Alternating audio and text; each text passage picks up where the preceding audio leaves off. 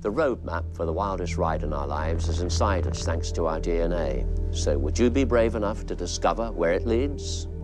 12 New Zealanders have, and they're about to find out what really runs in their blood.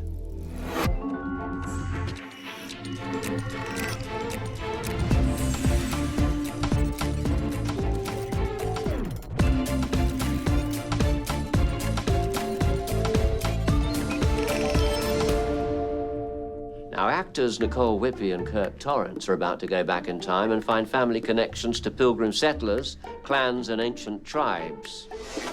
Wow, okay. I don't tell too many people. It was way back in England. It was way back. They were a royal family. just They were one known more as time. a royal, Say it again. a royal family. See, no mucking around with that. No.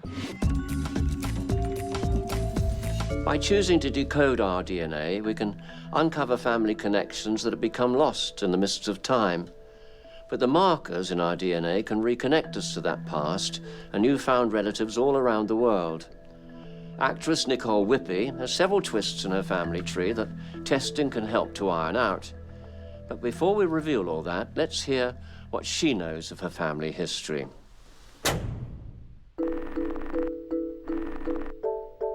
My mum is Fijian, New Caledonian, as far as we know. However, if you meet my mother, she, a lot of people think she's Indian. She looks like a very small Indian woman, quite different from me. And an auntie who was dying high on morphine told another auntie that my mother's father's father was actually the Indian lawn mowing man down the road. So that's something we're not too sure about. They used to call her father Augustus Genet, Frenchman, if it is what we've been told, he is New Caledonian. My mother's grandmother, she had an affair with a New Caledonian man and they actually had to flee with their kids, and that's when they went to Fiji. I know that her side of the family completely disowned her. I'm thinking because if this is going through my mother's line, that we're going to clear up a lot there, that this family just my family have not been able to figure out. But then I feel like maybe I'm going to be dealt a curveball, something there that I just have no idea about. Yeah, but that's exciting. Nicole, welcome to HQ. Oh, thank you for having me. Sit yourself down and let's hear all about yourself. I hear you've just had a newborn? I have. Boy or 6 girl? months now. A little girl. Oh, bless. Yeah, Vida. This Whippy name that you have, I gather you have an ancestor, David Whippy, who was a bit of a character? Whippy. Yep, it's the first Whippy that we know of that arrived in Fiji. In the 1800s? 1830s, Okay. around then. Him and his brother, David and Robert. From? Nantucket, Massachusetts. Okay. Yep, they were whalers. And the story goes that Robert left David in Fiji. He actually got stranded on the island. But he wasn't unhappy about that. He quite liked Fiji. I see. And he quite liked the ladies. Fiji, I think, was a really nice option. I would have thought so. Yeah. Okay, let's take a look at what your DNA chart has thrown up. Over there. This shows that you have ancestry from China, Mongolia, and even Japan, but not India itself. The Oceania markers reflect your Fijian and New Caledonian ancestors. And with legendary seafarers in the family, you shouldn't be surprised to see 0.5% Scandinavian, touch of the Viking there. A taste of voyaging in the DNA, perhaps. And the lab have also found 913 DNA matches for you. Wow. So you're going to have to prepare to meet some of those relatives rather soon. Okay. And in the meantime, take this with you, Nicole, and keep this with you at all times, because we're going to communicate via that. And, well, all I can say is bon voyage. Have a wonderful time. Thank I think it's you. going to be an exciting journey. It is. Au revoir. Okay, au Take revoir. care. Bye-bye. See you soon. How lovely. Well, Nicole's about to find out just how Yankee Doodle Dandy her folks really were. My mother's reaction to be told there was absolutely no Indian in our family was hilarious. I don't actually think she believes me. I think she actually will need to see the show to believe me, because she was like, what? yeah, quite a bit of disappointment, which is interesting, and a little bit of disbelief still. But sad.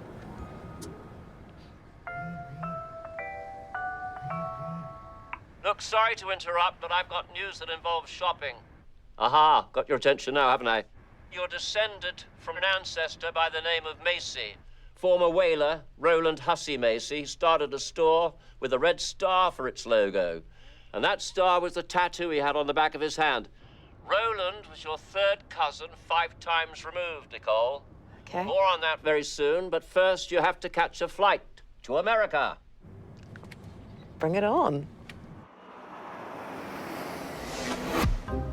Mr. Macy's star isn't the only one in the family. Head to Hollywood Boulevard and wait for instructions. Don't get too distracted by the bright lights. I need your full attention now, okay? Now you're facing in the right direction, and I want you to take a further 10 steps forward and then look down. Okay. 1, 2, 3, 4, 5, 6, 7, 8, 9, 10. Humphrey Bogart. Congratulations. You've just met one of your American relatives. Well, their star. Really? Oh my God. Wow. Another 15 paces, please. Look down again. Aha, bingo. Cool. You think that's exciting? Take a little peek. Christopher Lloyd. Oh my God, he's a legend. These are all relatives connected to the Whippy side of your family. That's awesome. Is that good news? I think so. Really cool, actually. Yeah. Humphrey Bogart. I think my mum will be impressed with that. And Christopher Lloyd, yeah, obvious legend. I mean, my God, Doc from Back to the Future. I definitely feel like if I came here now, I would be able to tell people that. Would you like to come and see my uncles on Hollywood Boulevard? DNA can connect people who are anything from third to distant cousins. Nicole is distantly related to Humphrey Bogart, Alec Baldwin, and Christopher Lloyd, all through one man. DNA matching has also found Nicole's 4th cousin, Jeanette, who knows exactly how the puzzle fits together. Jeanette. Not so much a Hollywood name. I was kind of hoping for something a little bit more glamorous, but, you know, who knows? She might be awesome.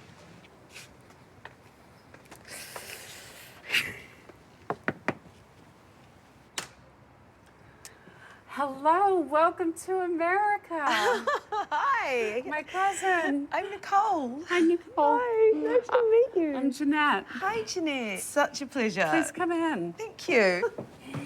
Wow, look at this. Yeah, isn't it beautiful?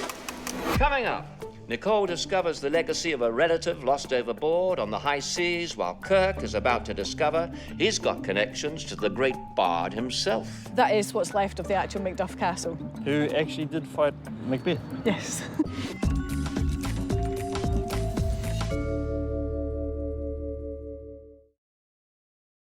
You know, thanks to the wonders of modern science, we can take a teaspoon of saliva and we can use it to trace our family history. Now, this DNA testing is about to reveal the links that actor Kirk Torrance has to an ancient tribe, along with their myths and legends that are the stuff that movies are made of.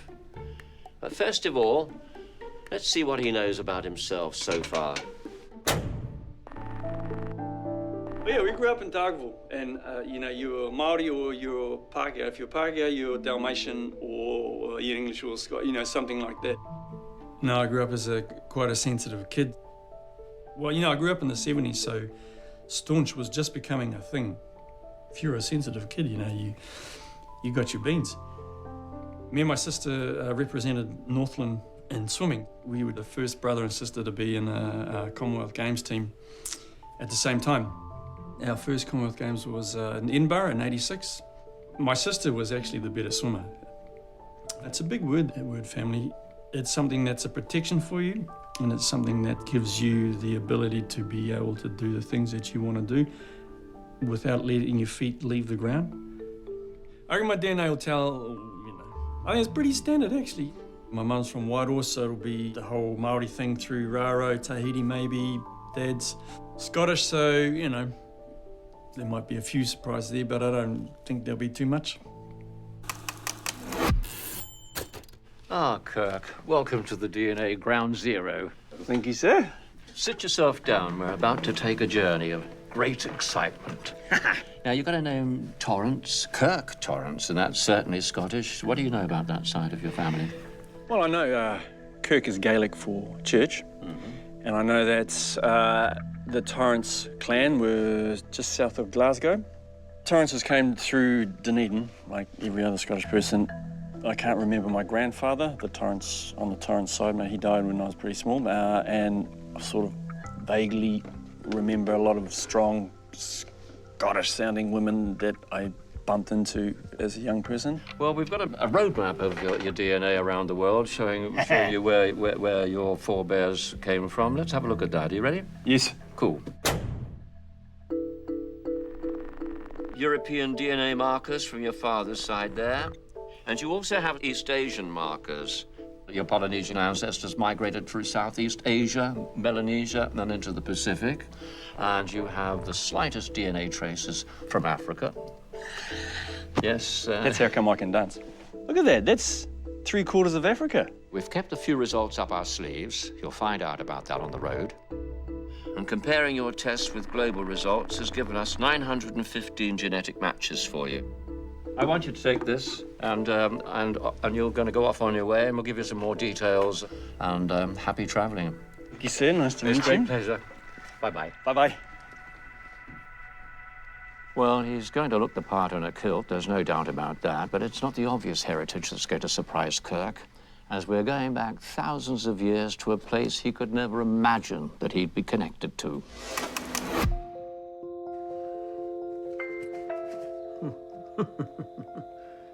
Richard, Kirk, the first stop on your DNA roller coaster ride is London. I haven't been to London for about 11 years, so I look forward to it.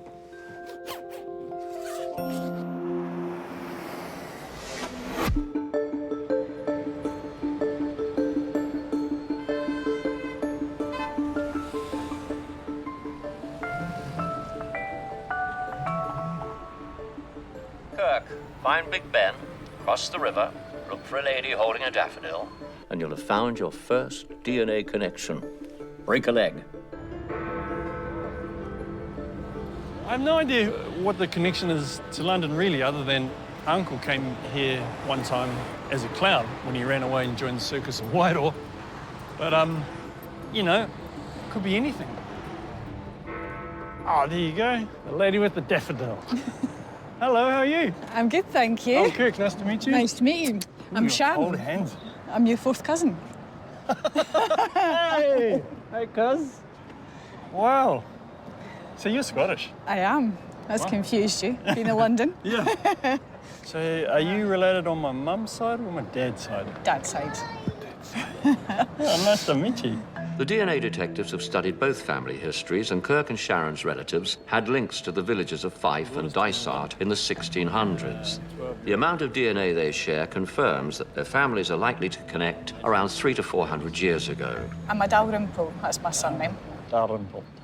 And you got a couple of photos there? That's my dad from the Dalrymple side. Built like my dad, just around the jawline. From the DNA testing, we know we're fourth cousins. That can sometimes be a generation out. So I thought, well, I'll go back. I'll go to 6th, 7th before that on that line, which is your dad's line and my dad's line. Back then, basically, the two main families were the Dalrymples and the Beatsons. Yeah, the Beatsons had castles and money in the family back then. I don't know what happened to it, but... Well, none came my way. No. And... the Macduff Castle. This one, Macduff Castle. This is where the Dalrymples are from. That is what's left of the actual Macduff Castle. Who actually did fight Macbeth. Yes. It's amazing. I didn't do very well at school. And one of the things I do remember was our English teacher putting on Macbeth. And that's the only thing that I remember vividly from school. I grew up a little bit in my early 40s, I think it was. I wrote a play called Flintlock Musket, and the structure of it is Macbeth, but it's set in New Zealand. Yeah, everything's so close, eh? Yeah. Nothing's very far away. Yeah. My youngest brother's an actor. Is Got he? a cousin that's an actor. It kind of runs in the family. Will Starr, as it says, they're the daddy of them all in terms of accordionists.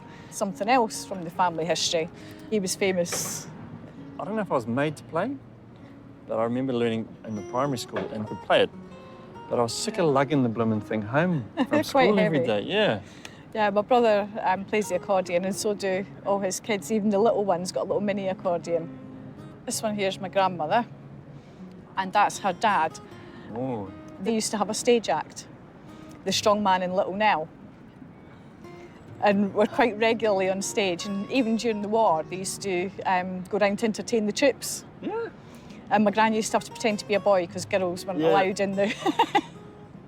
I'm sure the creativity definitely runs in the family. I had a general idea about the Scottish side, but you just want to know that a little bit more and puts personalities to stories and little bits of colour into this big tapestry, and you get to stand back and have a look and go, wow, it's fascinating, you know, that this time to there, to that, to there, to this. Yeah, it's surprising how small the world is. Yeah. And how you never know who's walking behind you, could be your relative. You know, we would have passed. I don't know, we may have even walked past each other at some stage and not known. Yeah. One of my favourite Shakespeare plays is Macbeth. It's something that's stuck in my mind to find out that there's an actual connection there, you know, like connection running through us both. It was fantastic. Hello there, Kirk. Cousin Sharon's accent's a big hint about your next port of call. Head to the Scottish village of Dunbar, because another batch of your grandsesters are at the very heart of battles and feats of bravery that are going to blow your socks off. Meanwhile, Nicole's about to find out she has a White House connection or two. Oh, dear. I'm sorry if you're a Republican, but I'm so not.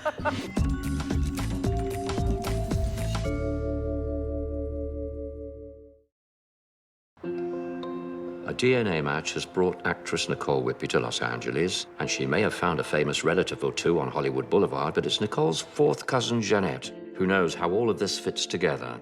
And their families connect right back to the founding of America. My oldest cousin, she has been doing the genealogy for 40 years. We were able to connect you to Massachusetts through genealogy, and then through the DNA, we knew for sure that we were and are cousins. Yeah. The families came from the same place, Plymouth. That's where the Mayflower was. Okay, yep. And you also have Mayflower relatives. Okay, someone who came over on the Mayflower. Wow. And so they were here for the first Thanksgiving. Wow. Far out. So these are the documents here. Your ancestors were John Howland and Elizabeth Tilley. Thank you. Wow. Oh, yes, here we go. John Howland. He fell out of the boat.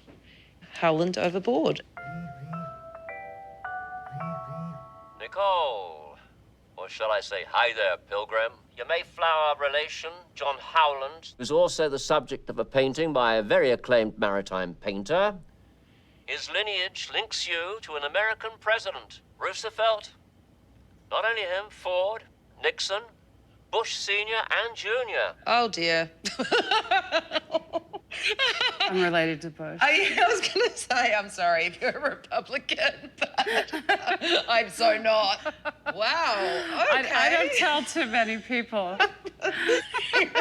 Oh, no, I can't tell my husband But that. it was the Bushes from England. Okay, good. So this is the famous painting. Howland fell overboard during a storm and was almost lost at sea, but luckily for his millions of descendants living today, he managed to grab hold of the topsail halyard. Halyard. Thank you, sailor. Giving the crew enough time to rescue him with the boat hook. He survived it. He survived that. The seas look quite unfriendly. I imagine it was, yeah, terrifying. And then, lovely Elizabeth. Elizabeth Tilley. William Bradford in the falling overboard incident refers to Howland as a lusty young man. Bit of a catch, eh, Elizabeth? Yep. Wow. John Howland was the great-great-great-grandfather of Nicole's Fijian relative, David Whippy. Their families were part of a Quaker community in the Massachusetts Bay Colonies, where the English pilgrims settled when they first arrived in America. There's a document of 300 pages of your descendants. Whoa. I really am related to half of America around here. Yeah. Wow. Yes, you are. You're American. So I'm coming out to Fiji and New Zealand. Are you I really? have been wanting to for so long. I was going to say, have you been to Fiji? I have a whole bunch of cousins there, I You hear. do. It's amazing. You'll love Fiji. It's beautiful. I'm sure I would.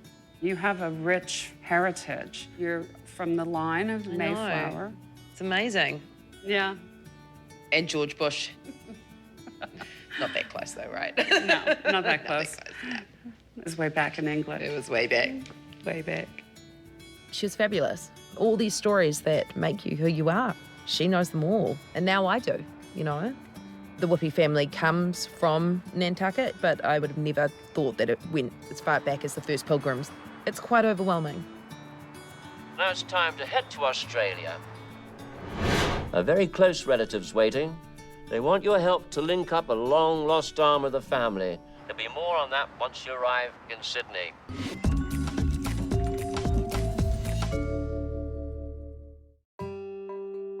Actor Kirk Torrance is in Dunbar, Scotland.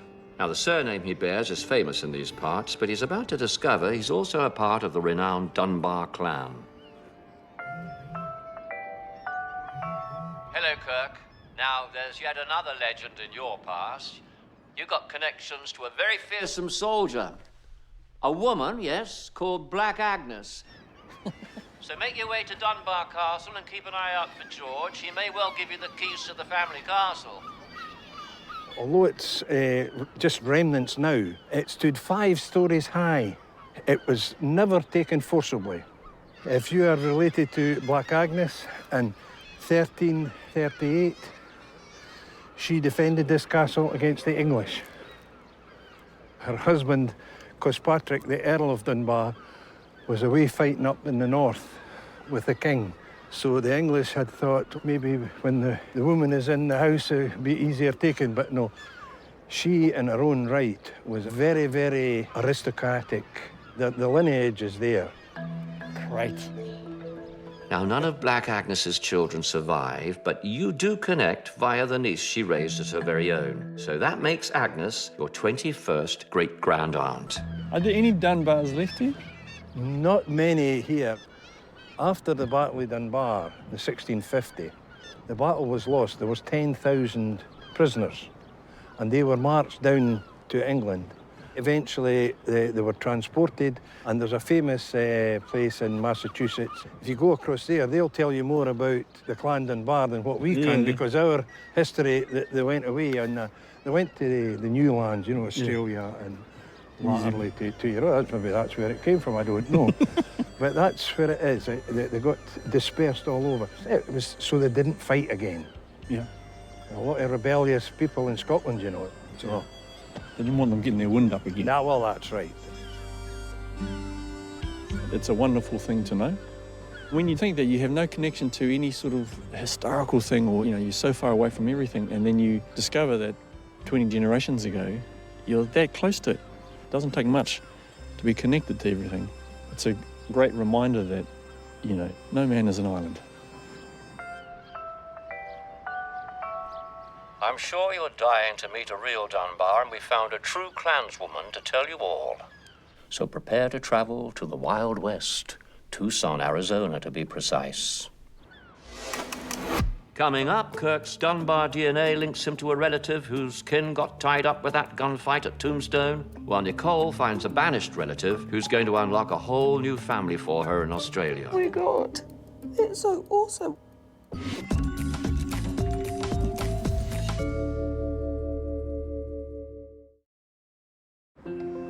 Actress Nicole Whippy found famous relatives in her distant past in America, but now she's in Sydney to meet people with much closer ties. A family rift had seen a branch of her family tree completely vanish, but the DNA detectives are about to change all of that. Hello, Nicole. Now head to the park near the Harbour Bridge and find this bench. There you're going to find a dossier on a relative of yours, a Mr. Henry Chamberlain Russell.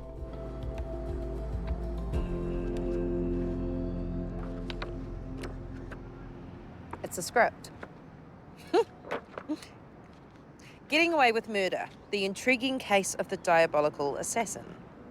One of the characters is Henry Chamberlain Russell, government astronomer, upper class, well-educated, well-spoken Australian. And here's the phone. Henry is your great-great-granduncle. He was born in 1836. Relative. Henry's my relative. Okay. Head inside the observatory behind you. Your relative Gail is waiting there to tell you more about all that. Okay. He's Australian. I had no idea that I was Australian. I'm cool with that. He's also a very highly respected astronomer from the 1800s.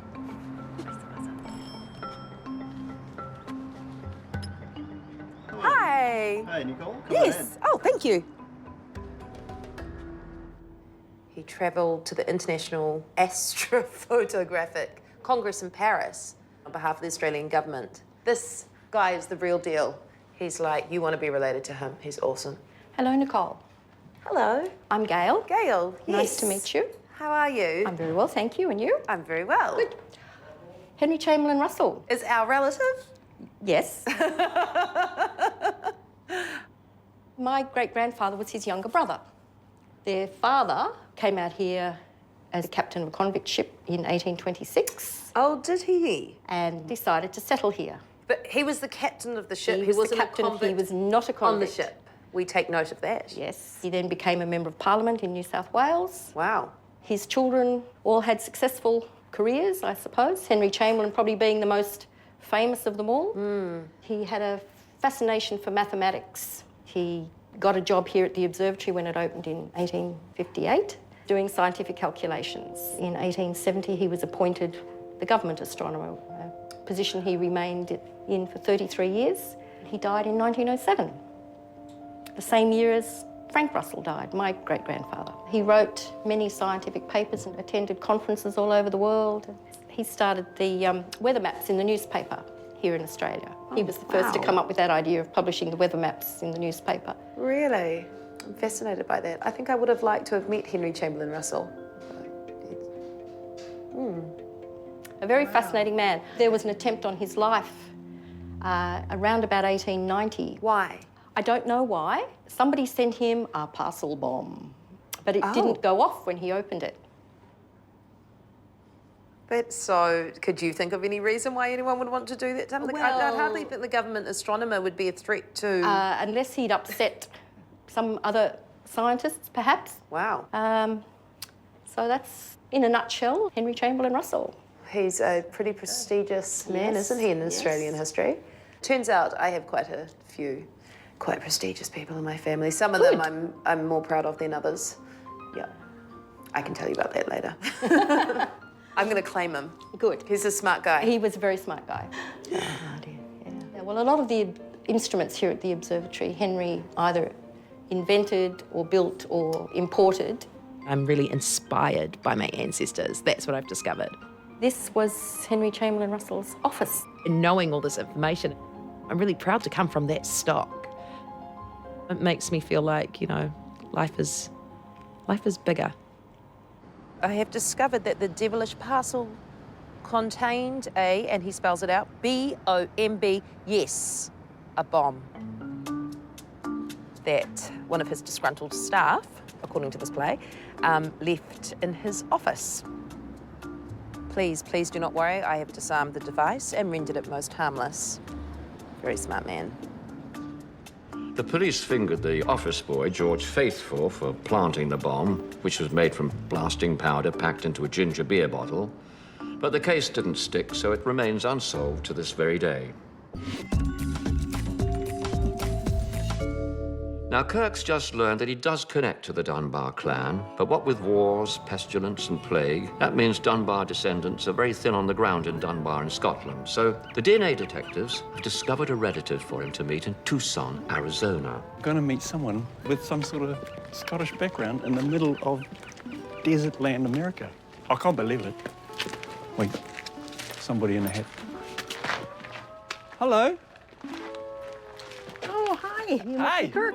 Nice to meet I'm you. Monica. Nice to Monica meet Dunbar you. Smith. Nice to meet you. Hello, Monica Dunbar Smith. My name's Kirk Torrance. And I understand that you're a Dunbar too. Well, I've only just discovered that. You could almost be a little bit like a Māori. Oh, Like yeah. Yeah. Well, I have a lot of Native American ancestry myself on my mother's side. The other side of my family, of course, is from Scotland. But I only found this out because my great-grandfather's brother was a census enumerator in 1880 in Tombstone. Did they know Wyatt Earp? They did. In fact, they sure did. In fact, I'll tell you a little story about that. Yeah, tell me. Take a seat and tell me I have about some my pictures. cousin Wyatt. Your cousin Wyatt. Well, actually, they were on the other side. But it started out at the Dunbar Corral. And then they went across the way over toward the OK Corral. It was never at the OK Corral. The whole battle started at the Dunbar Corral. And that was my great-grandfather's corral. So that's how our family was connected into that scene at Tombstone.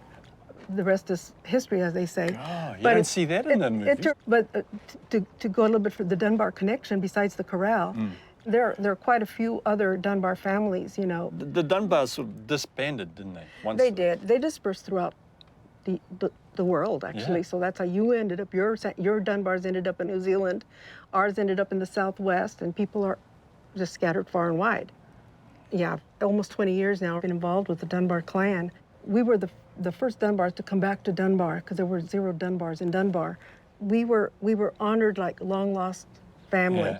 We actually had a parade with all of our tartans and our kilts and all of our Dunbar your paraphernalia, regalia. all of the regalia, our coat let's of have a arms. look. These are the colors. Wow. It's a very nice tartan for Christmas time. Red and green. Well, that's fantastic. So there it is. The Dunbars were a very, very powerful family. The Dunbars were not a clan initially, they were a royal family. One of the Dunbars... Sorry, say that again. They were a royal family. just They were one known more as time. a royal, Say it again. a royal family, and they were descendants from Crinan the Thane. The Thane means the king. Crinan the king was one of the first of this line of people that ended up becoming Dunbars. But one of the ancestors also of the Dunbars was Margaret, Saint Margaret, Queen of Scotland. She was a Dunbar, yes. So it's a very powerful family. We're distinctive. Yeah, see, no mucking around with us. No, we won't have that. Yeah, no. Amazing, thank you. Here's a hug. Absolutely. Nice to meet you. Nice meeting you. There you go. Hey? Nice. She had a great amount of knowledge that she wanted to share about the Dunbar family, which was fantastic. She was almost like, you know, those born-again Māori. She was like a born-again Dunbar. And she had all this stuff to want to convert me with. She didn't have to talk too hard because I was totally there. And she just seemed a very open-hearted and generous woman.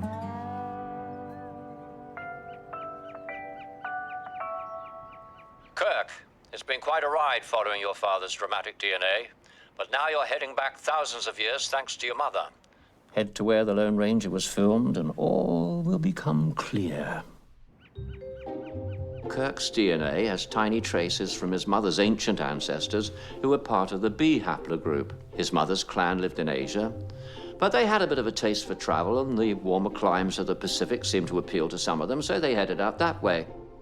While others put on their woolies, toughed it out, and went through Siberia and on to America, which is how modern-day Native Americans and Polynesians come to be distant relations. Coming up, Kirk is about to find an ancestral stomping ground in the middle of Navajo country, while Nicole learns the full story about a relative who was disowned by the family. Oh my God. These guys are making my mum and they've been searching for. Yes.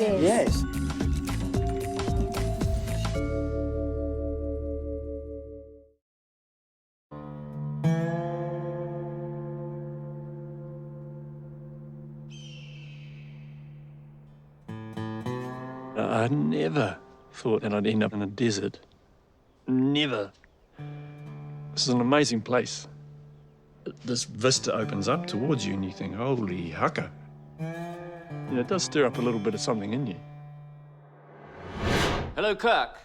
Now, if you're wondering why you're in Monument Valley, it's because ancient DNA connections link the Navajo to Polynesian cultures. So if you head west, you should bump into John. 93% of his DNA is East Asian and Native American, so he knows the songs of the past.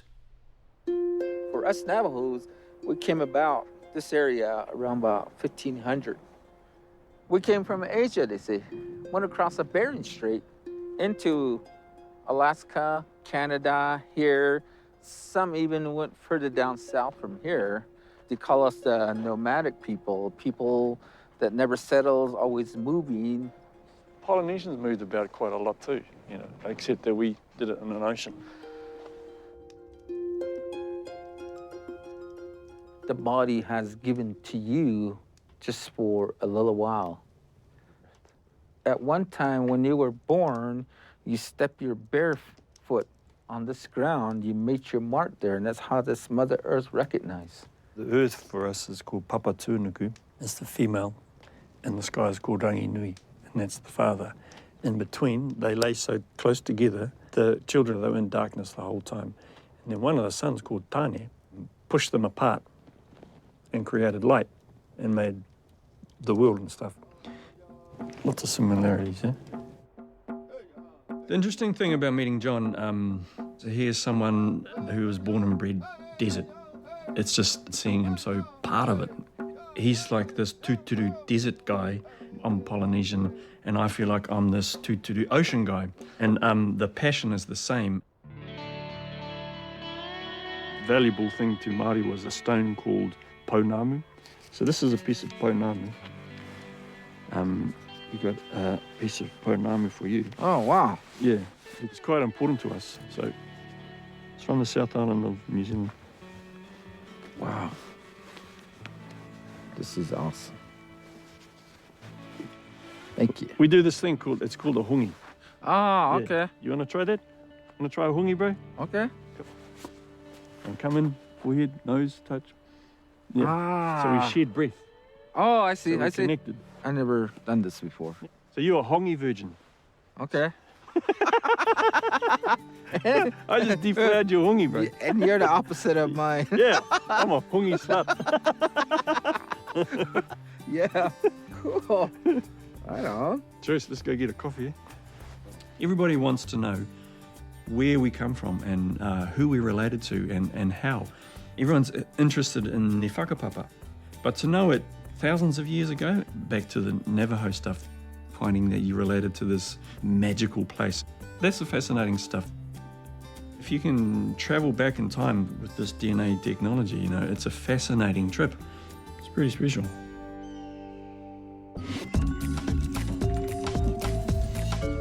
The DNA detectives have found a whole branch of Nicole Whippy's family in Australia.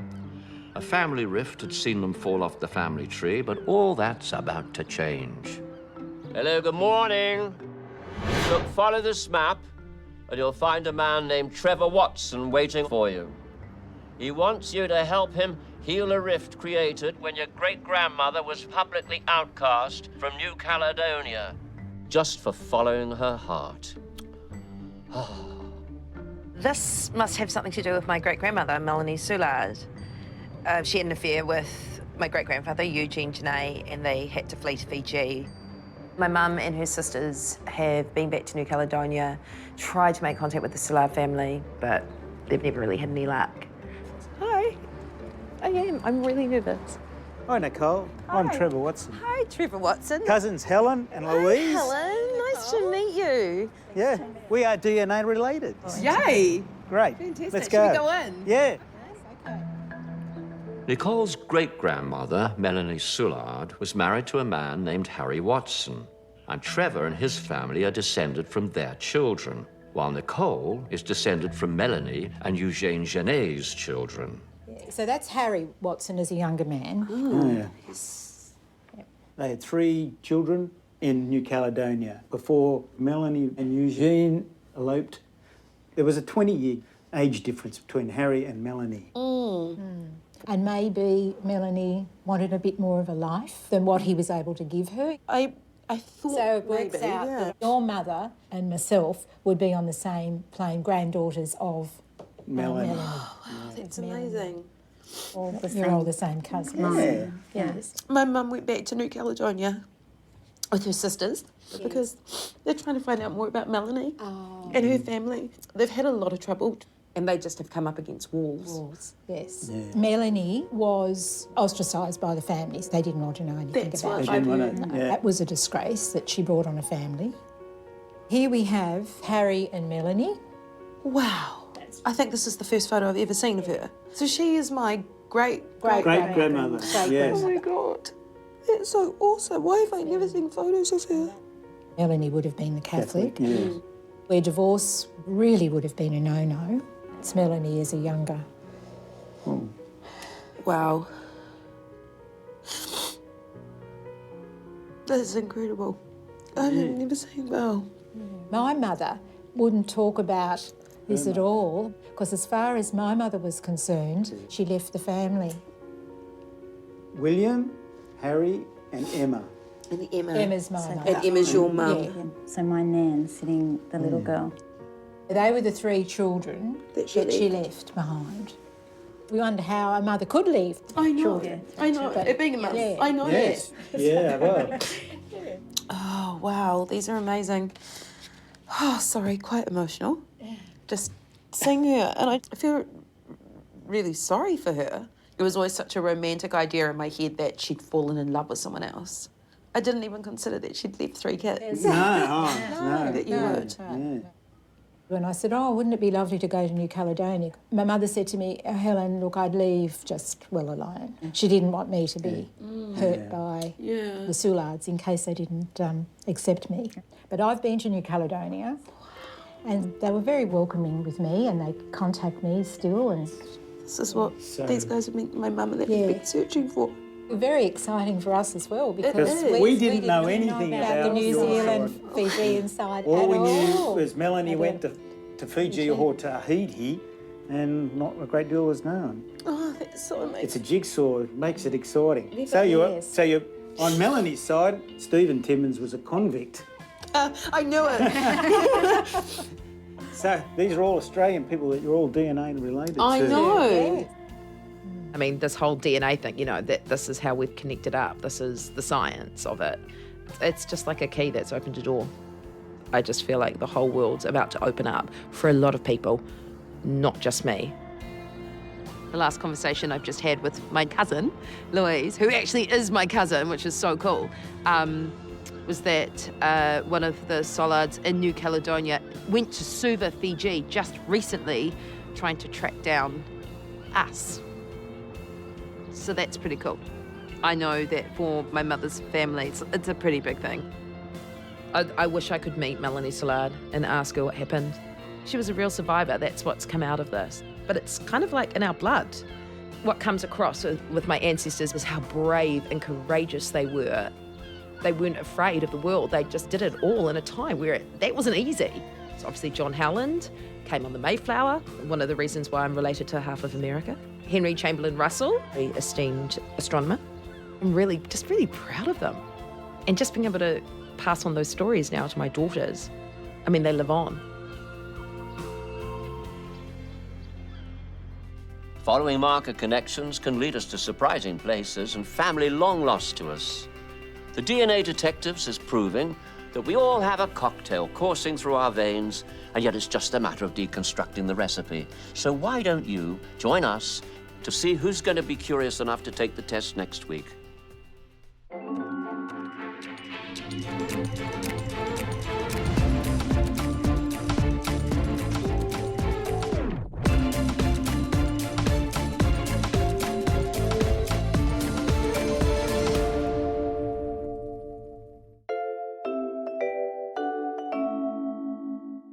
The roadmap for the wildest ride in our lives is inside us thanks to our DNA. So would you be brave enough to discover where it leads? 12 New Zealanders have, and they're about to find out what really runs in their blood.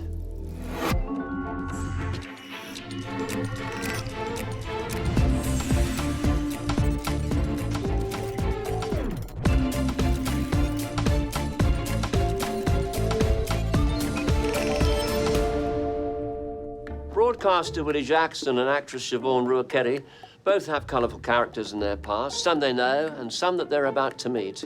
Yeah, well, it looks like we could be cousins, eh? Oh, fantastic! We are related! Now, the eyes may well be the window to the soul, but a teaspoon of saliva can unlock the gateway to our ancient past and connections that span the globe, all thanks to our own DNA. Actress Siobhan Ruakeri has a large extended family, but the DNA detectives have some new people to add to her family tree. Let's see how that prospect sits with her, shall we?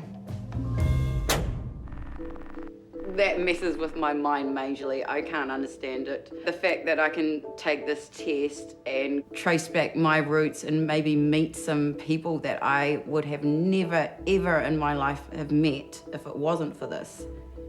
Yeah, that blows my mind. My mum and my dad are so excited. That's one of the reasons I'm happiest about doing this, not just for myself, but for my mum and my dad. They are gonna love this. They're fully into the family history. Ah, Siobhan. Hello. Welcome to the surgery. Oh, thank you. I feel like I'm in trouble somehow. Well, Siobhan, this is all a bit exciting, isn't it? It's very exciting, Richard. So, what's the current focus of your life? My heart and soul lies in acting. Mm-hmm. Not the easiest path to choose in life, especially in this country, but I've had a couple of trips over to LA and I have representation over there now, so I'm hoping to go back at some point this year. Well, rest assured you're going to travel. There's no doubt about that, because we're going to send you around the world. We have a world map here of your DNA markers. Let's take a look at that, shall we? OK, Siobhan, your mother's history is clear in the British, German and French results. And it's of little surprise to see the Oceania markers, but the 19.4% East Asian and Native American DNA is very interesting. What? That's fascinating. It is, actually. Oh, my gosh. Scientists have found that Native Americans and Asian peoples were close relatives about 15,000 years ago. Perhaps that might surprise you. That kind of made my hair stand on end, hearing that. Comparing your DNA with global results has found 918 matches. And you're going to get to meet a few of them quite soon. Now, you take that with you. Thank you. And we'll stay in touch. All right. Thank you. My pleasure. Thank you so much for coming in. I'm so excited.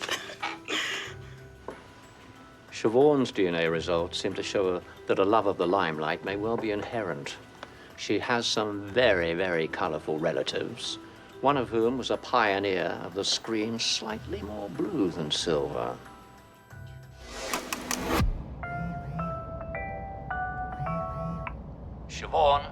Siobhan, you're about to board a flight to LA. You think that's good? It gets better. You're about to discover a startling connection to a showbiz family.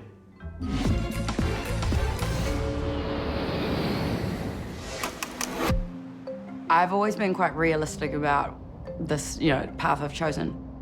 You have to be fully committed because it's incredibly hard and there are just millions of people there. And plus, I've got to do the accent. I've got to try and do an American accent, which sometimes I find easy and other times I just balls it up, man. Hey, my name is Siobhan Ruakeri. I'm 5'7.5" and I'm from New Zealand. Yeah. Morning, Siobhan. No time to waste. You're off to meet a relative of a relative with quite a dramatic past. Follow this map to Riverside and prepare for the kind of tale that movie scripts are made of. Any clue who that might be? So here's a story that gets bandied around the family a lot. It's about my great-great-great-grandmother on mum's side, who was called Hannah O'Reilly. And Hannah O'Reilly was married to a fella called Barney. And Barney shot off to South Africa chasing, I think, the diamonds trade. And he'd gone for ages, and then he sends for them and sends for Hannah and their 9 or 10 kids to come and join him in South Africa. So she gets the whole family together and gets them on the boat, and they do the long, long trip over, long journey. only to find that once they get there, Barney has taken up with a red-headed floozy and doesn't want anything to do with Hannah or the kids, all 9 or 10 of them. So poor Hannah O'Reilly is left. How's she going to get everyone home? So she worked, slaved like a dog, I'm sure, to earn the passage for the whole family to get home. I think maybe some of the kids stayed in South Africa because they were old enough. But there's also a story of 2 of the boys who were teenagers. They stowed away on a boat and they got discovered and they were put off on an island. And if I could sound like my mother for a second here, we don't know what happened to those boys. If they were picked up by someone else, a passing boat, or if they're still on that island, we just don't know. Well, you're warm, right side of the family, but wrong adventures. Just keep heading for Riverside. A tale bigger than Ben-Hur awaits you there. Well, my journey has brought me to a cemetery in Riverside, California. I have a clue in my hand, a name I'm going to be looking for. Nora Ryan. Mrs. Ryan, 75, died Tuesday in a Baldwin Park hospital, a native of Taranaki, New Zealand.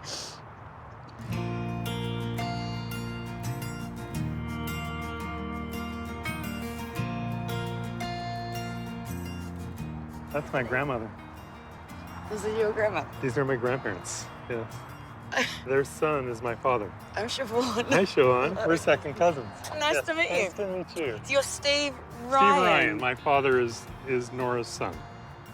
And so Nora is your... My grandmother. Your grandmother? Yeah. You have the same accent she had. Yeah, because we grew up in the same place. Yeah. Siobhan's great-grandaunt, Nora, is Steve's grandmother.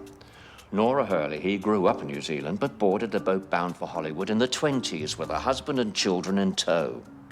I know a little bit about her that my mum's told me, and I heard she was an actress. Yes, she was in the silent film.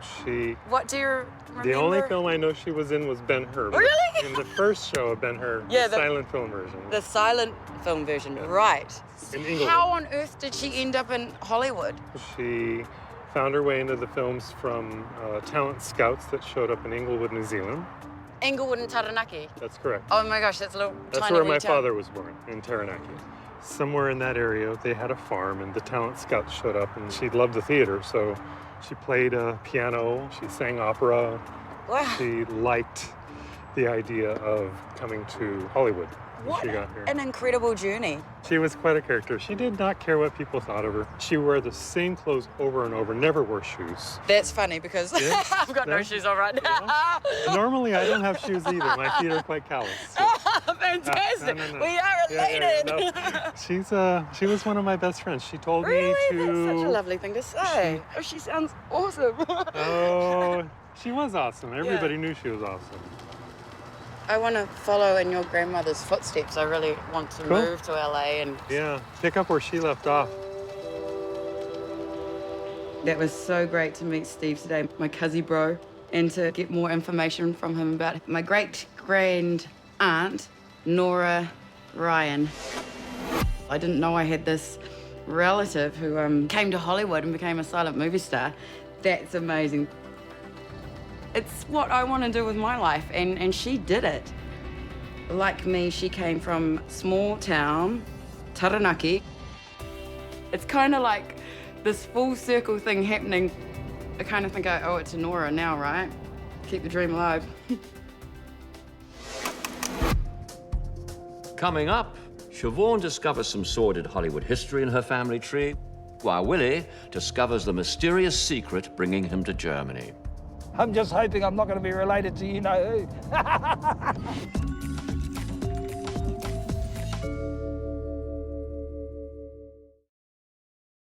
You know, choosing to discover the secrets hidden in your DNA can easily lead you on a merry global dance. An outspoken radio host, Willie Jackson, is about to put on his dancing shoes. But first, let's see what Willie hopes that he might find on his journey, shall we? The whakapapa thing is everything, you see. The whakapapa thing for us is everything. I don't think some of my Pākehā mates can get over how many cousins I've got. We sometimes have 50, 100, 200, 300 cousins. That's unheard of, I think, in the Pākehā world, but not uncommon in our world. Well, people know me, I suppose, from broadcasting and, politics. But this is the work, this is the real work, this is the work that I love, working with our community. And we want to instill good principles, good values into them early so that they can be strong later in life. I'm not into inherited leadership, I'm into people who prove themselves, and I won't be jumping around out of my seat. So if all of a sudden I find out I'm related to Henry VIII or something. But you can't choose who your ancestors were, right? Willie, welcome to Mission Control. Good to meet you, Richard. Sit yourself down. Willie, you're not exactly backward in coming forward on your radio program. How do you suppose your listeners are going to react to this? There's a lot of interest at the moment from both audiences. Māori audience are fascinated because sometimes they want to talk about how Māori you are, and then in mainstream they want to know if you've got all this these other groupings involved with you, and they want to sort of say, see, you weren't that Māori anyway. So it's going to be interesting. And your family, they're quite outspoken. What are they going to say? Most of them are fine. One or two are a little bit worried. Oh, they are? About what? I think people take this, they take this sort of stuff to heart, and it is really important. And that goes in line with a lot of thinking in terms of Māoridom. We're fascinated by, interested in whakapapa, ancestry. That's interesting, because so far it's all been anecdotal, hasn't it? Yeah. And this is a different trail completely, isn't it? Well, a lot of it is anecdotal, so sometimes you don't know what's true and what's not. We can prove some truth with this. One would hope so. Yes, I One would hope so. Well, we've got a world map showing your DNA markers and where they come from. Are you ready to see them? I'm ready. Okie dokie. There we go. Your DNA covers the globe, Willie. Your European markers reflect your father's side. The East Asian and Oceania ones represent your Maori ancestry. And there's a small trace of African DNA. Goodness gracious me. There's also some interesting traces from Spain, Portugal, and more. Can't go into that yet, though. More of that once you're on the road. Comparing your test with global results has given us 915 genetic matches for you. A couple of those are waiting to meet you. Yeah, can't wait. Well, that's it for now. I want you to keep that with you and wait instructions for your global adventure, which will come through soon. Thank you so much, Willie, for coming in. Thank you, Richard. Thanks Pleasure. very much. Excellent. It's not Willie's second cousins that are going to have everyone talking. Stay tuned. I think we're going to the States. That's my guess at the moment. Well, I'm hoping to be related to Jesse, Jesse. Michael, I'll take Michael Jackson, but probably way off the mark. Berlin. Oh, my goodness. All the way to Germany, eh? God, how many hours is that? 100? Oh, goodness. Oh, well, should be exciting. I'm just hoping I'm not going to be related to you-know-who.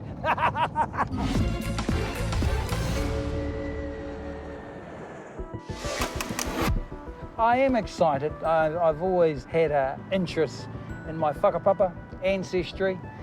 I think it's exciting. I'm a little bit nervous. You never know what you're going to end up with, do you? So much history here, so much history. I'm walking along the wall in Berlin on the East Germany side. When I think about Germany, I think about our tipuna, I think about the Māori battalion. It's funny that. I don't think they came into the main street of Berlin, but I always think about what Rommel said, give me the battalion and I'll conquer the world. So I always think about our tipuna, my grandfather and all that lot, Ngāti Pro Sea Company.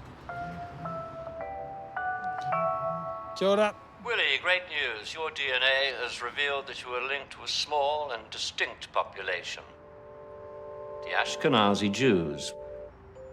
And it's a significant percentage. Wow. I'm a bit sort of stunned, looking and thinking about Jewish history, but I've never heard of any stories down that track. Now, Willie's test has revealed some rather amazing clues about his past. The 25% Ashkenazi markers tell us that a very close relative had ties to the Jewish community. How do we know this? Well, you see, we inherit 50% of our DNA from our mother and father, and they each get half of their DNA from their mother and father. And that means that 25% of our DNA is from our grandparents. So with 25% of Willie's DNA coming from a very small, distinct group like the Ashkenazi Jews, it's highly likely that a grandparent or great-grandparent came from that culture. The Jewish background is really surprising. It's fascinating, really, because, you know, I'm quite a supporter of the Palestinians. To help Willie come to terms with his Jewish roots, we've arranged a meeting with a local guide, Yoav. Hello, Yes. you must be Willie. Good to meet you. Oh, you're very, very sharp looking there, brother. Thank you very much, you too. Yeah, you look like the bros back in New Zealand. The Ashkenazi population descends from such a small group of people that everyone is related in some way or other. Yoav and Willie, therefore, are distant cousins. So for many of us, you know, on Talkback Radio, we've had this debate about whether Judaism is a religion or whether it is an ethnicity. You are born Jewish, right? And it doesn't really matter if you believe or if you don't believe. You can be actually an atheist, right? And you'd still be Jewish. Now, because Jews are so genetically distinct, we know that Willie will have people in his lineage that were also affected by the Holocaust. So what we see here are called the stumbling stones. We're supposed to stumble upon them, but metaphorically, not physically, not with our feet, with our hearts and minds as Germans. And they commemorate victims of Nazi Germany. Since most of them were murdered in the camps, their bodies were burned, they don't have graves, they don't have headstones. Yeah. The idea behind the project is to give them surrogate headstones at their former addresses where they used to live. You know your history so well. The Germans, are they interested in this Jewish history or no? Typically they aren't. This is important history for this country. You know, importance is something very subjective. Yeah. It's a matter of perspective. Sometimes they would ignore precisely what's important. We're approaching a very special monument I'd like to show you. Unlike most other monuments, it's not about what we see. And it's not about the table, nor about the chairs. It's about what's missing. It's about the void. Jewish families used to live in many of these apartments until somebody knocked on their door, kidnapping them brutally, forcefully to an unknown place, typically Auschwitz and places like that. And ever since they're gone. We have to live with the past, the blood-soaked past of this neighborhood, the way it is, forever. Which is why this chair, of course, cannot be picked up. You cannot change, you cannot correct it, just as you cannot change the past. Some people would find it very tough, wouldn't they? Being reminded of the sins of their fathers. I would think so, yeah. Incredible. You must have been directly affected with your own family? Definitely, yeah. Yeah. I would hate them forever. Yeah, hate. Yeah. Let's keep it in that. Yeah, hate. yeah. Oh, you would. You could not help them. It is only human. Seeing that monument was pretty emotional and just an example of what Jewish people put up with. A lot of Germans are ashamed of what happened, and you can see why when you go to that memorial. Coming up, Willie learns more about his Jewish roots and a mysterious rugby connection, while Siobhan learns about her link to exploitation films. Your relative broke a lot of ground.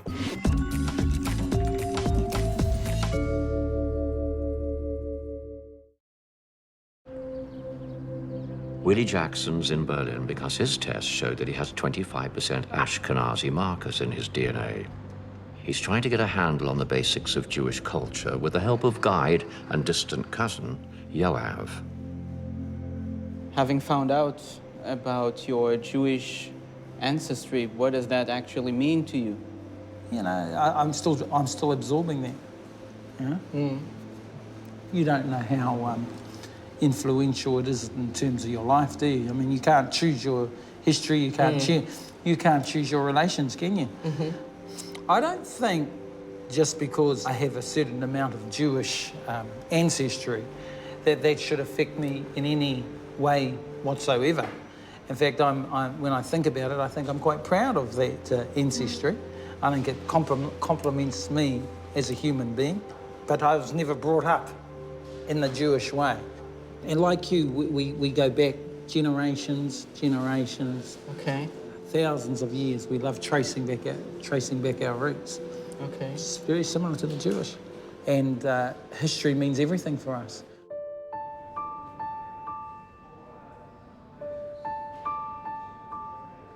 I was in two minds when I first found out about this, because I've really been on the Palestinian crusade through the years, and so to be told I've got Jewish background in history was a surprise and shock.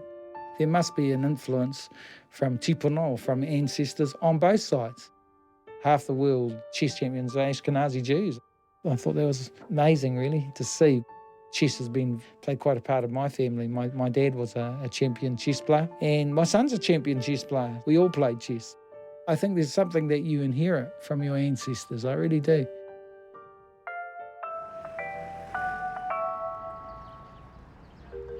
Willie, we've theorised that your great-grandfather, Fred Jackson, may well be the source of these Ashkenazi markers. As you know, his identity has been questioned before. Author Tom Mather is going to give us more on that. Tom?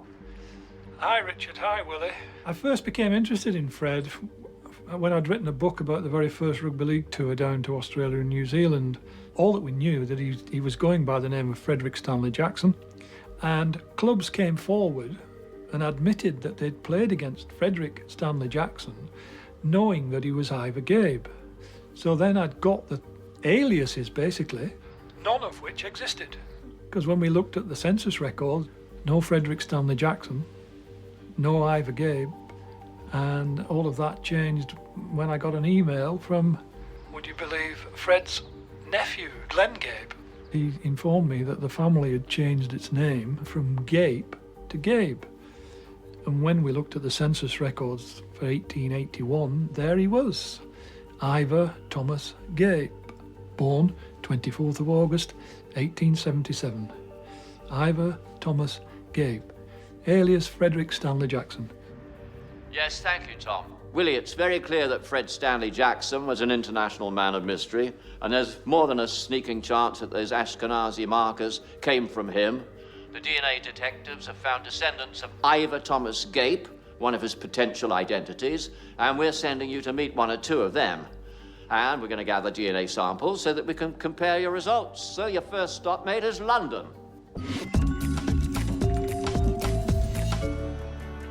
Meanwhile, in LA, Siobhan's learned that she's not actually the first in her family to seek out the silver screen. Learning about my great-grand Aunt Nora, she took such a big gamble and it seemed to have paid off. So if she can do it, I can do it, eh? LA is probably a pretty scary place, pretty soul-destroying for a lot of people. But I have had this dream for a long time now, and it's about bloody time I made it happen, right? Roll the dice, that's what I decided with this. Roll the dice, Siobhan.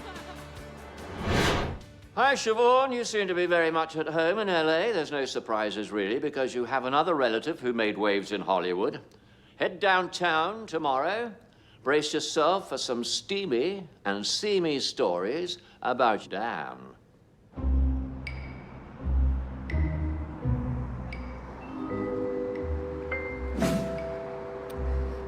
Okay, so I'm heading that way. Great-grand-auntie Nora's daughter Margaret married Dan Sonny. Now, his films were a little racier than Auntie Nora's. Hello, Bill. Hello. I'm Yeah. Siobhan. Nice to meet you. How you doing, kid? How are you? Bill Margold is an adult entertainment industry legend, but without the work of Dan Sonny and his business partner, David Friedman, that particular arm of the industry might never have come into being. I only met your relative once at a screening of a movie called Mau Mau Sex Sex.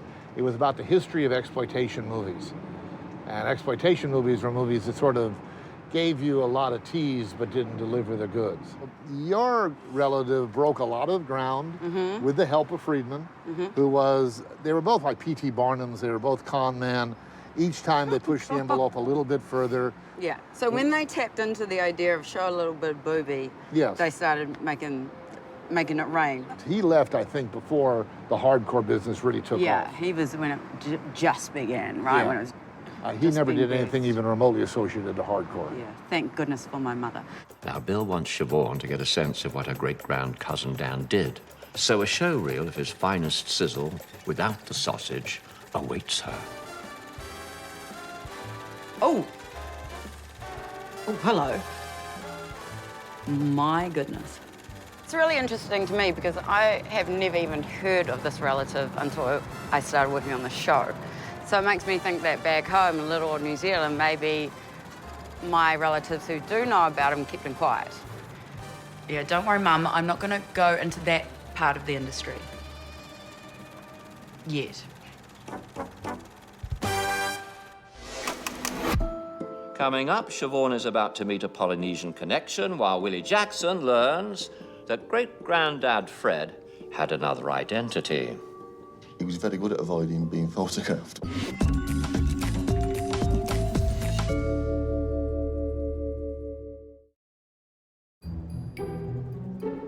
In London, Willie's on the hunt to learn if his great-grandfather, the mysterious rugby player Fred Jackson, was actually Welshman Ivor Gabe. Mark's great-great-great-grandfather, Rhys Gabe, was Ivor's uncle. And Mark's going to donate some of his DNA to help resolve this conundrum. Yeah, well, it looks like we could be cousins, eh? Possibly, yeah. So that'll help me in terms of a place to stay here in London. Well, we'll see if you're related first, shall we? How's that? Check the DNA Check evidence the DNA, before all I in can the come DNA. knocking on your door. But you never heard any stories No, not of his really. life before he moved to New Zealand? Fred Jackson, not really. Just, you know, he was this great sportsman who set Yeah. up and went off with our great-grandmother. Uh-huh. I've seen his grave. yeah. Right. But he wasn't shy about building a new life and becoming well known and putting himself out there. Yeah, well, he was a different name, wasn't he? Yeah. But my grandfather played rugby for Cardiff. Oh, really? He was a Gabe. Well, Gabe Jones was his surname. Oh, of course, yeah. So if we are related, he'd have been a second cousin. Yes. But we had another cousin, R.T. Gabe. Yes. He would have been a cousin of Fred. Ivor. Ivor. Or Yeah. Fred, Ivor. Yeah. And he played for Wales in 1905. I don't know if you know what happened in 1905. Yes. Yes, you guys, They beat- you got a very lucky victory. The ref... Our relative got a very good victory.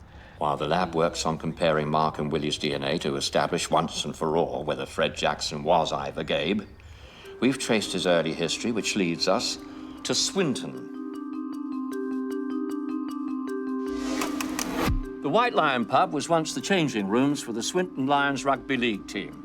Now, Fred may have donned his strip here, that's if Tom's theory's correct, and it also seems Swinton rugby historian Steve has found yet another twist in this tale. Yeah, so we're in sort of pursuit of our mystery man who happens to be my great-grandfather, Fred Jackson, come over to New Zealand with the 1908 Anglo-Welsh rugby team. But I think he just switched between the codes all the time, rugby and rugby league. So We knew him as Jack Jones. He played for Swinton as John Jones. He played for us in 1901-1902 season. We were one of the biggest clubs in the early days of the Northern Union. The guy came to us, said he was John Jones, played for us on and off, and then disappeared as mysteriously as he turned up. And in fact, he was known locally as the Mysterious Jones. Another interesting thing, I've come across a photograph. This is the 1901-02 Swinton lineup. Right. And Jones, or Jackson, or whoever, is not on the lineup, which is strange. He was very good at avoiding being photographed. When a photograph finally did emerge in Cornwall, he sent a sworn affidavit to say that Jones and Jackson were one and the same person. Mm. That set a train of events in motion that subsequently got him banned from that Anglo-Welsh tour in 1908. And of course, I think he was ordered to return home and face the music, but he never did. No, jumped That's ship. more your- Ran that's off more with your one of story. our grandmothers. There you go, yeah. so apparently... He had the sling for Māori woman, I think. But he certainly never returned to England and faced the music. He was a great sportsman, though, obviously, because when he was in New Zealand, he ended up playing for the Kiwis. That's right. Rugby league. Yeah. 3 sons played for the New Zealand Māori All Blacks, and one of the sons, my grandfather, became an All Black. So you can see how strong he was in the game, and the blood sort of continued. Oh, right. It just went a bit wrong when it got to my generation. Willie, the plot thickens. Fred had 2 alter egos, but the DNA detectives have a plan, so take the next train to Wales, where you're going to meet Jill. Her father was Ivor Gabe, and her uncle was John Jack Jones, both names Fred Jackson used. She's waiting in Swansea to do a DNA test to help you solve this mystery.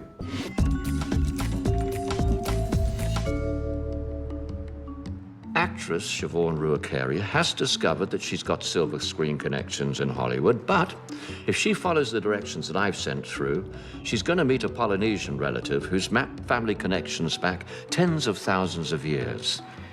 I'm hoping it's The Rock. You're not The Rock. Hello. Hi. Nice to meet Kalani. you. Kalani?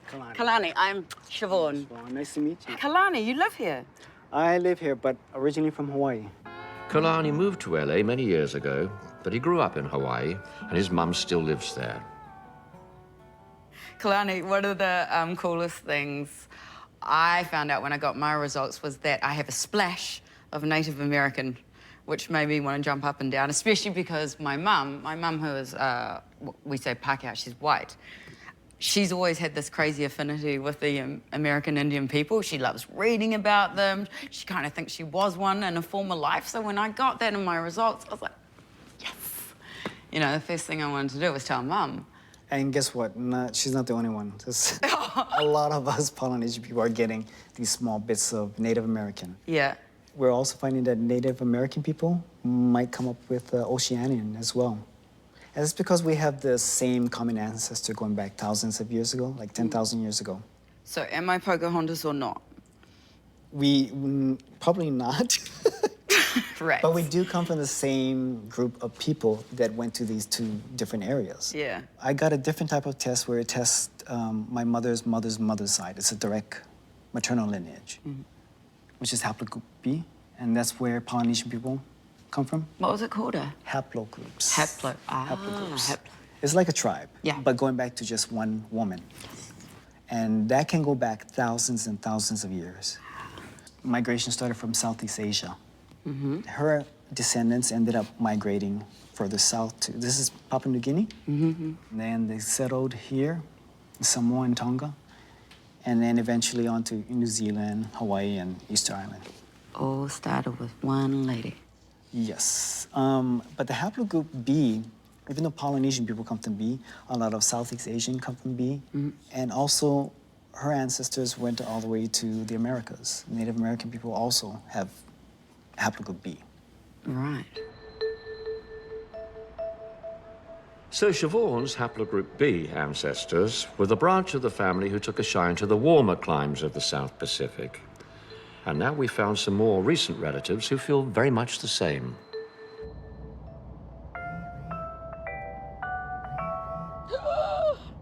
Hello, Siobhan. Are you ready for the next leg of your adventure? There are tickets at the airport for Hawaii with your name on them. Oh my gosh. I'm going to Honolulu. It's got to be Dad's side of the family. It's the Māori side. I'm going back to like the ancient lands, Hawaii Nui. I've always wanted to go there. Oh my gosh, this is amazing. Coming up, Siobhan gets a warm island welcome while Willie walks on the hallowed ground where his famous great-grandfather may have played.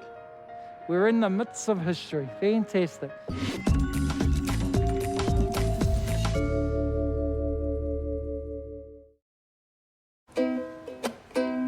Aloha, Siobhan. It's very likely that you feel very, very much at home in Hawaii, as there's quite a few relatives of yours in that part of the world. You're about to meet 2 of your DNA relatives, Charles and Chris Arno. Now, you share 7 DNA segments, so it's very likely you share several ancestors as well.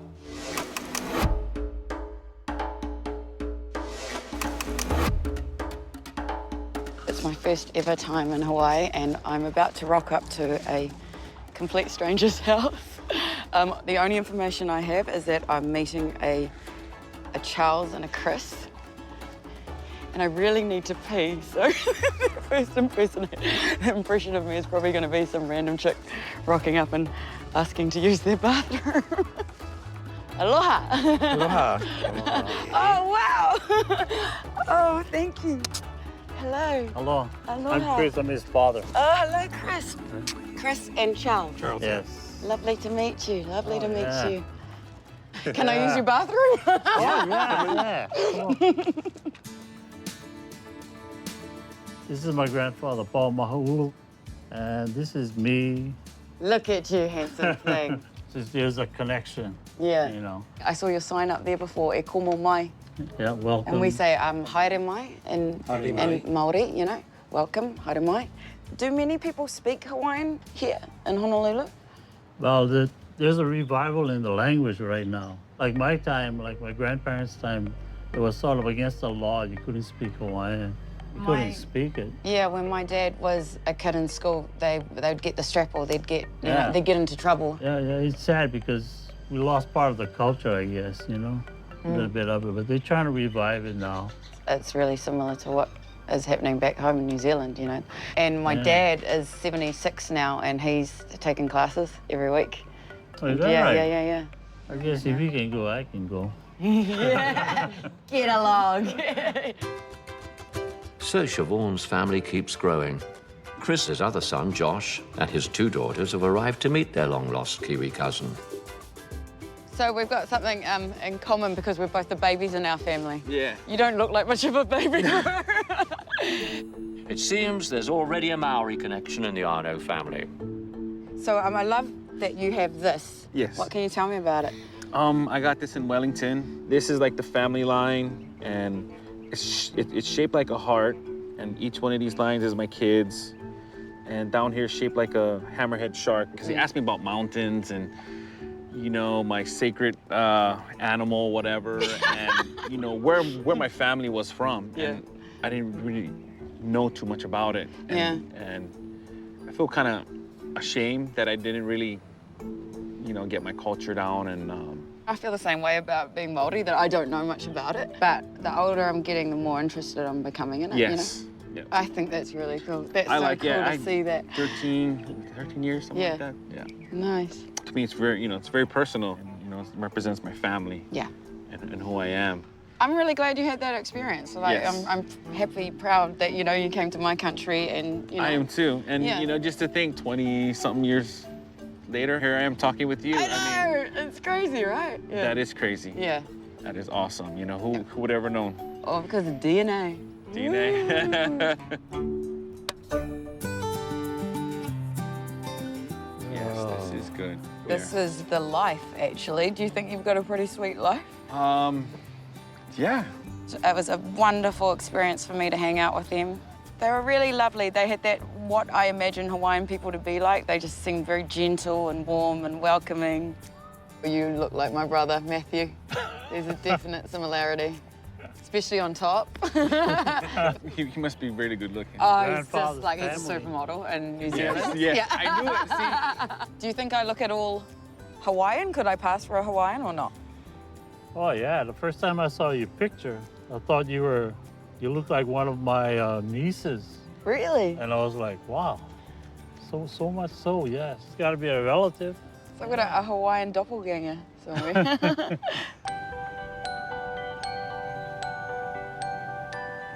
Meeting Charles and Chris and Joshua, it's something I never would have ever imagined would happen, and it's so weird, and it's still blowing my mind that there's these 23 chromosomes that have somehow linked me to them. They did feel like family. Somewhere way back when, one of their rallies got it on with one of my rallies, and some mass migration probably. But how cool that, you know, I could meet them, and it's a really lovely place to feel connected to. I mean, it's stunning. It's breathtaking. And now I feel like, yeah, there's a little piece of me here.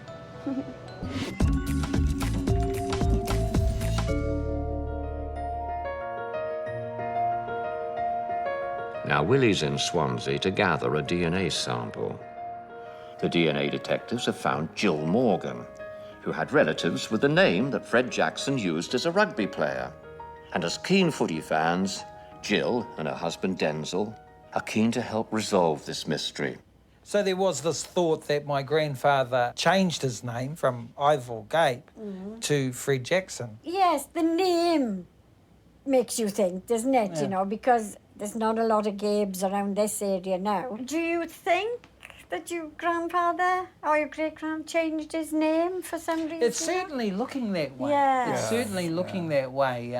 We'll find out, but when we get some tests back from you in terms of your of the connection, but wouldn't it be funny if there was a connection? Oh yeah. Yeah. Well, it would be nice. You'll be coming over home. Why come to my house for a holiday? Because life is sometimes full of those sort of surprises. Yeah. Yes. I got quite a surprise to find out I had some Jewish ancestry. No Jewish connections or anything? No. That sort of came up in our DNA. We know of. Yeah, well, same with us. Yes. Yeah. Have you thought about having some Māori relations? Have you thought about that? Just be nice to know if we are, yes or no, Well, I isn't tell you it? what, And there'd be a lot of the neighbours jealous. connected to the rugby team. Yes. Be lovely to be related. They got a lovely Manaki side. You could feel the warmth from that whānau. We're in the midst of history. Fantastic. I wonder if the old grandfather played here. You know, if the DNA doesn't match up, then we're back to square one, aren't we? And now that he's got the DNA samples from Mark and Jill, the lab can look at what DNA, if any, they share. Willie and Siobhan have certainly enjoyed discovering relatives long lost to them.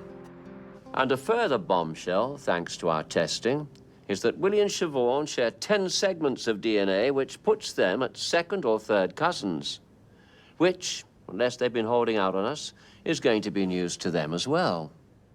Willie Jackson! That's where the argumentative streak comes from. I don't even know if I've met Siobhan, to tell you the truth. She is from Taranaki, eh? Same sort of whakapapa, eh? And speaking of whakapapa, the DNA results, which will prove whether Willie's great-grandfather was a Welshman or not, are now in. Willie? Yes, thank you. Your DNA results have had us on our toes in the lab. We've done further testing, and we know now for sure that your Ashkenazi Jewish markers are on your father's line. We also have in the DNA results from Mark and Jill, the descendants of the Gape family. Bit of a shock there, because while their results show that they're related to each other, neither of them actually shares any DNA with you. So who your great-grandfather was still remains something of a mystery. The mystery continues. Well, I suppose I'm not that surprised, because it seems to be a theme of the Jacksons. You know, I don't get too worked up about, you know, the percentages of what you are. The reality is you are a product of your upbringing. And I'm a product of my upbringing, which has been, you know, 99.9% Māori. So I'm a product of that, you know, whatever the DNA results said. DNA contains the roadmap of where our ancestors came from, but studying it can raise new questions even as we attempt to answer the old ones. We all have links in our blood to places and people that we could never have imagined. So who's going to be curious enough to take the test next week? Why don't you join us and find out?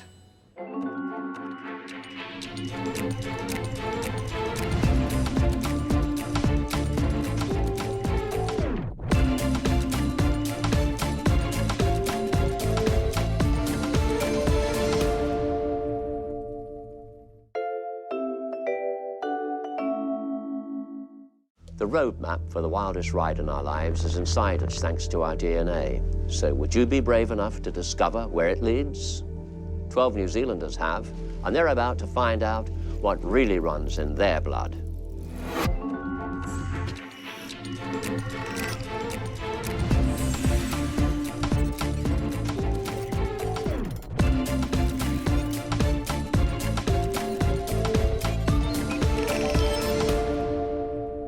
Foodie Ray McVinney and journalist Jack Tame are about to find out that they both have colourful ancestors who preferred exotic climes. Of course, the burning question is, how are we related?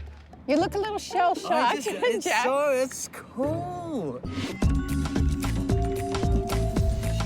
Adventurous globetrotter and foreign correspondent Jack Tame has submitted to DNA testing in a bid to discover what runs in his blood.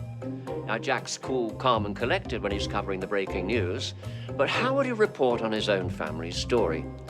Let's see what he has to say for himself.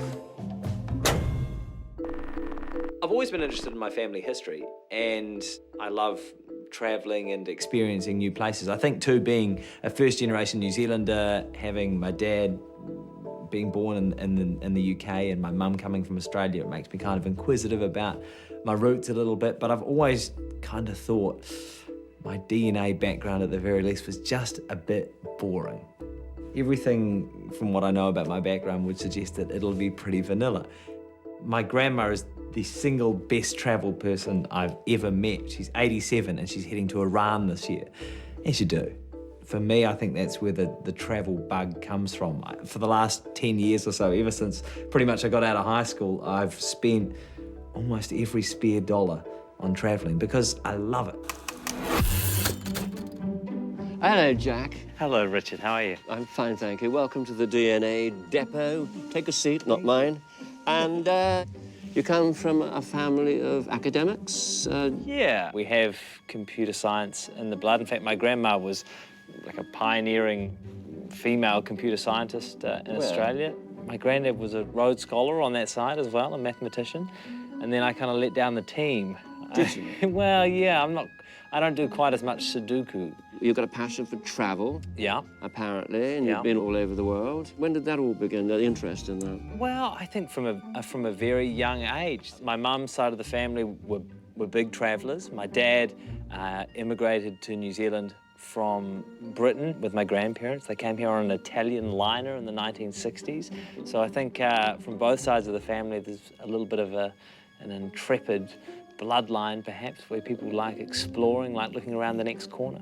Well, your DNA results are in. Let's take a look at that, shall we? OK, Jack, you're well versed with your European heritage. That is, you know, a few surprises hidden in your distant past. The lighter blue there indicates some Scandinavian heritage, and there is even a hint of purple there, which means you've got an ancestor from Africa. So, if we're going to stick with the ice cream metaphor, you're more Neapolitan than vanilla. There's going to be more revelations of DNA with exotic origins shortly. And the lab have found also 892 DNA matches, so you have to prepare yourself to meet some of those relatives rather soon. Now, I'm going to give you this, which I want you to keep on your person. Okay. I shall be contacting you through that while you're on your travels. Okay, great. And, well, that's it, really. Fantastic. All I can say is farewell. Thank you so much. Au revoir. Bon voyage. Okay. Safe travels. Thank you very much. See you soon, Richard. Bye-bye. Thanks. Jack's about to discover he's got a touch of spice in his ancestry. It seems that globe-trotting is something his grandcestors had a little bit of a taste for as well. Woohoo! Would you like to know how we know this? Well, our DNA has patterns in it that are decided by who our ancestors were, where they lived, even what they ate or even drank. And testing saliva reveals these patterns, and when people have segments that match, we know they're related. Using DNA databases, we can find living relatives and ancient ancestors from all around the world. Now, paper records are very easily lost, destroyed, or corrupted. So using this technology allows the DNA detectives to join up all the dots, making the kinds of connections that wouldn't have been remotely possible in the past.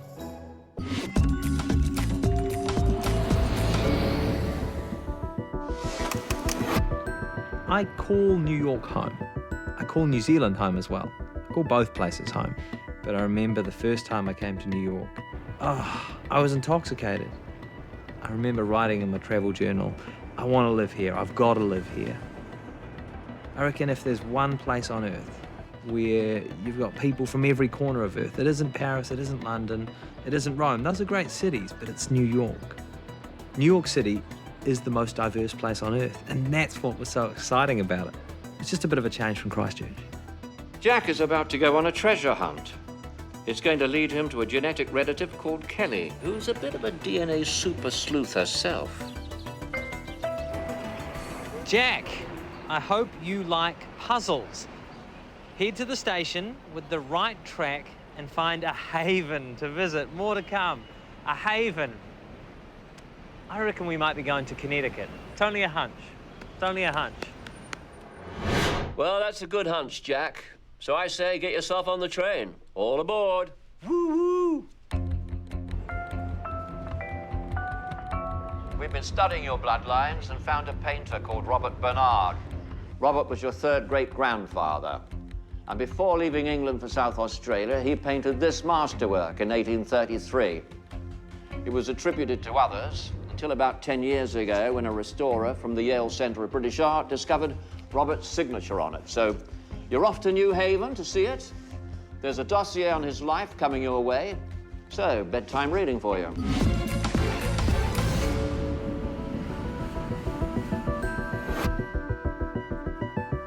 Right, so you know Murphy and his law? Yeah, well, funny thing that, you come halfway around the world to Yale University to a very specific art gallery to see a very specific painting, and what do you know? The gallery's closed for renovations. 18 months I've got to wait. But we'll see what else we can find out. Hello. Hi. I'm sorry to bother. This is a bit weird. I've just found out today a relative of mine, a guy named Robert Bernard, has a painting here. Do you know anything about a painting by a guy called Robert Bernard? Yes, I do. What? Would you like to see it? Yeah, yes, please. Sure. That's it. Oh, that's incredible. Mm-hmm. I'm going to have to get one of these for Granny. She's Please going to do. be so excited. Do you know anything about it? This is a very large painting in the permanent collection. Yeah. It's a focal point of museum visitors. How big is it? I take it it's a little larger than this. Yeah, just a little bit. It would take up most of that wall. Wow, it's enormous. Yes, it's a very famous, very prominent, proud part of our collection. That's so thrilling. What's it like in real life? The colors are a lot more vibrant. The composition is a lot more beautiful in person. Yeah. Well, Don't thank worry, you. you'll see it. Yeah, I'm looking forward to it. I'm going to have to make some return visits, I think. Yeah, you'll love it. You know the extraordinary thing, though? Hmm. You know what he did after he painted this? He gave it up. He moved to South Australia. He became a house painter. So sad. Do you own a house that was painted by him? Does your I family? don't. That would be very nice. It would be very nice if I owned anything painted by him. How much would this be worth? This would be like hundreds of millions, do you think? I couldn't say. I'm not qualified. Billions. Billions. Honestly, anyone who's seen my homemade Christmas cards knows that apparently, although we share some DNA, we don't share the same steady hand. We don't share the same artistic talents. Now, what does your family think about this? Are they excited? They don't know. You haven't told them? No, I haven't told them. It's. You can tell your mom. Well, I will, but they're all fast asleep. I've known this for about 2 hours. Oh my God. Yeah. Jack's third great-grandfather, Robert Bernard, may never have set foot in America, but his masterpiece means that the Bernard name now lives on in New Haven. I was so excited to tell my family about the painting. I bought 14 postcards for more than 10 years now. Whenever I've travelled anywhere, I've sent postcards off to my mum and my grandma and a couple of mates. And then I got an email back from my grandma saying, oh yeah, Robert Bernard, yeah, he was a painter. I said, what? Granny, why didn't you tell me this before? And she said, I just thought no one was interested. It's a lesson, isn't it? Go to your grandma, because you never know.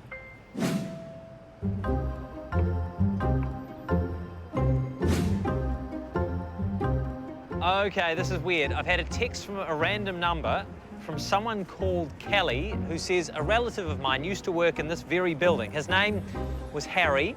Kelly says Harry ran a successful hatting business, specialising in Panama and Stetson hats.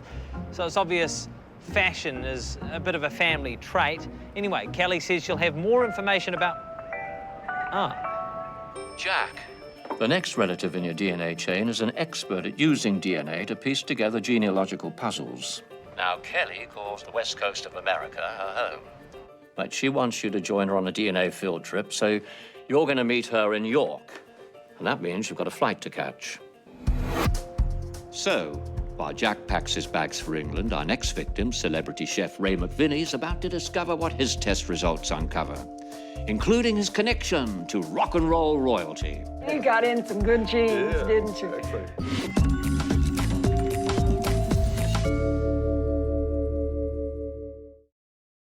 Our DNA is like a recipe which combines ingredients from hundreds of our ancestors. But after only 3 or 4 generations, we often have no idea what really is in that mix.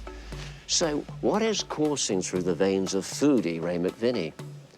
Ray's very proud of his Italian lineage, but his DNA results show that his is a much richer recipe. So let's see what Ray imagines his history might be, shall we? I don't know, maybe it's this Italian blood that I think I've got. That whole thing about family is, you know, you'd kill for them, you really would. You know, it's just the best thing I've ever done, having children with someone I love. Look, I've written books, I've got a degree, done all sorts of stuff, but the best thing I ever was involved in was having 2 kids. The other thing that I notice about my kids, especially when you see other members of your family in them, you know, sometimes I do a double take because my daughter sounds like my sister. When I did go back to the ancestral village 10 years ago now, they started showing me pictures, and I remember Anna, the old lady, saying, "And this is my father." And I looked at it and thought, oh, for God's sake, that's my father. It looks exactly like him. Ray, welcome to the incident room. How are you, Richard? Good to see you. Good. Sit down. We're going to reveal your future and your past and all those kinds of things and surprise the hell out of you. Spooky. Now, Italian cooking, is that a special love of yours? Is there any reason for that? It turns out that my grandmother's family, or some of them, came from there.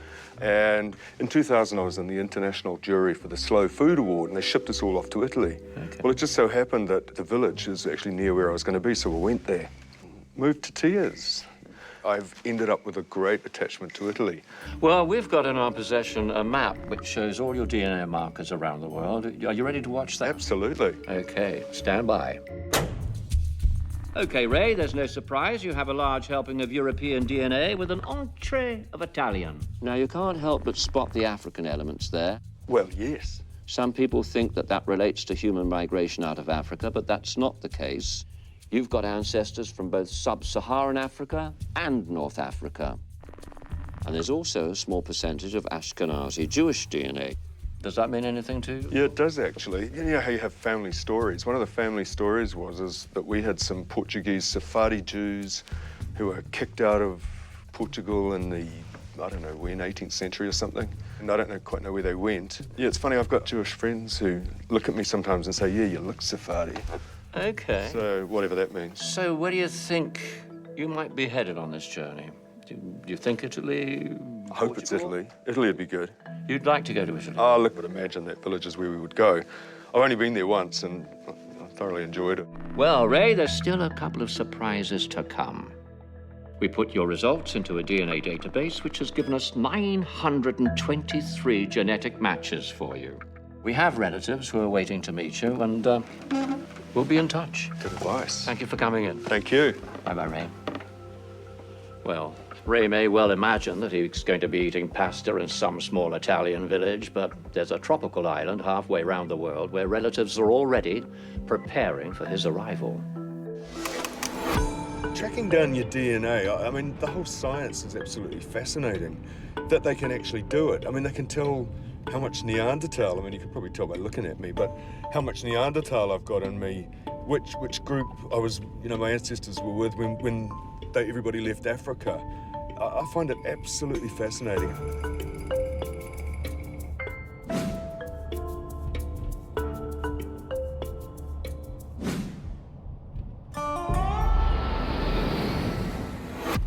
DNA detectives use genetic testing to locate relatives who can be second cousins or relations who share an ancestor of over 300 years back. So we're sure to find people who have fallen off the family tree as well. Tulsa, Oklahoma. What the hell am I doing in Tulsa, Oklahoma? I can't think of one connection, no family stories, nothing that takes me to America, but I can't wait to find out.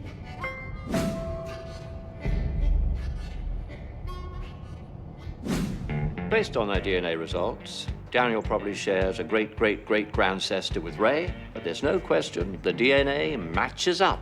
This would probably be the most random thing I've ever done. I can't wait to meet these people. I feel really nervous, sort of scarily nervous. I wonder if they're going to look like me. Hello. Hello. How are you? Oh, I'm good. It's so good to see you. How are you, sir? We're family, distant, very, very distant family. But we're family. But we're family, yeah. yes. I know. Meet the Presleys. Yep, Elvis is Daniel and cousin Sherry's 5th cousin, so the king is now Ray's kin.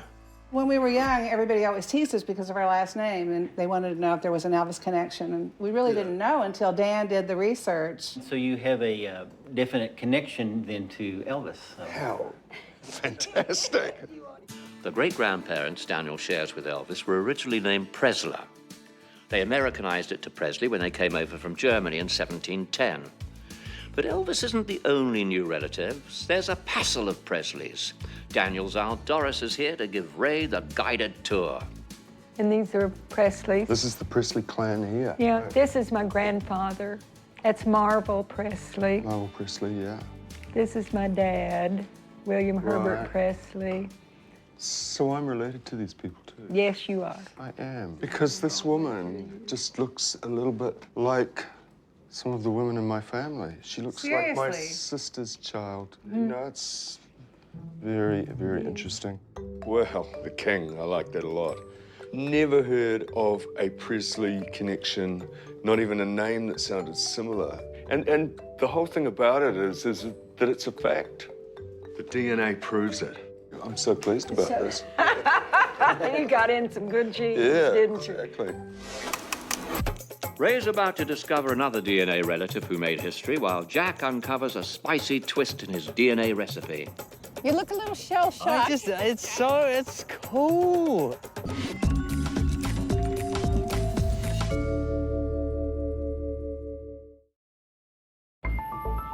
Now, we here at the DNA Detective scour the world to match people with their genetic relations.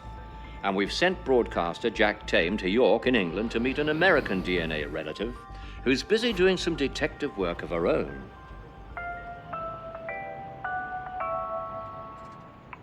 Ah, Jack. Now, there's a chance you might recognize Kelly, but just in case, head to the park by the River Ouse. And just like Lily Marlene, she'll be underneath the lamppost. Right, the lamppost. So I've come from New York City to Yorkshire. And it's a bit weird. I always knew I had English blood. To be honest, I kind of always thought I had nothing but English blood, peasant English blood. But I've been told to come here to York to meet an American. And you must be Kelly? I am. I'm Jack. How are you? Nice to meet you. Good to meet you. So we're related. Yes, we are. You got blue eyes. I am. This is it. Dark, You see? How's that? bushy Yeah? eyebrows. Yeah. Yeah. Yeah, that brow game. Yeah, got a strong brow game. Yeah. Yeah. Well, it's nice to meet you. We've got a lot to catch up you. on. Yeah, we do. So we are related by DNA. I hope you know more about it than I do. I certainly do. I've been looking into it for quite a while, trying to find out the exact connection. Are we cousins? Or Well, in order to share DNA, we're probably in the line of between 4th and 8th cousins. I have no concept of what that even means. Your first cousins share the same grandparents. Your second cousins share the same great-grandparents. Third, Great, and so on. It's a wee way back. Yeah, about 1700s, probably. DNA can prove a connection, but it doesn't always confirm which generation the connection happens in. Jack and Kelly are likely to be linked by a common ancestor in England, but Kelly's still scouring the family tree. However, she has found another secret in Jack's DNA, and this one has a name attached to it. This is your DNA. Okay. This is showing all of the chromosomes 1 through 22, and the 23 is your X and Y. You get X from mom and Y from dad. From dad, yeah. And then they're color-coded here, and most of it's all blue, which is Northern European. Do you see anything else? South Asian. Yes. Wow. Did you know about that? No, I didn't. Those are quite large blobs, wouldn't you say? Yeah. What does that mean? In this case, you have Indian ancestry from India. Really? Yes. It's actually a relative that we found in your tree. Yeah? Yeah. Please, fill me in. Okay, well, you have a surname Burt in your tree. Okay. And Adam Burt, who was born in 1755. Yeah. He was born in Cleash, Kincroshire in Scotland. Right. Okay, and he was a surgeon. Okay. And he went to India. Wow. So this surgeon, he married a native Indian woman. One of their offspring was George, who is your ancestor. Yeah.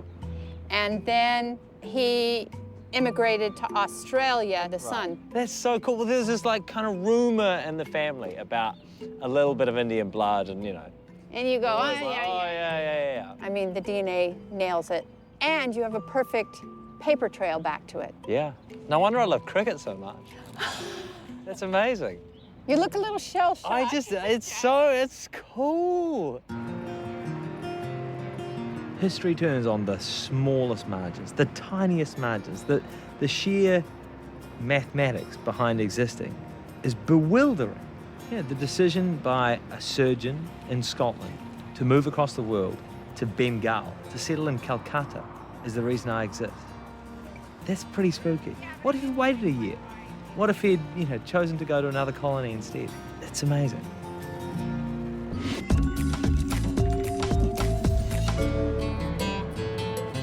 Well, Ray's been getting to know the Presley family. They're the DNA relatives that connect him to the king of rock and roll, Elvis. But that's not his only connection to someone who helped to make history. It's in Alabama. So y'all from Alabama? Y'all from Alabama? Yeah. So are you familiar with the slavery and stuff that we had in the United States? Yeah, I'm pretty familiar that, it happened. Okay, so the segregation and stuff took place in Alabama, which is where our families are from. And we had a cousin who was appointed to be a federal judge. And he is the one that desegregated all of the South. Yeah. Frank Thomas is his name, and just an incredible man. So the case of Rosa Parks. Yeah, famous, yeah. He was the one that struck that down. Is she the one on the bus? On the bus. Wow. Oh, that's incredible. Ku Klux Klan put a flaming cross on his lawn and threats being made, but he stuck to his guns and made the rulings that really helped change America. Wow. Good man. So what is it about us humans that makes this stuff just so deeply fascinating? I mean, is there some chemistry going on here? Roots. Yeah. God, now I feel really, emotional. But yeah, I have this instance of like trust for you guys because you're my family. That's what it is, isn't it? It is. It's family. Yeah. It's pretty bizarre. Yeah, it is. I mean, seriously, all the way across the world. I mean, really, come on. Yeah, it is so strange. It is. But I like it. Yeah, thank you. Oh, welcome. What lovely, lovely people. They took such good care of me and spent so much time. I have to say, I'm pretty proud to be part of their family, or our family. I was looking at those old photographs and I was damn sure I could see a resemblance between my daughter and one of the women in one of the really old photos. It's really making me think about, who you are, what you are, where you came from.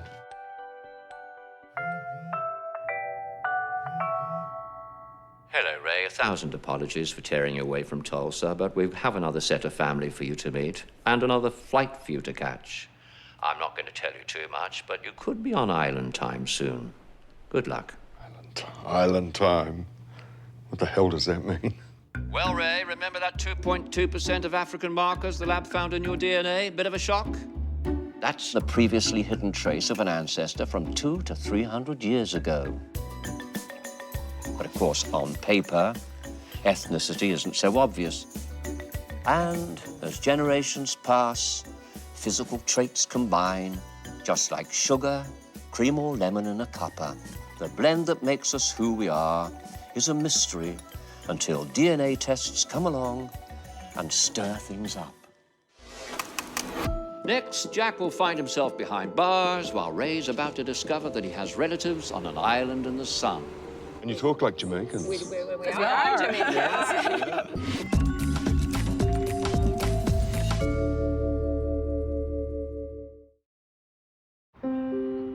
Now, Jack has just met his genetic relative, Kelly, who's a whiz at decoding DNA and tracing ancestry.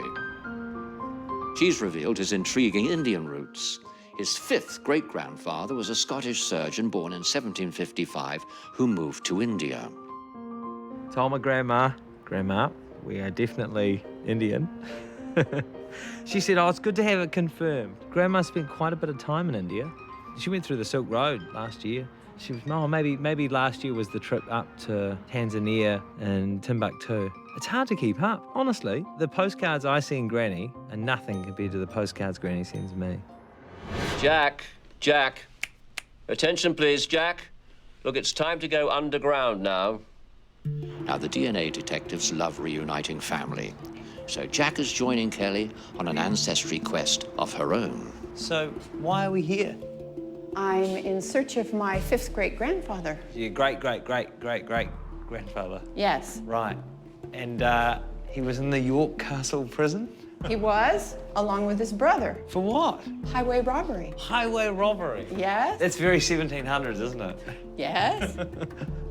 And the amount they stole was equivalent to about $100 American dollars. Right. So they were very reasonably sentenced to...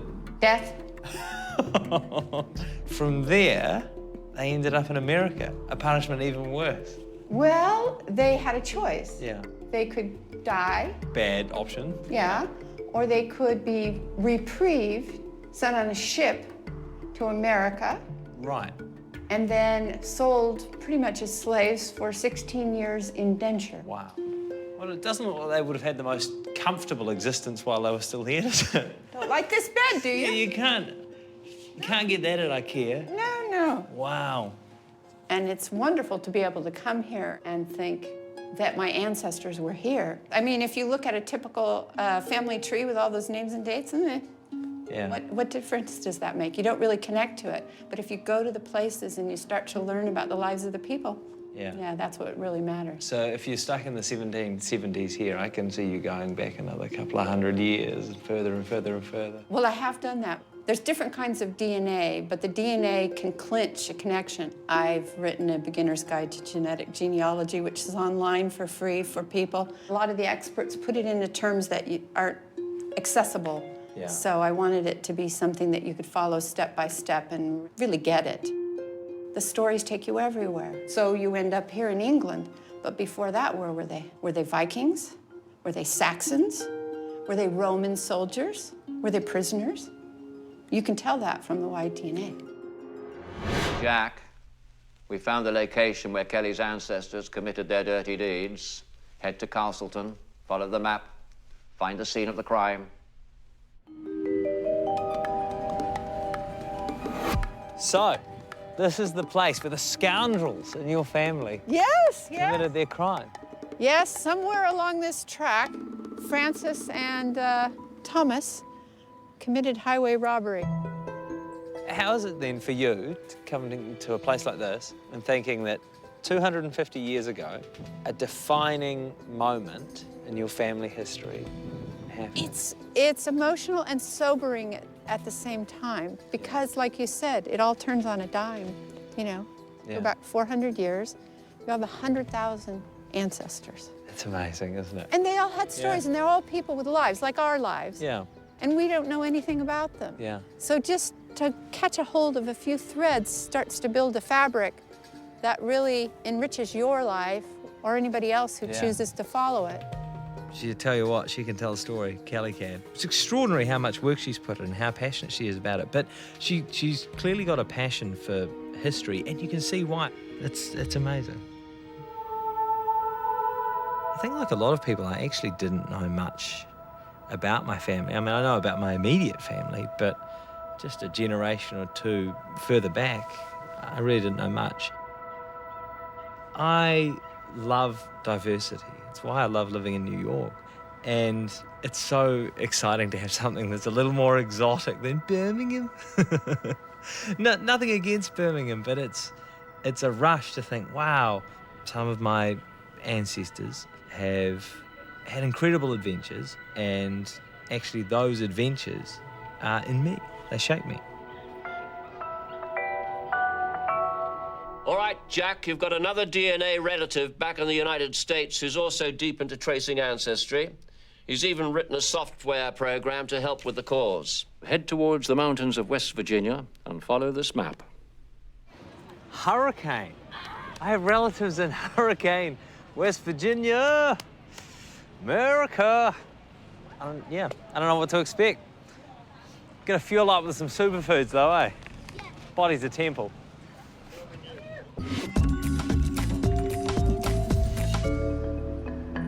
We here at the DNA Detectives have been combing over the results of celebrity chef Ray McVinnie's DNA testing, and the team have a hunch that Ray's African and Jewish DNA markers have their common roots in, of all places, Jamaica.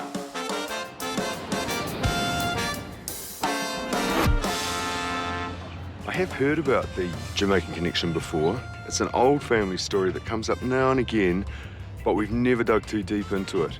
And I've certainly never met any of the Rallies. Hopefully that's about to change. Yes, everyone, good morning. Welcome home to Jamaica, welcome.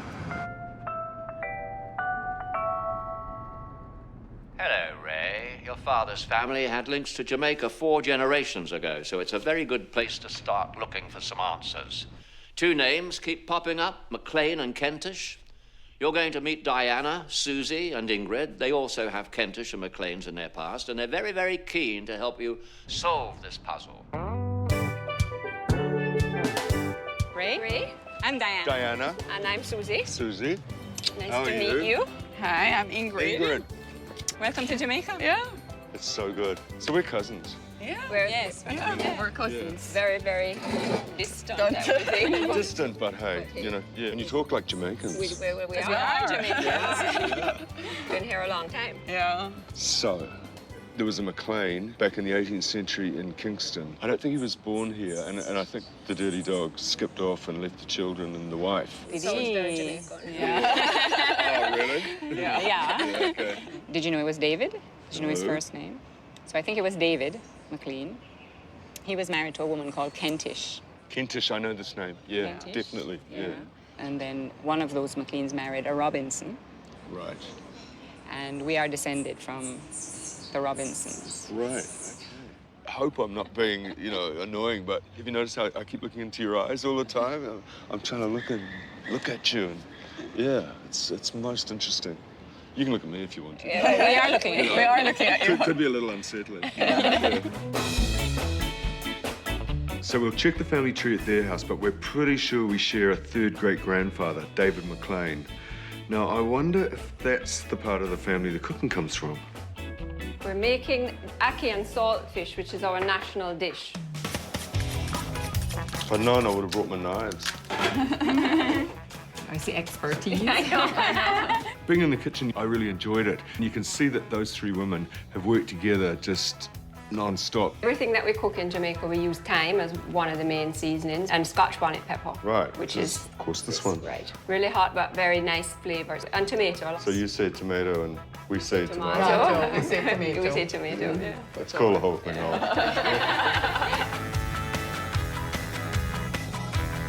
Susie ran it because she's the cook, but she's not a complete domineering cook, unlike me, of course. Don't make them splash, though. And how long will you cook that? Until they're cooked. Oh, I like that. I like that. Bon appetit. Bon appetit. Yeah. Right. Right. Let's get into it. Good? This is knockout. It's quite rich, isn't it? Mm-hmm. But it's really, really good. Great job, guys. Now that Ray's learned a new family dish, it's time to uncover a few more ingredients in his genetic recipe. So this is the family tree that we know about of Anne McLean, who married a Thomas Gray. Right. And Anne is the 7th child of David McLean. You say And McLean? this Marianne Kentish woman. Because this is where I stop. I don't know anything about David McLean or Kentish. Well, the only other thing I know further back is about the Portuguese, the Sephardi Jews. Oh, really? Daguilas or something like that, who... Dagulars. Dagulars? Yeah, Dagulars. Does that mean something to you? Yes, there are lots of Dagulars in Jamaica. You're related to them? Not until this moment. That you said so. Oh, We sincerely now you know we're not related. No, you're telling me something I didn't know. Right. Hello, Ray. We've done some research, and the great-great-great-grandfather you all share, David McLean, was in fact born a black slave. Wow. Slave? Wow. Yeah. So this guy was a slave. You see, I had it the other way around. That's amazing. It's amazing. That's amazing. We found out that David McLean was a slave. I think they quite liked it. Susie at once said, well, you know, that's where my hair came from, because she had the really curly hair. Great. We had no idea about that. No idea. It's a big revelation, and it's going to take some time to get my head around what it all really means. But what I know for sure is that it's been great meeting my new family. Do I think I'll see them again? I bloody hope so. I really like them. I want them to come to, you know, my place. I want to cook for them. Ah, Ray, good to talk to you again. Look, we've been on the case of the colourful David McLean, so make your way to the Royal Jamaican Yacht Club, where Arthur, another of your island cousins, waiting for you. Now, he's got news of how the African side of your family found its way to New Zealand. And there are even some aristocratic connections. Woohoo! While Jack's off to discover a relative straight out of a James Bond film, Ray's poised to find out how his African and Jewish roots come together. Of course, the burning question is, how are we related?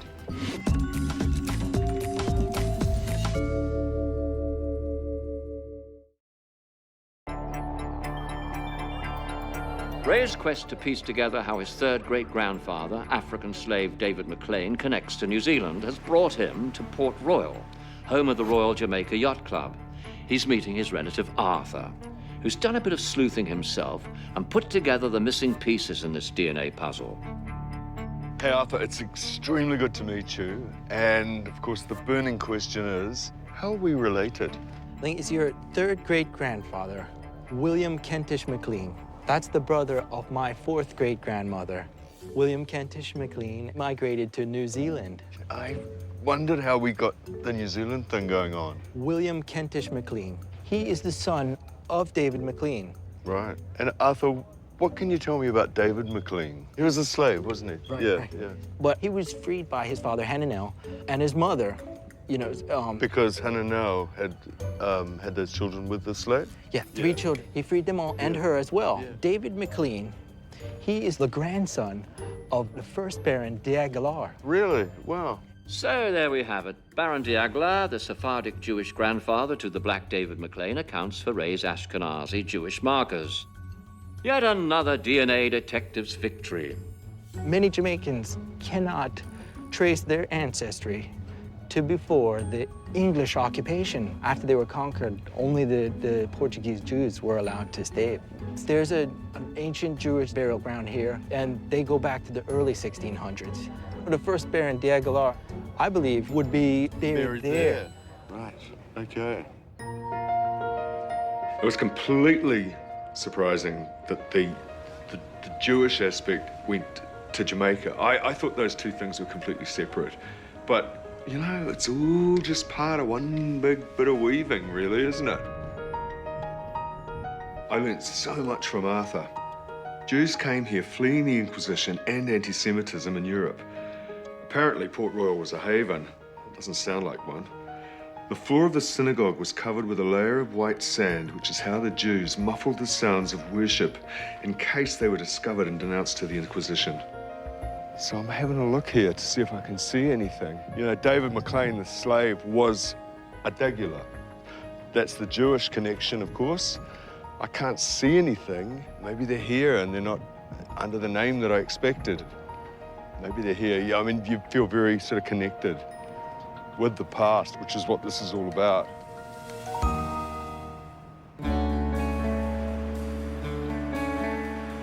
Jamaica is still keeping some secrets. Ray may not have found the final resting place of his Jewish and black slave ancestors, but his Jamaican journey's uncovered new relatives that have deepened his understanding of his family's history. Look, I like doing crossword puzzles. I like to see things fit together, and what I like about this genealogy thing, you know, it's fitting all the parts together. Is that something to do with why I like cooking and being a chef? You're sort of making order out of chaos, which is kind of what all this is about, really. One thing I do think is that my kids, they're going to really, really love the idea that they have Jamaican relatives. And I bet they want to come here and meet them at some stage. I hope they do.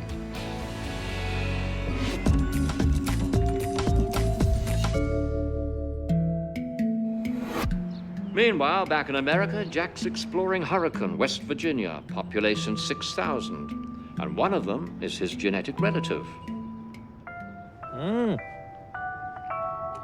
Yo, Rich, what's the search? Hello, Jack. It's time for you to meet James, another DNA relative with a very unusual occupation. Find the local park and he'll find you. This is very unusual. What are you doing? Oh, just meeting a stranger in a park. Don't worry about that. Hi. Hi there. You must be James. Yes. I'm Jack. I hope this is, you too. I hope this is as weird for you as it is for me. Yes. We're family though, I take Yes, it. we're genetically related. That's incredible. We probably share a set of like second or third great grandparents. Wow. That's amazing, isn't it? And what's really amazing is how this small-town man makes his living. So, tell me about what you do for a job. Well, I've done a lot of security work where companies would hire me to break into their systems or even their buildings to test out their security. Very Mission Impossible. And so what, you just have to hack in or actually physically break in sometimes as well? Both. It depends on the contract. Sometimes they'd want me just to hack in, like the company would have like a new website and they'd want to see if I could get the product that's being sold for free. And 30 minutes later, I'm sending the guy an email showing him, with the links where he could download the products for free. Right.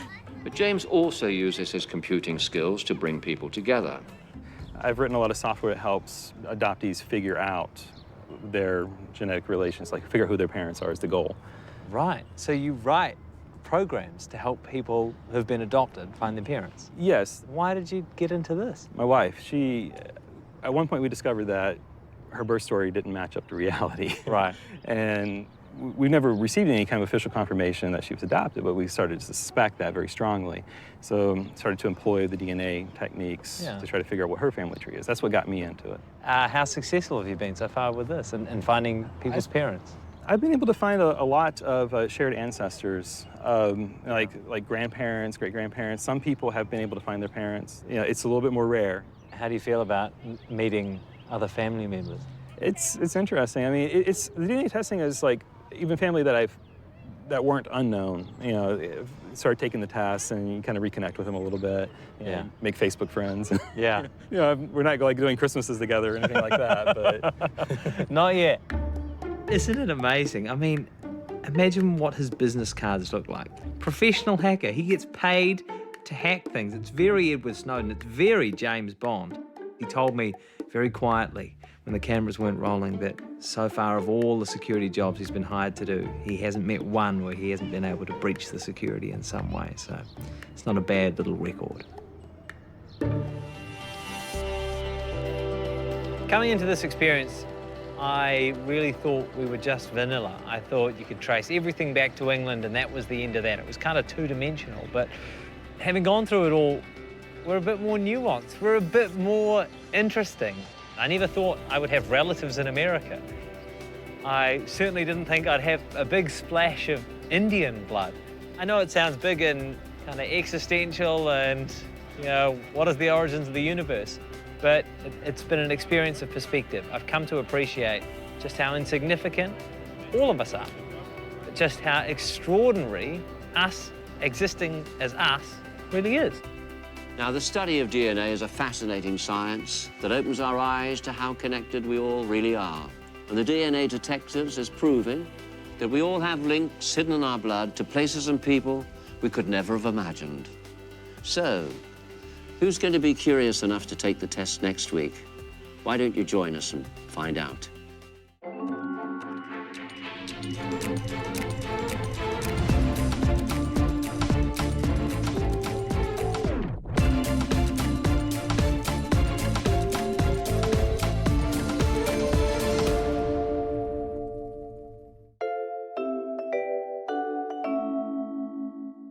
The roadmap for the wildest ride in our lives is inside us thanks to our DNA. So would you be brave enough to discover where it leads? 12 New Zealanders have, and they're about to find out what really runs in their blood.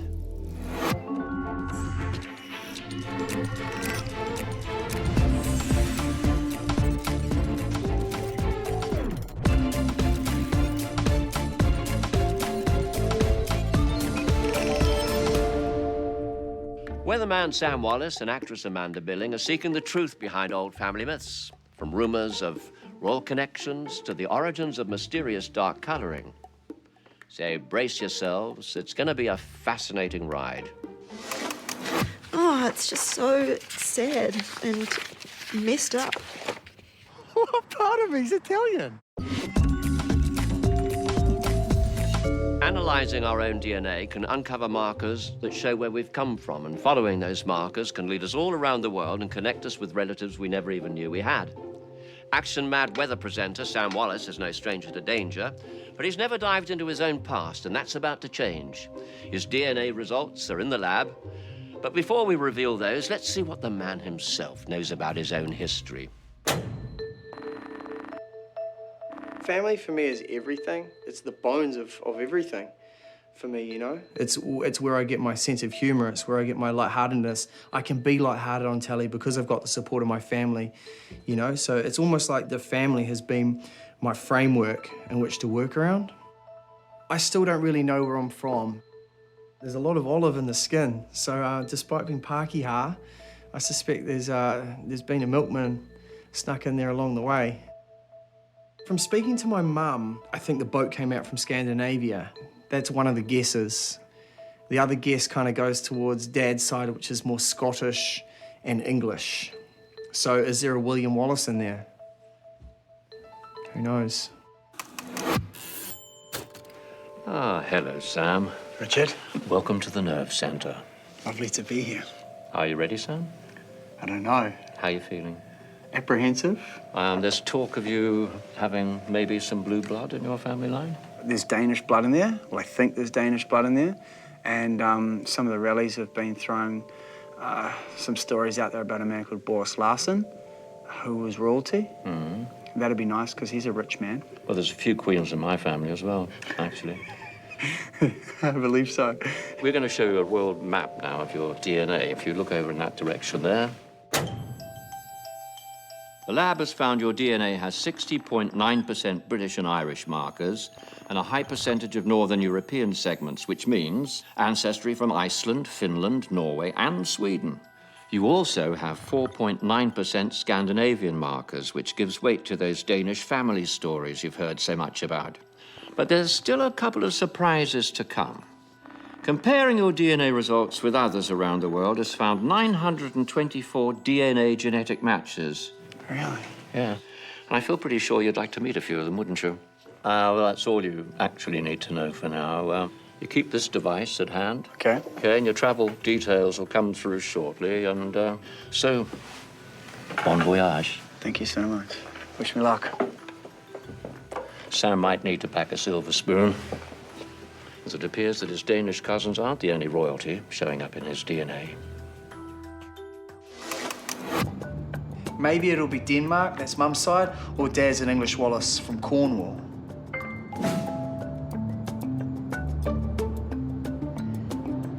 But I'm still hugely in the dark. But it's very exciting.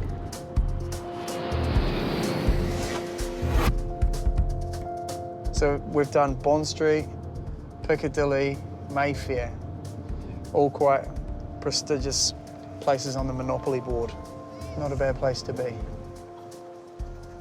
Yeah, I am excited about finding out who my ancestors are. It'd be really nice, and this might be a weird thing to say, but it'd be really nice to meet some of these people and to look back at them and maybe see similarities in their faces that I see in my family or in me. Evening, Sam. If you follow my directions, you'll find yourself outside a relative's house. Oh, that? Really? Royalty? Come on, Richard. I need more, mate. I need more. All right, Sam. Focus. Our X and Y chromosomes have small markers in them. Scientists have put these markers into groups called haplogroups. You and Prince Philip share the H haplogroup. It connects relatives anywhere from 2 to 2,000 generations back. In your case, DNA shows it's a distant relationship on your mother's side. It all looks very promising. First destination is Buckingham Palace. So we've probably got the good side out of the way. We'll probably spend the rest of the time visiting prisons.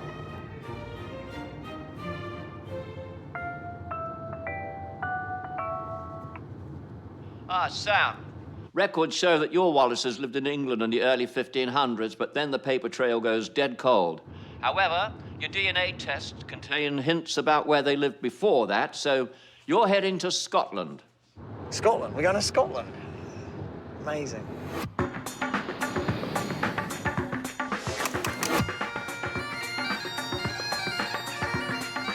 Sam's results place him in Group 3 of the Wallace Y DNA project, which proves that he does have connections to the Scottish arm of the family, and that opens the door to William Wallace, better known as Braveheart, being a relative.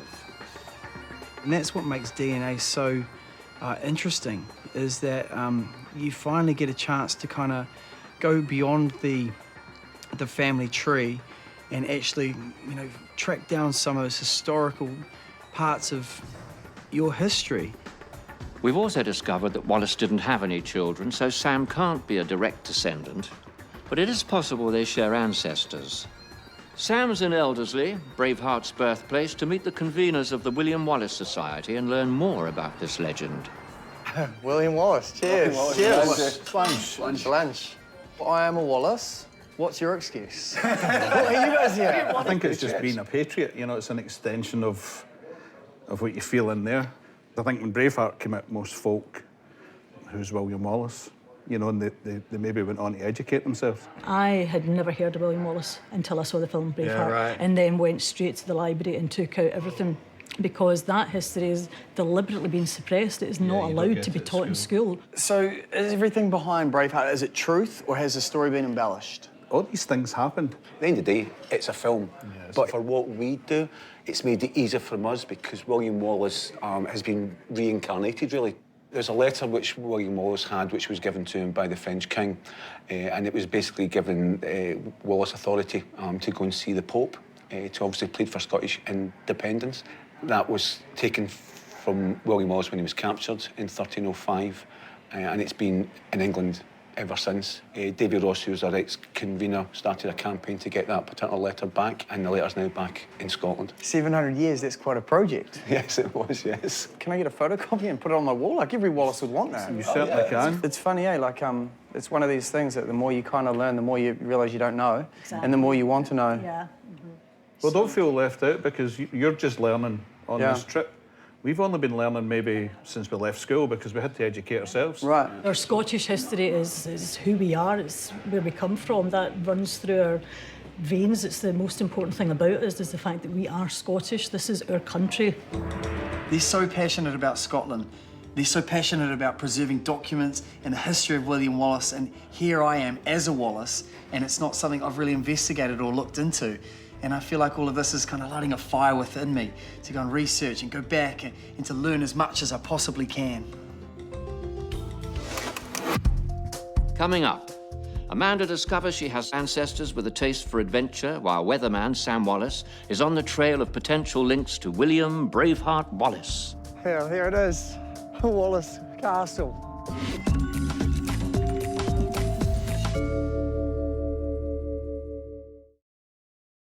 Using available records, we can trace our family tree back, perhaps hundreds of years. However, following our DNA can lead us back thousands, even tens of thousands of years. Now, actress Amanda Billing is about to discover links to her very ancient cultures and clans, and the markers in her DNA point to some very unique ancestors. But first of all, let's see what she thinks is lurking in her past, shall we? I get asked a bit where I'm from, which is odd to me. I'm like, I'm a New Zealander. I would like to know where the dark hair and the dark eyes come from. Sometimes I get asked if I'm part Māori, because dark eyes, dark hair. I've got lots of freckles, and my skin's not completely olive, but I know that I have Welsh ancestry and Celtic ancestry, and I think the Celts are descended from people from Spain, aren't they? Isn't that what I heard somewhere? I'm not quite sure. I feel like I've got a lot to find out. I'd like to think that my ancestors, however long ago, were creative and courageous and curious people who like adventure and like to seek new things. Yeah. But maybe, I don't know, maybe they were just couch potatoes who liked to hang out and not do much. Hi. Hello, welcome. Welcome, sit yourself down. It's so nice to see you. Yes, you too. I've heard so much about you. A consummate actor, performer. Your parents, were they born in New Zealand? Yes. So do you know where your forebears came from? Are there stories inside the family that reveal their past? There's tales, but they're quite general. So I know that I'm from places like Ireland and Scotland and Wales and England. And my grandfather, my mum's dad, used to say that we were from Spain. And You're interested in the origins of your colouring as well. yeah, when I used to teach English as a second language a very, very long time ago, my students would often ask me if I was from New Zealand, and I often found that quite a strange question. I'd think, oh, do I not look like a Kiwi? Well, you have an olive complexion, don't you? Yeah, I don't know. Okay, well, we are gonna get there. We've got your results in, and I think we should look at those over on the screen there. Your Northern European results reflect your Celtic ancestry. You've got Southern European DNA, Yes. which may well be from Spain or Portugal. Yeah. So there may be a Spanish princess in your past. And you have a hint of East Asian DNA. That's China, Mongolia, Really? or perhaps even Japan. But there's still a couple of surprises to come. And now the lab have also discovered 916 DNA matches for you. So you're going to have to prepare to meet some of those relatives rather shortly. All that's left for me to do is to give you this, yes, which I wish you to keep about your person at all time, because this is the way we're going to keep in contact with one another. And all that's left to say is bon voyage. Thank you so much. Mwah. All right. Bye-bye. Bye. How wonderful. Amanda may need a strong stomach when it comes for tales from her family's past, because blood has been spilt on more than just the one occasion.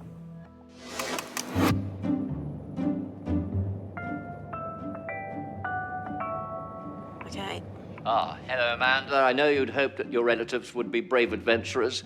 Well, we found a cousin in Oregon City, USA, with a great American frontier tale to tell you. Excellent.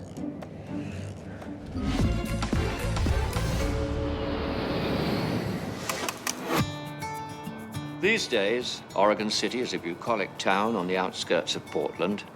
But it was once the final stop in a very long journey, and it's here Amanda's meeting a DNA relative.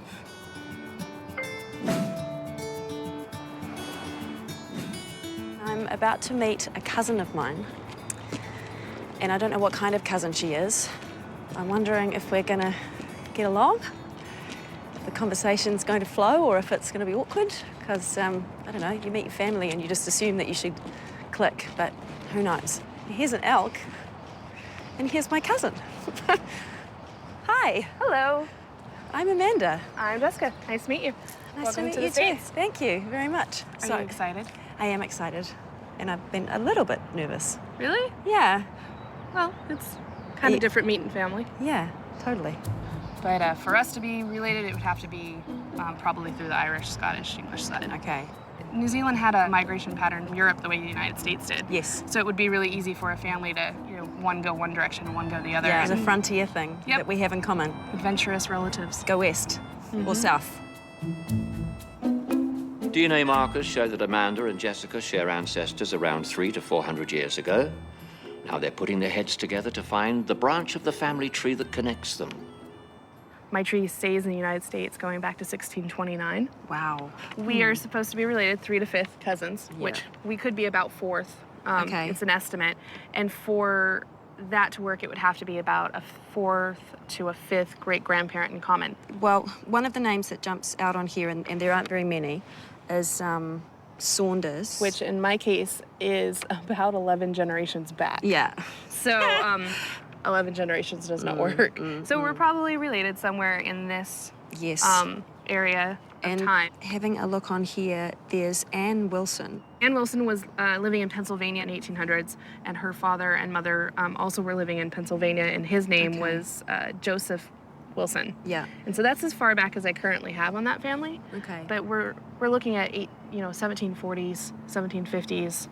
So I have a Mary Wilson in my tree. She's my 5th great-grandmother, I think, but she's from Scotland. So she could be a sibling or a cousin. Yeah. Because a sibling and a cousin would share the same amount of DNA with a grandparent. So that's probably where we could have a connection. I'm definitely encouraged. I look at Anne Wilson and I'm like, maybe she's it. Maybe she's the one. Maybe we found our connection. Yeah, maybe we found our connection. Maybe she talked with her hands too. It's very possible because I've been doing that my whole life and my dad's been making fun of me. Oh, really? Mm-hmm. This is what makes all of this so wonderful is that, you know, we live a world apart from each other, but DNA connects us. Yeah. So Jessica's going to see if she can find out more about the Wilsons, and I'll ask my family about Mary Wilson. My mum loves this kind of thing. She'll definitely crack the paper trail, but even if she doesn't, DNA definitely proves that we are related. Jessica and I have the common ground of being descended from frontier people, I suppose, even though our frontiers were very different and involved different journeys, but each of those journeys was physically risky. So the Oregon Trail was a really big journey for the pioneers of those days. It was 2,000 miles long, and they had to walk that entire way. The main reason that people decided to cross the Oregon Trail and take that risk of that journey was to receive free land in Oregon. I'm going to cherish this thing Yes. that says, I own part of the United States. That's right. Well, Amanda's relatives may well have navigated the Oregon Trail, and if they did, the stars, paper, and a compass would have shown them the way. Today, however, there are other options. Turn left at DNA Boulevard. When it comes to knowing our ancestry, written records have always been king. But now there's a high-tech option out there, too. Now, by taking a DNA test, we can discover the cultures and the countries that our ancestors hailed from, because the places they lived, the food they ate, and who they chose to have children with have all left marks in their DNA which they've handed on down to us. Now, these markers form a kind of road map which allows us to trace where they came from, and all we have to do is look. And now for Amanda, the next stop on her DNA trail is in Wales. Coming up, Sam finds a relative with a real-life armory, while Amanda's about to find Celtic ancestry that could link her to bloody battles on the Welsh coast. Many years ago, the Vikings used to come up the estuary here. Oh, the Sands rivers. turned red with blood.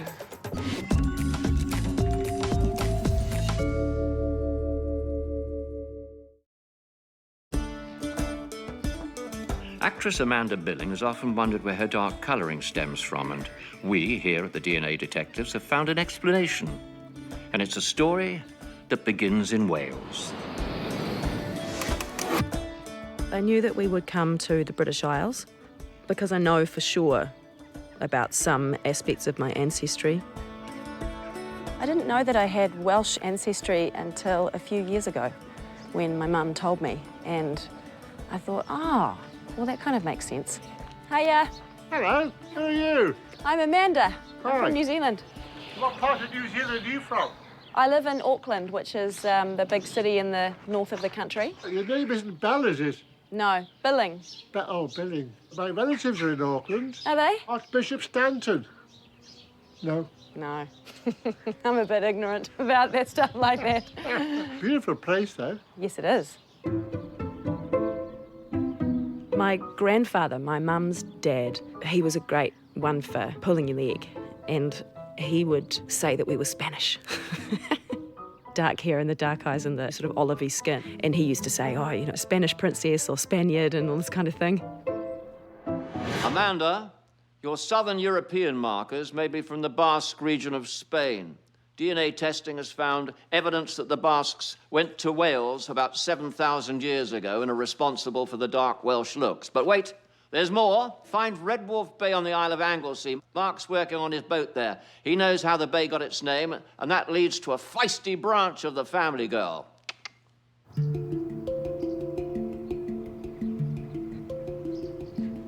Hey, Mark. Yes. I'm Amanda Billing. I'm from New Zealand. Oh, Amanda. Hi. I was told that I would find you here because you have a story for me about how this bay was named. All right, yes. Yeah. I can do that for you. Go on, tell me. Its Welsh name is Traethcoch, and Traethcoch in Welsh means red beach. Mm-hmm. And there is actually a Viking settlement a few miles down the road there. It was discovered a number of years ago. And apparently they used to come up the estuary, as Vikings tend to do, and they had a bit of a ding-dong with the locals, and the Reds Oh, the Sands rivers. turn red with blood. Oh. There's another name for this particular little area here, Porthlondy, which is the harbour of the long boats. Yep. Well, the Vikings came all the way around Britain, didn't they? There's a headland over there called the Great Orme, yep. in Llandudno, which is 40 miles in that direction. And Orme is an old word, I believe it's an old Norse word for headland. Yep. So there's another Viking connection. Vikings, eh? Mm-hmm. I might be a Viking as well. You might be a Viking. As You well may as well a Basque. be a Viking. Okay, so I thought that I would be coming here because of the Welsh heritage that I have, but having spoken to Mark, his story makes me think that I have Viking heritage as well. So even though the story is horrible, I'm quite excited about finding out what's next. Oh. Bingo! You're right on the money. Your DNA shows a 1.1% Scandinavian markers, but the family tree doesn't contain any obvious Scandinavian names. So, the DNA detectives think a Viking may be the culprit. So you're off to an old Norse kingdom where the Celts and Viking cultures collided thousands of years ago. Your flight to the Isle of Man leaves in the morning. Meanwhile, weatherman Sam Wallace is soaking up his Scottish history and is hungry for more. And we're more than happy to oblige, Sam. Richard. Sam, you're up to speed on the Wallaces, so you get a free night in the old family pile. Not promising breakfast. In fact, there are 2 castles in the family to choose from. Either way, you'll need to pack warm, Mr. Weatherman. But you should have known that.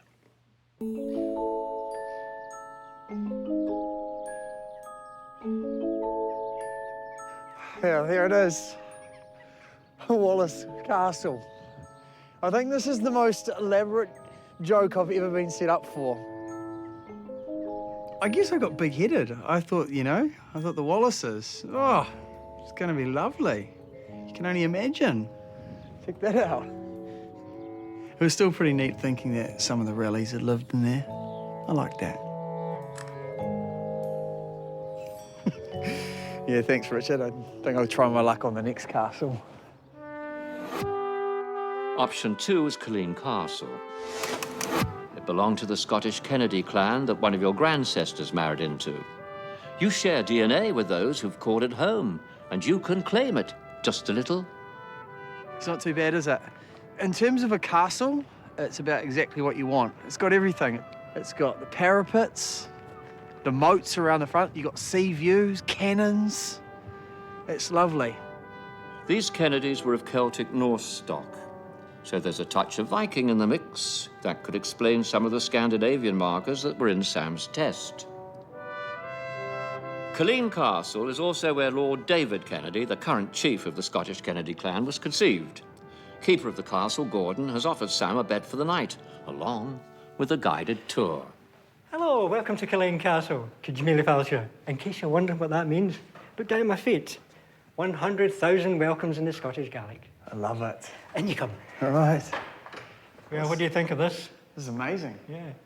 It's an armoury. Just gorgeous. There's over 1,000 weapons in this room, and they're all original. There's no reproductions in here at all. So they're actually been used in war to shoot at people. Yeah. The British at that time in the sort of 18th century, they seemed to be at war with everybody. It's staggering to think that the blades have been embedded into someone, or the pistols have been shot at people. Well, we don't think about that. Do you not? No, we don't think about that. We try not to say that to visitors as they come in. Okay, sorry. They won't get around the castle very much if we tell them about the kind of bloody history of the place. Well, this castle is absolutely littered with furniture, artworks, just weapons, just amazing things, like literally littered. And I can only imagine how much it's all worth. How much can be mine? No, it's not like that, is it? It's just about appreciating it and knowing that deep down inside my DNA, there's some kind of link to it. And that's kind of enough. So, last night at the castle, something quite cool happened. The Lord turned up. Lord David Kennedy, who is a distant relation of mine if you go back far enough in time. He was fantastic, a great lad. And it was really cool because we have a lot in common. We both share a passion for motorcycles and cars, and he had a collection. So we spent about an hour talking about them, chewing the fat. It was just brilliant. And it's quite cool when you kind of think about your DNA, you know, it goes so far back, but then we share these kind of interests. It's quite neat. Richard? Sam, your DNA also shows links to a population that didn't leave home for centuries, the Sardinians. Now, they're a very specific group, genetically speaking, often live to 100 years of age. The Sardinians? I feel like I should know this. Yes, you probably should. Sardinia's an island, an Italian island. Italian? That's right, Sam, Italian. Are we going to Italy? What part of me is Italian? Coming up, Sam gets a taste of his Italian heritage, while Amanda discovers her Viking ancestors looked a little different to what she imagined. Dark-haired Vikings. Blue-eyed Vikings.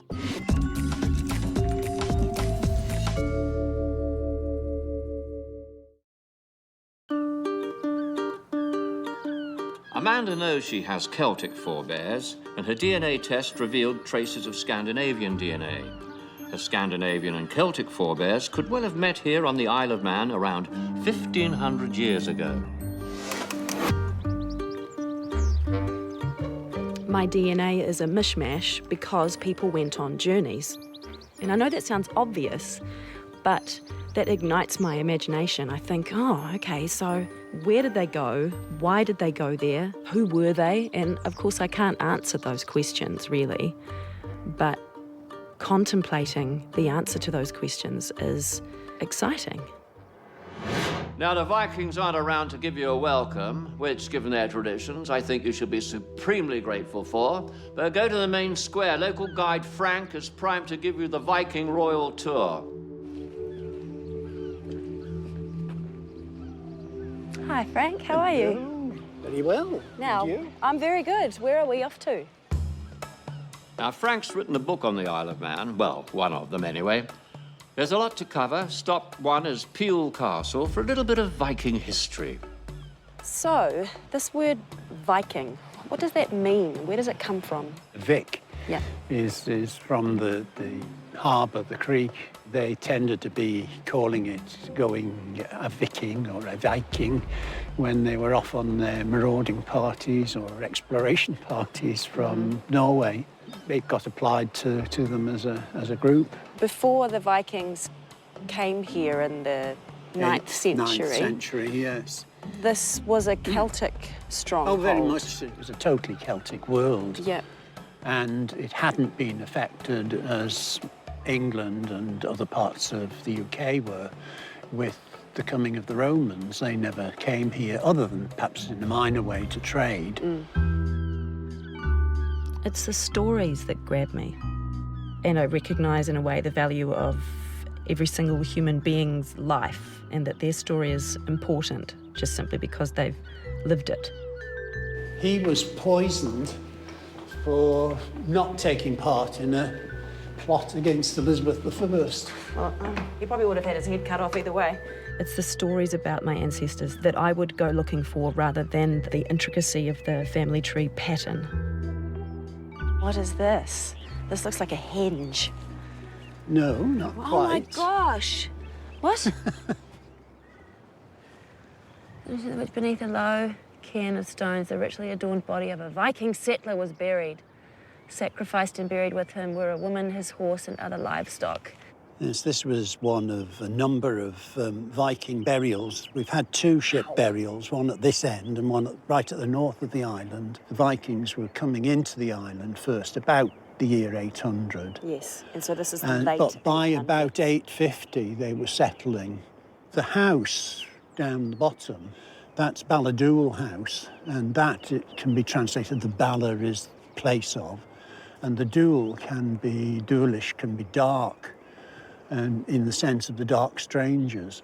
So these were the dark-haired Vikings rather Dark-haired than the fair-haired, Vikings? blue-eyed Vikings. I didn't know that that. Oh, yes.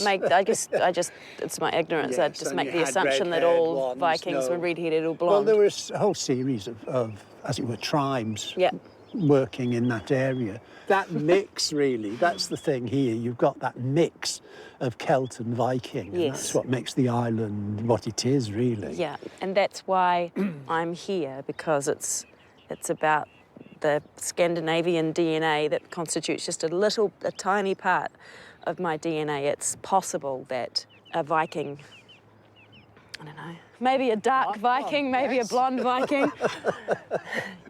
He met someone and fell in love and had, you know. Stranger things. Stranger things have happened.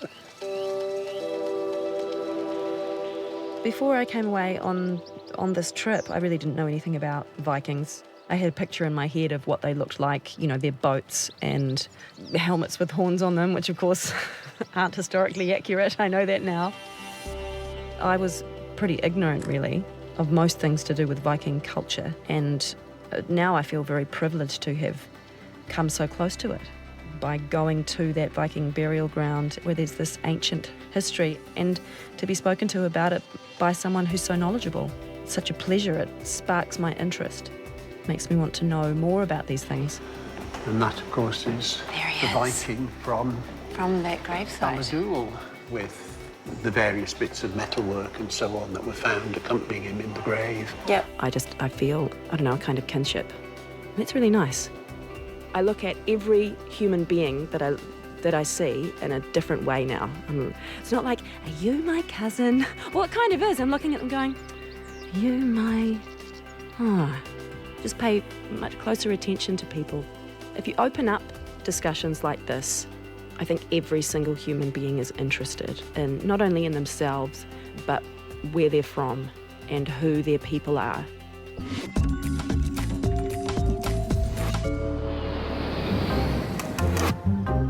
Meanwhile, Sam is in Sardinia because his ancient ancestors came from this Italian island. Sam only has small traces, but their DNA is very distinctive. Hi, Sam.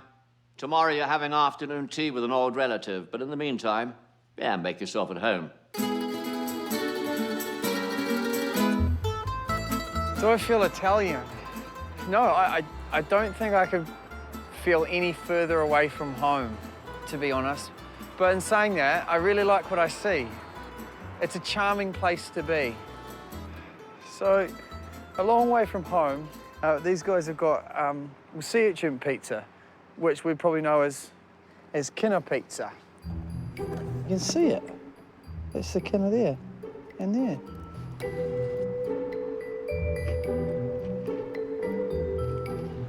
It's kind of delicate, I guess. It's crunchy. There's actually a shell in it, I guess. You wanna try? He didn't even eat it. Come on, mate. Let's go get some steak.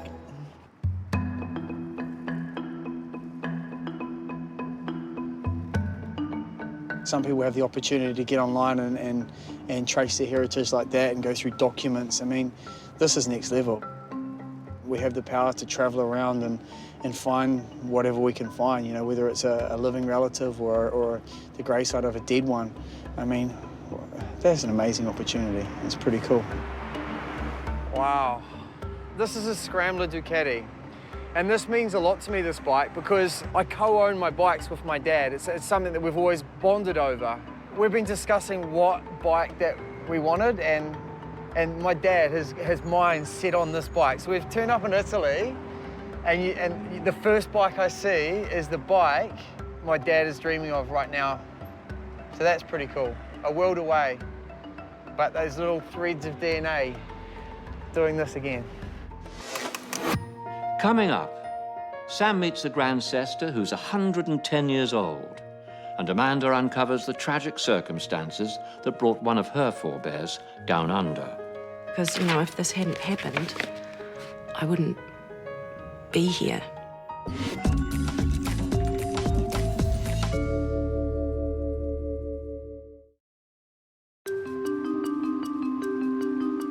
actress Amanda Billing has always wanted to uncover the origins of her dark colouring. And with Welsh ancestry, Spanish blood, and stories of potential Viking connections, we can cross that off the list. But there's still a dark tale needing some investigation. I found out that on my dad's side, my great-great-great-grandmother, Isabel, she was sent to Tasmania. I don't know anything really about her, but her family wiped her from existence, basically.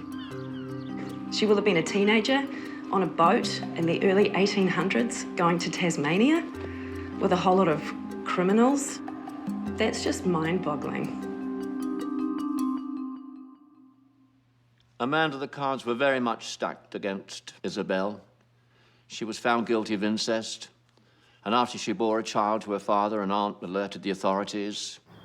She was tried in Edinburgh and sentenced to life. It may not sound lucky, but being sent to Tasmania to serve out her sentence did give her a second chance at life. We've arranged access to the accounts of her trial for you to read. Far out. This was just a story that my parents told me about when I was asked if there was anything in my background. And it was a bare bones thing. I had no idea there was all of this stuff. William Cuthbert came to the house about 6 o'clock in the morning on Saturday, and that when his daughter heard him coming, she sprung from bed, declared she would rather suffer death than go into his presence again, and concealed herself beneath the bed. Jesus. What a tragic mess. It's very weird. There's all of this detail. Before it was just this thing that my parents had told me about that none of us really knew about, and now I've got all of this and I don't know entirely how I feel about that.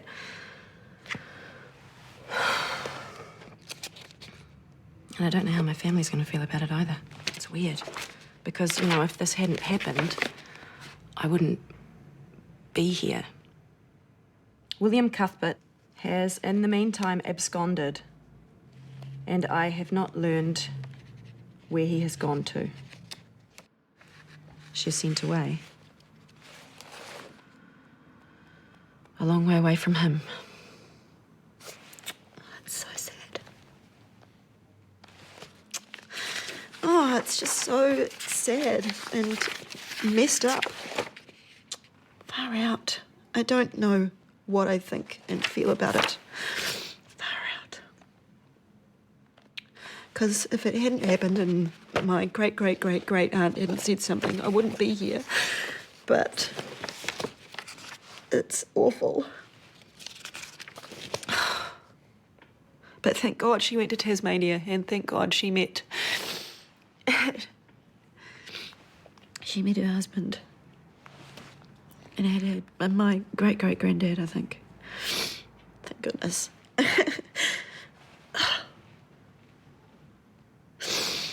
Far out.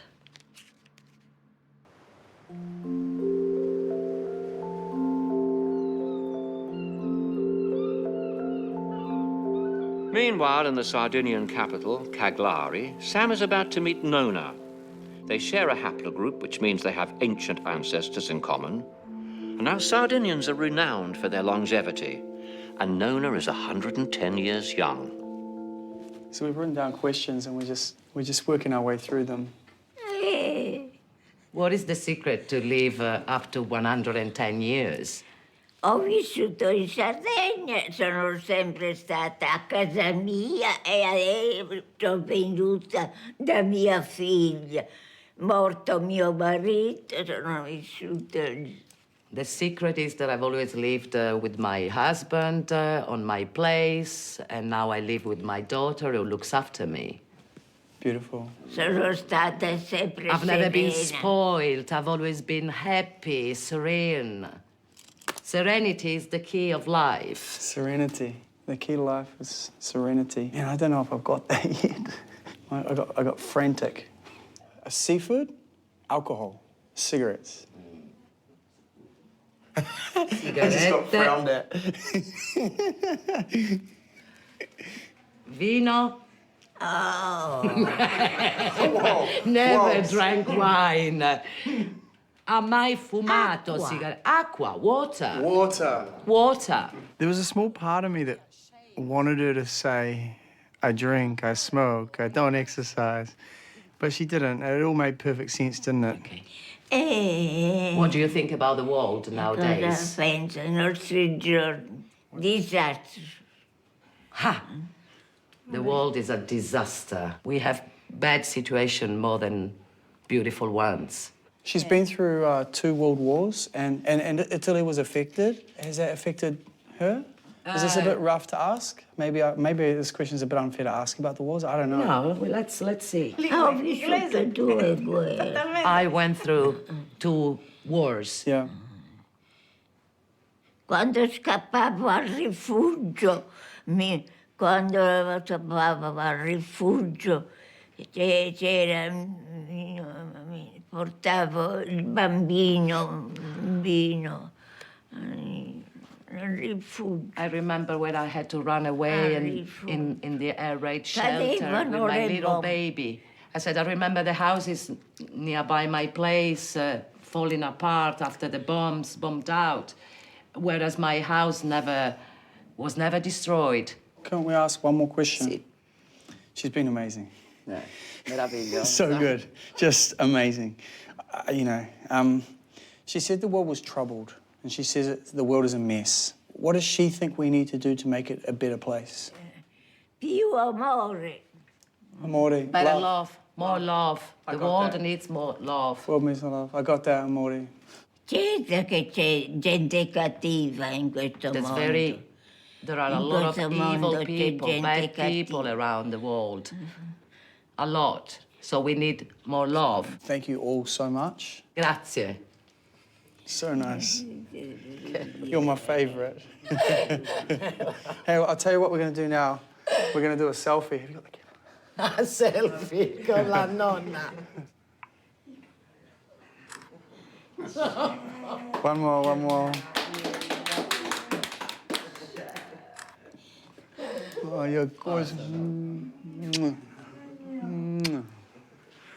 15 years of television.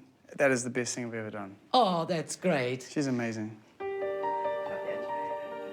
mean, it's a real privilege, isn't it, to be traveling the world and following your ancestry, but to find someone like that, 110 years and so much to give. When she looked at me, I could tell she was speaking to me. I definitely connected with her, and that's kind of cool. Bellissimo. I guess the other thing that kind of got me in knots a little bit was the fact that, she's 110, but my grandmother's 96. And I haven't really spent a lot of time with her since my grandfather passed away, and I've never sat down and asked her, what the secret to longevity, happiness, and where she thought the world was going or what's wrong with it. And I know that if I sat down with Nan, I know it's all there, and I just haven't taken the time to do that. Not all of our personal histories involve fanciful stories of kings and castles, but our ancestors, whoever they may have been, or whatever battles or demons they may have fought, make us who we are today. And thanks to the DNA detectives, science is reminding us that they are there in our DNA even today. So, who's going to be curious enough to take the test next week? Why don't you tune in and find out?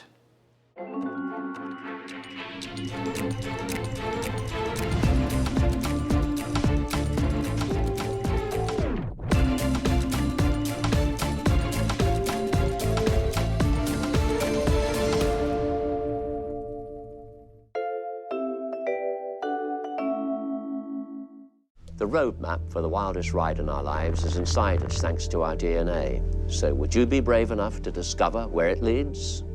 12 New Zealanders have, and they're about to find out what really runs in their blood.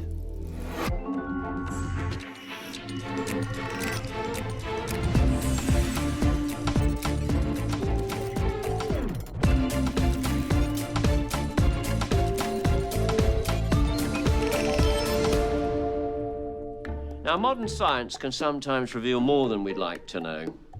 DNA testing is about to throw cricket commentator Lee Hart and presenter Sonia Gray a curveball or two. So I'm not probably going to inherit this? It's unlikely. Okay. Yeah, I don't know why families have so many secrets. Lee Hart is known for casting his humorous eye over everything from cricket to sausages, but when it comes to his family, things get very serious. His DNA results will take him on a surprising journey, but first, here's his own take on his family's history. On my father's side, we came from Birmingham in England. I know very little on my mother's side. Her father, we know, came from Australia. There's been a rumour or legend that there could be Aborigine in the family somewhere, which would explain a few things on our side. A few of us go on walkabout here and there. I think I'd like to find a family history which is very similar to the characters that are in it now. I'd like to think they're sort of down-to-earth people, the characters perhaps. I'm a father, we've got 2 children, a boy and a girl. I feel a bit more of as if I'm doing it on behalf of the whole family. My kids, my parents, my brother, because we're all getting the information, the same information. I just happen to be the courier and just hope I don't stuff it up. Ah, hello, Lee. Welcome to the Inner Sanctum. Thank you. Great to be here. So, Lee, you were born on the west coast of New Zealand, and yet you have a South American connection. Yep, born in Greymouth on the west coast, which is a coal mining town. And my father was a coal miner. Around about the time I was born, he gave that up and got involved in tunnelling, you know, hydro schemes. Okay. So we left and went overseas. As I say, we were living 13,000 feet in the Andes in Peru, so it was a very strong sort of formative memories for me before I came back to New Zealand. And it was only when I was about 10 that I started to even get a sense of my New Zealand roots. I have a world map here that's going to show you the countries where your DNA markers are. You ready to watch this? Sure, yeah. Well, Lee, no Aboriginal DNA here. You're as English and Irish as it gets. But your DNA also has 3.4% Scandinavian markers, which could mean a touch of Viking in your past. And of course, the Vikings came out of Norway, across the Northern Isles, which fits in with the other results we see for you. And we found over 931 DNA matches, and you're about to meet a few of them. But don't go packing your battle axe yet. All is not as it seems. Well, that's all you need to know for now. Take that with you, and happy hunting. Thank you. Bye. Actually, a battle axe might be very handy for where Lee's going. But so long as he packs his luck of the Irish, he should be okay. Text from Richard. Never been there before. Exciting. Wonder who pays for the texts, me or him?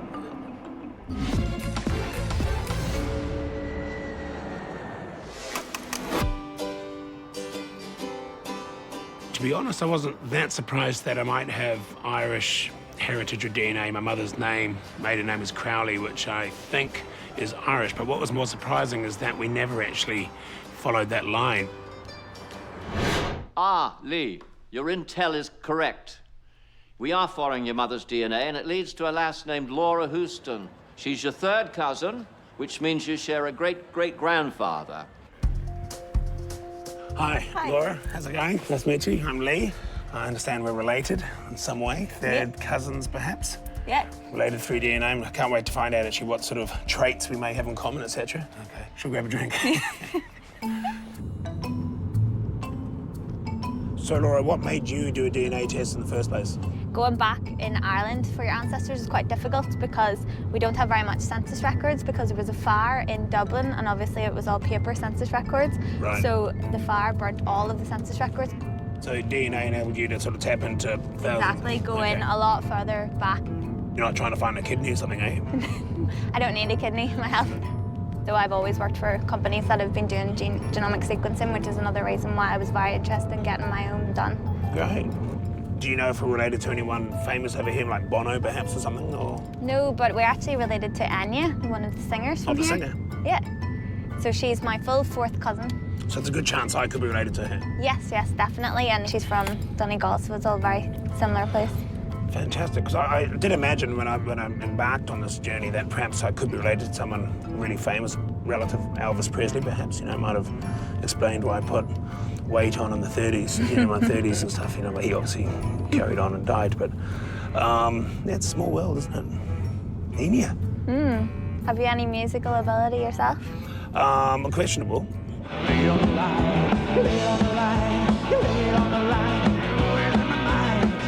think I'm musical in the sense that I love music, and I used to play in bands with my brother, and that's all I did for a while was music. My father used to play drums, that's why I got into music. He was in rock and roll bands, so I think I'm musical, but I'm probably more musical than I am talented, if that makes any sense. So these are your haunts around here? Yes, exactly, yeah. When the sun's out. When the sun's out, Yeah, it can be pretty miserable in the winter if you're outside. Plenty of live music? Yeah, I mean, there'll be live music in every pub here. I love it here, it's cool. Cheers. Cheers. Nice to meet you. So, how can DNA prove that two people are genetically related? Tests have been developed that map our DNA, and that means we can now screen for inherited disease and even decode our ancestry.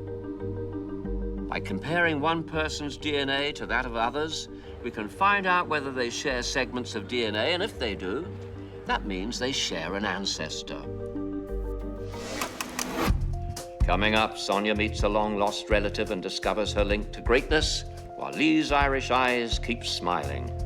Technically, he is a relative, so at what point can I ask him if I can borrow some cash?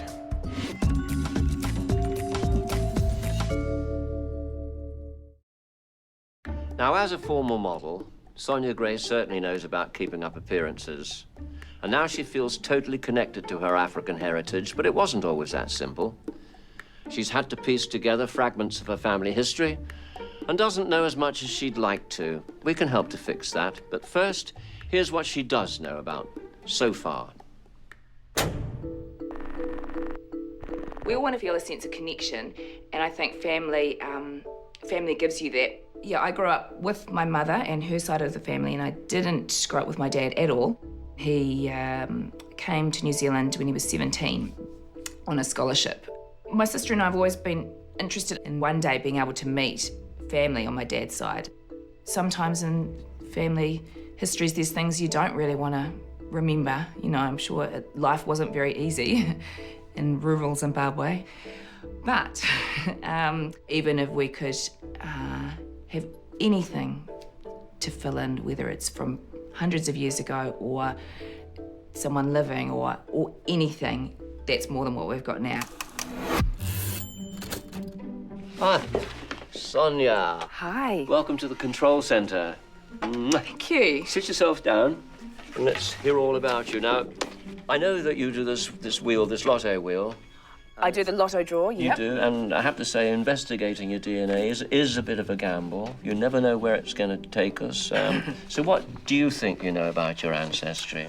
On my mother's side, I know quite a bit because various people in the family have taken on the genealogical role, and yeah, it goes quite far back. Come on, could be a bit more Okay, forthcoming. so there's some English, some Yes, Irish, yes. some Scottish, Okay. some Italian, I Oh, think. yeah, well, we might have something to support that evidence. Really? That's possible. Really? Yeah, we'll get there later on. What about your dad's side, then? Okay, so my dad is from Zimbabwe. That's about as much as I've got. You don't know much about that at all? I have twin girls who are Yeah. 6, and I feel a responsibility for them to learn more About their past? Yeah, and particularly for their kids, and for my sister, and for her kids, and for... Let's have a look at what we've got so far, shall we? Your DNA does show that your dad's African ancestry is clearly West African here. Zimbabwe is more to the east. Really? Your mother's side shows British-Irish DNA, a splash of Southern European too, and that could be the Italian. Yeah. The lab have also found 925 DNA matches for you, darling. So you're going to have to prepare to meet some of those relatives rather soon. Now, before you go, I want you to take this with you, and we're going to keep in contact via that little contraption. Okay. And all I can say is, you know, have a lovely journey. It's going to be a fascinating one, I'm sure. Take care. Thank you. Bon voyage. See you soon. Getting to the roots of her DNA is going to show Sonia that she has a connection to the one man who really did know the long walk to freedom. Sonia, no doubt you're primed for travel to exotic climes, so prepare to board your first flight bound for Australia.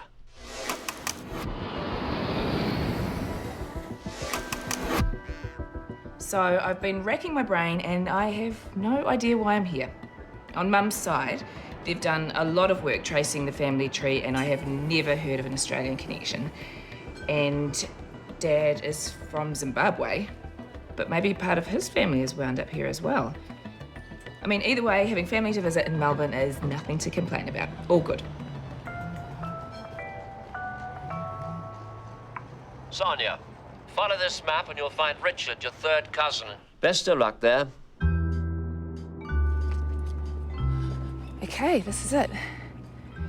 This is quite random. Hi. Hello. Come on in. Hi, I'm Sonia. Oh, hi, I'm Richard. This is actually really exciting. I didn't know I had any relatives in Australia at all.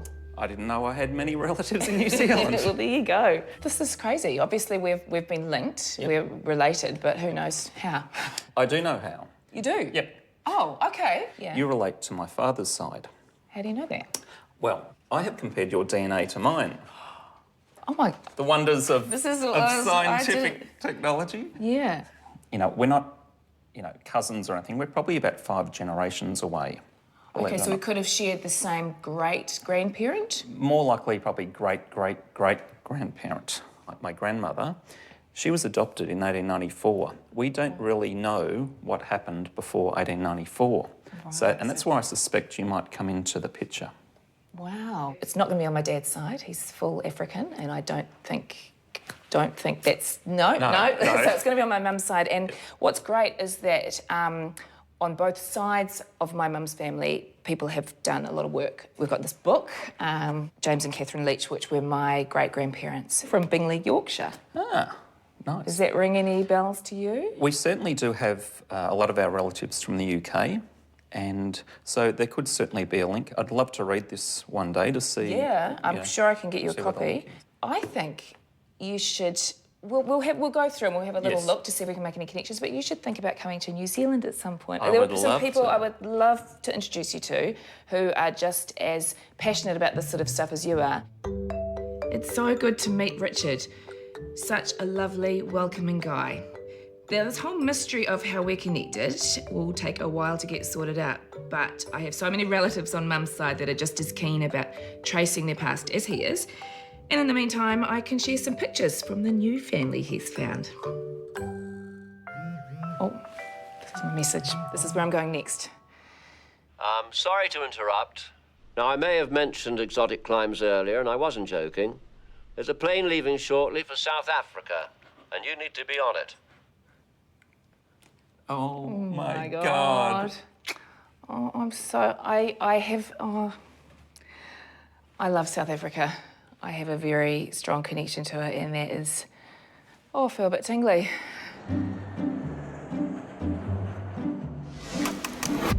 It's pretty wild to be back in South Africa because this place is really special to me. First time I came here was 15 years ago. Came here to model and landed in South Africa. Knew no one, no connection at all to this place. Touched down in Cape Town, stepped out of the airport and just said to myself, I'm home. Like, I just had that feeling and it never left me, and it's never left me. I've been here multiple times, spent a lot of time here. I've never really known why. I guess there's this connection to the people and to the place and that feeling like something's happened here, you know, you feel alive. Hello, Sonia. Now, I'm sure most South Africans feel that Nelson Mandela is part of their family, but you have markers from the very same haplogroup as Mr. Mandela, which means you share a distant relation. Oh, my God. I wasn't expecting that. That's cool. That's really cool. We've heard of the Vikings and the Celts, but there are other more ancient clans that we all belong to. These are called haplogroups. There are tiny fragments in our DNA we carry with us that help us to map out how our ancestors traveled the world from the moment they left Africa. Now, yours is one of the oldest. Through your father's DNA, you're in the same ancestral clan as the great man himself. So this information has me on quite a high. I'm not going to be coming down from that for a while. This guy he meant so much to so many, and he epitomised the struggle, I guess, in this country. And he's my cousin, kind of, sort of. I'll roll with that. It's nuts. It's awesome. Thank you, Sonia. Enough dreams of glory. Time to follow a trail a bit closer to home, genetically speaking. You're going to go north and head back 1,000 years in time. Happy trails. Next, Sonia discovers her 1,000-year-old connections with the tribe, while Lee checks out his family's old digs. So I'm not probably going to inherit this. It's unlikely.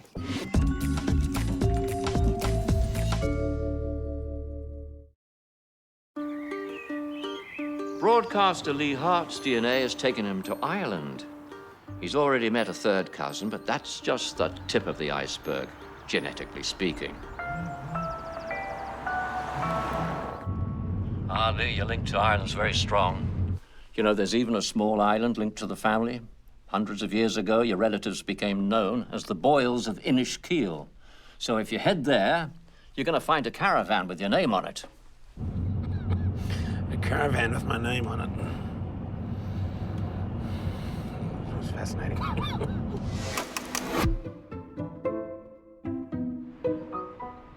Now, these days, the island of Inishkeel is abandoned, but the Boyle clan are alive and thriving on the mainland, where Lee will be meeting his fourth cousin, Patrick. A lot of questions for Patrick. I want to find out how he fit in, how it all came about, and of course, technically, he is a relative. So at what point can I ask him if I can borrow some cash? Must be the island that Richard mentioned. It's a beautiful spot. Wow. Patrick Boyle, I presume. You're welcome. What do you think of this part of the world? Well, it's beautiful, peaceful. Oh, very quiet. And you've been living here all your life? All the life, yes. I understand there's probably plenty of Boyles living in this. Well, there's a lot of them, but then they're all kind of interconnected as well. And those you'll meet tomorrow, some of them are connected to us, some of them are not connected to us. So we're going to meet some more? Yep. Around 30, we think. So it's hard to believe that my DNA pretty much started, a lot of it, here in this caravan park hundreds of years ago. Well, it would have been a caravan park then, No, no. but it would have been farmland. I mean, I've got so many questions I want to ask you over the next few days, but I'm home now. Well, so I suppose we should delighted. crack open the good stuff. Well, that's a bit early in the day now to be cracking open the good stuff. Well, on different times then. I always thought these travel shows with people on TV were always quite self-indulgent, I suppose, but then I got asked to do it and I thought, what a great idea. Patrick and Lee's connections are through Lee's third great-grandfather, Hugh Boyle. But the Boyles go back much further than that. In fact, their ancestral fort may date back as far as 1700 BC. Perfectly parked. So now we must welcome you to the home of the Boyles. Oh, thanks. Oh, but...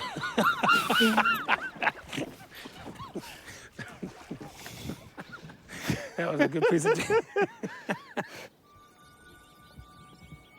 This is where we all originated from. Really getting deep into it. Yep. The name of the area would have been Boila originally. That would have been synonymous with the people that lived in this fort.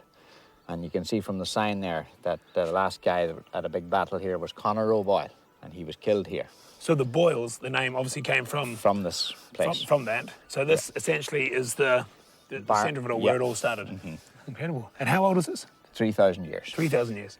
That's certainly taking the family back a bit. So I'm not probably going to inherit this. It's unlikely. Okay. Wow. So you can imagine, in here they would have had all their families, they would have been living in here, there would have been probably thatched houses inside here. Very, very small, low houses. So it's an amazing view, and you can see how it would have been so protected from people with this water. Yep. So do you feel a connection, a specific connection with this place, being a Boyle? Yeah. We would look on this as our own heritage, our own family's heritage, because it can be traced back for years and generations. And you would have come here as a child, I suppose? Yes. Well, every Sunday evening, brown trout fishing, making about, bring the girlfriends out. Oh, yeah, okay. If these walls could talk. I don't want them talking now. I think there was a moment for me when I sort of broke through with Patrick. It's very strange. We're thrust together and expected to get along, and I think that moment happened on the island at the fort. You know, talking about his teenage years, coming over to that island and bringing girls, etc., over there as a teenager, and I could relate to those experiences, you know, having a few beers, that kind of thing, as you're growing up. So for me, that was certainly a time where we connected.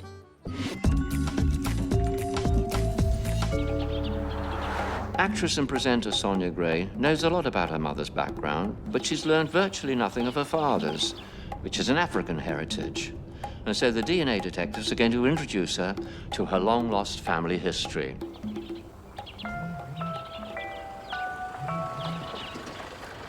Now, Sonia, we know that your father was from the village of Rusapi in Zimbabwe, and we are trying to get you into that region, but it's tough going. We're working on it. So in the meantime, we're sending you up to the border to spend some time with those people from his tribe, the Shona people.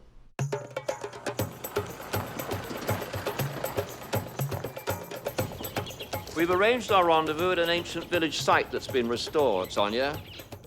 Now, they won't be arriving until dark, so local expert Robin is going to give you a little Shona village background. Where we are now is basically an old, ancient village. Based on the traditions of the Shona people. And if you have a look at the structure, these rocks, for example, they're all packed very closely and horizontally. So this definitely indicates that it's Shona. So this sort of hut would still be in existence today, or not so much? Very much so, yeah. If you go into the rural, like the really, really rural parts, you still find these huts. So your father's family would easily have lived in a community just like this. They still exist today, and they certainly did exist when your father was around. That makes sense to me, actually, because my father's spoken of the straw roofs on the hut that they lived in, and the fact that it would, in thunderstorms, it would blow off. Yeah. So this is probably what it looked like. They're very exposed to the elements. Fire's another danger as well, because these things do go up in flames. And there's constant repair of putting mud on to keep it in place and to look good. So it's not something that you put up once and it stays forever, like bricks. No, these things require a lot of maintenance to keep them going. It's one thing to hear these stories, not even stories, I guess, just little fragments growing up, but being here makes it all real. To see how my dad lived and to meet other Shona people and see their dances, I mean, far out, it's great.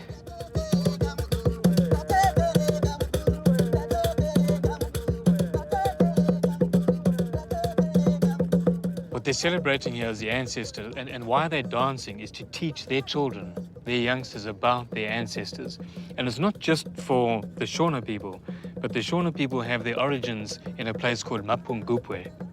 So they're celebrating all the peoples, singing for all the peoples. All those tribes that originated there. That originated in this place called Mapungubwe.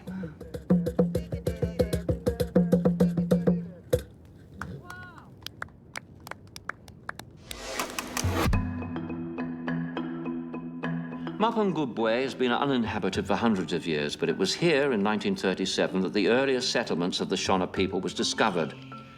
They were obviously a thriving community, and discoveries such as glass beads have proved that they were a hub of trade as well for Southern African people.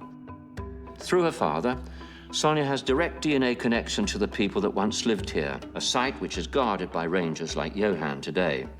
Okay, so this is Mapungubwe. Oh my God. This is Mapungubwe. Yes, Mapungubwe. So I've recently found out I'm of Shona descent, and that connects me to this place, doesn't it? Yes. People who occupied this place, from here they went to Great Zimbabwe, where definitely is the Shona people. These were my ancestors lived. Definitely it's your ancestors, because it's a Shona name, Mapungubwe. The Shona tribe have DNA indicating that they're originally from West Africa. And this means that they must have migrated from somewhere in that region to here about 1,000 years ago. It's right here that the earliest evidence of that Shona civilization's been found. So we're in South Africa, here, and just across that river is Zimbabwe. So close. And there's Botswana. So it's amazing to think that my ancestors probably followed the water down from here hundreds of years ago settled here. This was the beginning of the Shona Kingdom. And then just popped across to Zimbabwe. That's the closest I've ever been to Zimbabwe, where my dad is from, and of course, generations before that. It's the closest I've ever got, and that's pretty cool. Next, Sonia takes an expedition to her father's homeland, while Lee meets a pub full of boils. A bit of a boil up, as we call it in New Zealand.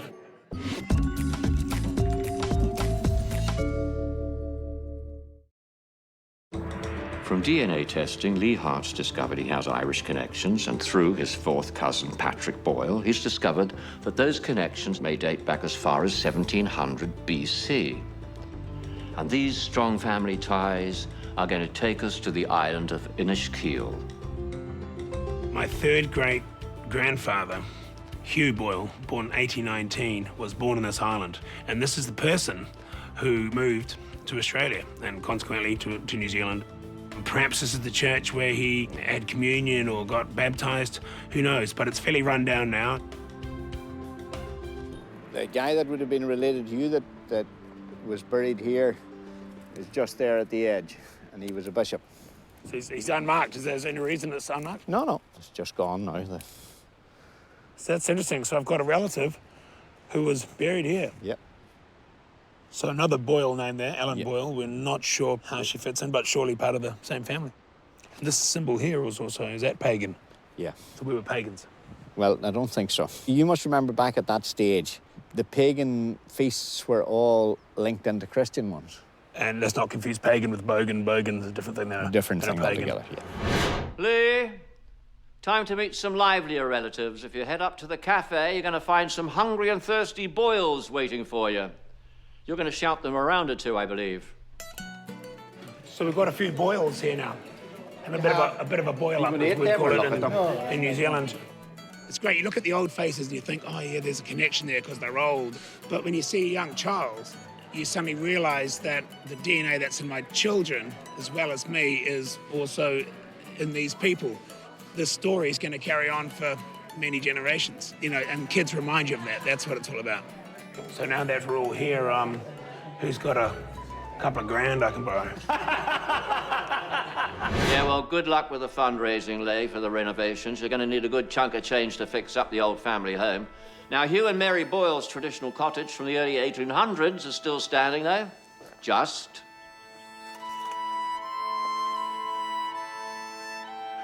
So they would have had dinner here. They would have every decision they made, they would have talked about perhaps moving to Australia, probably right over here. You know, it's hard to imagine even who they were, but what is amazing is the fact that had one of them had not been born or even moved, I wouldn't have existed at all.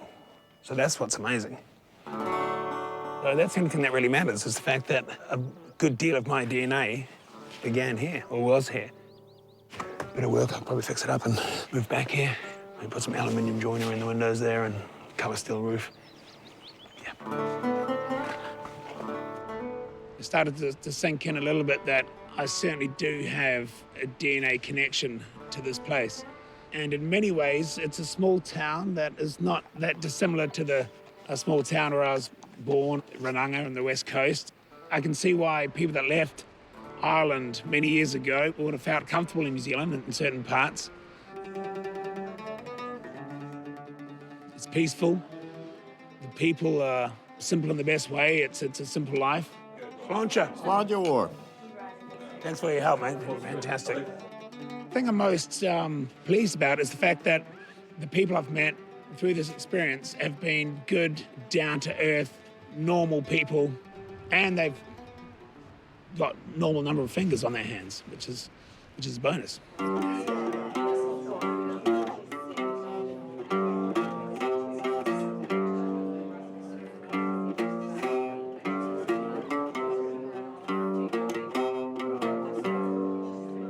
An old Irish song I used to play back in the...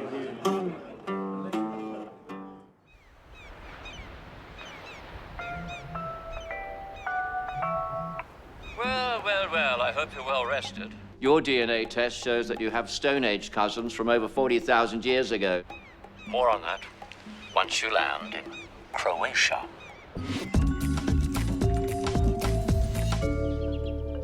Meanwhile, in South Africa, actress Sonia Gray has been on the DNA trail of her Zimbabwean father's heritage.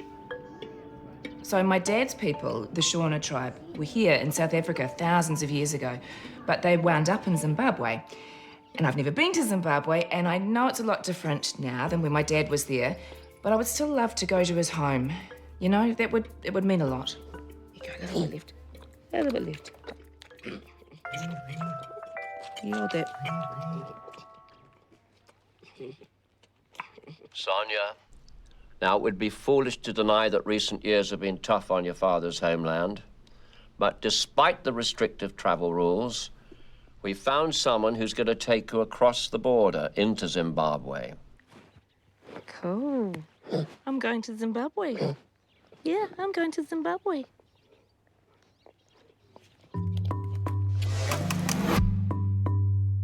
Now, as we all know, Zimbabwe isn't an easy place to visit these days because, under the controversial rule of Robert Mugabe, those who oppose the government have been beaten, vanished, or killed. The economy's collapsed, and many have fled to South Africa to provide for their families. Agnes is one of many Zimbabweans now living in South Africa, and she's agreed to take Sonia over the river to their shared homeland. You're Shona? Yeah, I'm Shona, yes.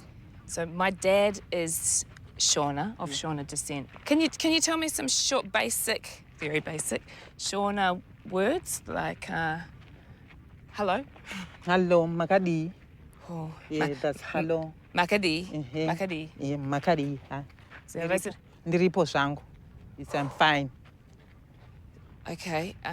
So I say to you Makadi, and you say Ndiripo shangu. Ndiripo shangu. Yeah, it's I'm fine. So tell me about your family, your children. I've got 3 boys and 2 girls. The twins are 17. You have twins? Twin boys. Twin boys? I have twin girls. Okay. This is actually, I've always been interested in this because I fell pregnant with twins and everyone in New Zealand said, oh, do twins run in your family? And because they don't run on my mum's side, but someone said to me, twins are very popular. Very popular and very common in Africa. Really? Yes, yes. Even, you can have even 4 quadruplets. Yeah, even triplets. It's very common, yes, here in goodness. Africa, yes. So I'm glad I just got the twins. Yes, yeah. Life in Zimbabwe these days is very difficult because of the political situation. But long before the political situation, life was so good. Are you hopeful? Yes. For Zimbabwe? Yes, yes, yes. Yeah, I suppose you have to be, yeah? Mind the steps, the stones. Slippery, eh? Yeah. Ta-da! And we're in Zimbabwe, yeah? Yeah. I made it, finally. How do you feel to be in Zimbabwe, Sonia? Well, I've waited a long time to be here, and it's good. It's a triumph. Right. Like a home away from home. Yeah, in New Zealand. How is it in New Zealand? New Zealand is my home. I'm a New Zealander, and I'll always be a New Zealander. Your home is Zimbabwe, it's not New Zealand. Oh, now I'm torn. Yeah, you're between 2 tribes now. Yeah, I am.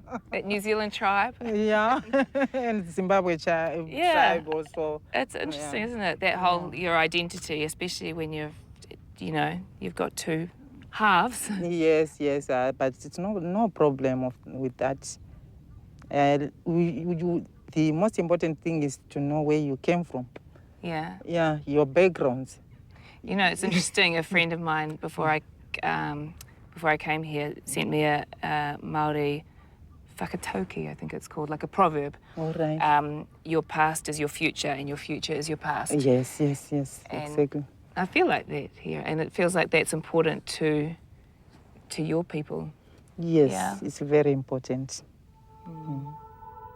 I feel like the big piece of the puzzle of who I am has been filled in. It's quite a peaceful feeling. Yeah, just to have a story. You know, when someone says, where are you from? I used to say Wellington. Now I will proudly say that I am half Zimbabwean of Shona descent, and if anyone's interested, I can tell them the history. Coming up, Sonia finally gets a glimpse into her father's living history, while Lee travels to the home of his Stone Age ancestors. So they obviously found a lot of bones here. Yes. And how old are they? 120,000 years.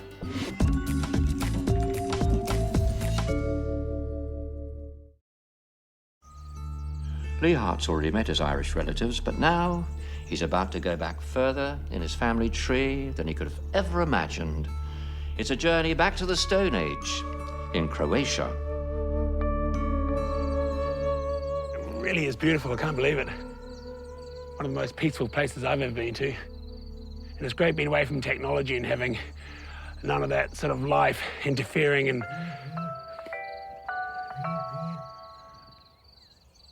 I'm so sorry to interrupt you, Lee, but you're living proof that Neanderthals hooked up with humans before they died out, because 2.7% of your DNA has Neanderthal markers.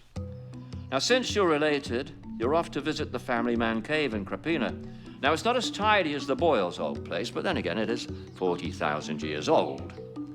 Local guide Tanya will meet you for this very unique open home. So we are actually on the Neanderthal site here in Krapina. It's the largest Neanderthal site in Europe and one of the oldest here. Okay, so they obviously found a lot of bones here. Yes. And how old are they? 120,000 years back. Oh, okay. Yeah. And they're probably more advanced than we first thought. Yes, some findings say that they could even talk. It wasn't really like we do today, but they did have a certain way of communication. Language, yeah. Which is amazing, because obviously humans and Neanderthals were living alongside each other. They were living in some kind of a tribe.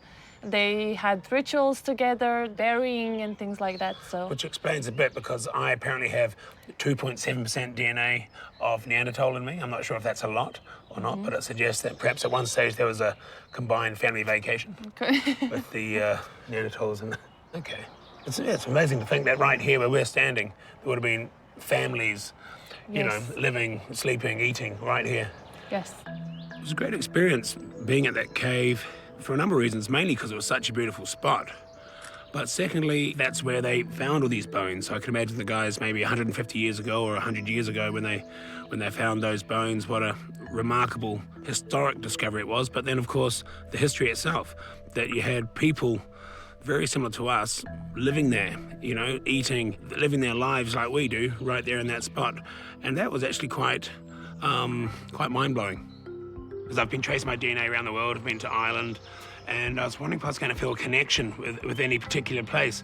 And it's amazing, I've come back this far, and this is the first place I've started to feel an eerie feeling about the fact that ancestors were here before me.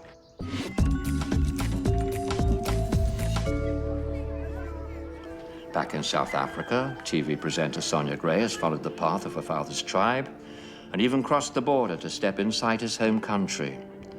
But much of his history still remains elusive. It's been great learning about my people and my history. But even though I know what the Shona did thousands of years ago, I still don't know anything about my dad's history. I don't even know what his parents' names are or what his life was like growing up. And I want to fill that gap. I wish I could fill that gap. Sonia, we know that you wish to know more about your father, and your wish is our command. On the table there's an envelope containing a dossier about his past. Now, as you know, Sonia, his tribe are the Shona people, and he grew up speaking their language. He spent his early years in the village of Rusapi in eastern Zimbabwe. He would swim in the river, play soccer and cricket. My dad played soccer and loved cricket. I love cricket. There you go. Now, his parents wanted him to get an education and sent him to school in the capital.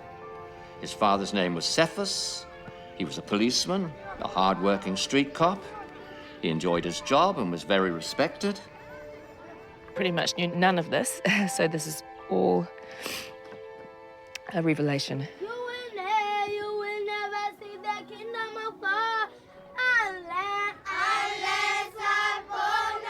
His mother's name was Christina, She was very religious and encouraged John to attend Sunday school and become an altar boy. I'm really happy that it sounds like my dad and his family had a happy life, because I always had the belief that it wasn't good because he didn't talk about it. So it makes me really sad that I didn't know any of this until now, to be honest, because it's all positive things. There's nothing negative here. And I think it would have been, it's all positive information, and it would have been really nice to just have known it and have it as part of our story. But that's cool. I know it now, and I can pass it on to my children. I don't know why families have so many secrets. He had 2 younger sisters, Winnie and then Gladys. Unfortunately, they both died. But Winnie had 2 children, and this means that you've got cousins in Zimbabwe. And unfortunately, we don't know their names at this point of the game. I didn't know that his sisters' names were Winnie and Gladys. So that's really nice to know, to have some names, you know?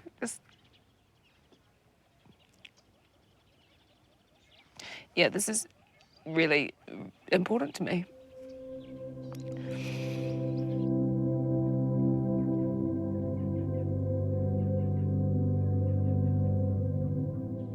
You know, when you feel like a whole lifetime of stuff you've held in is just...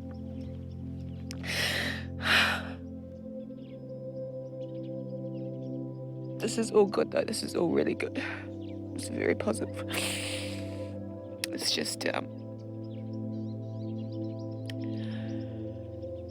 it's just quite a lot to take in. Even though it doesn't seem like it's a lot to take in.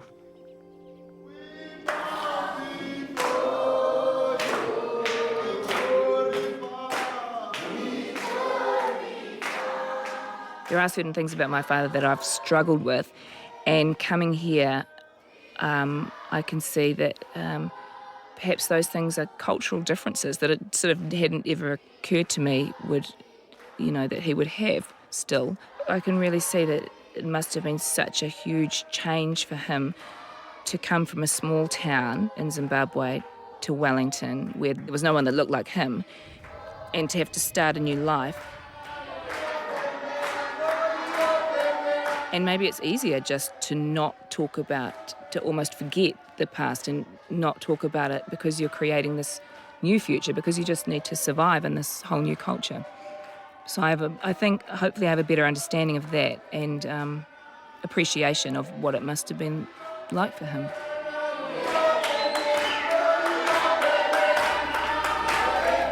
Learning about our DNA can certainly give us a fuller picture of who we are and help us appreciate the way our diverse heritage mixes to make us all unique.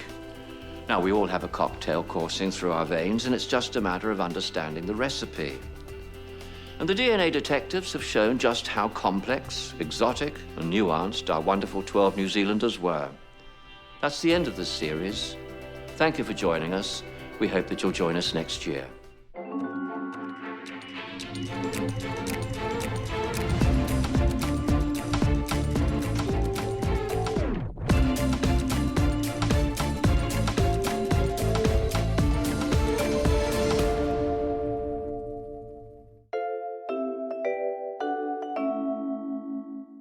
The roadmap for the wildest ride in our lives is inside us thanks to our DNA. So would you be brave enough to discover where it leads?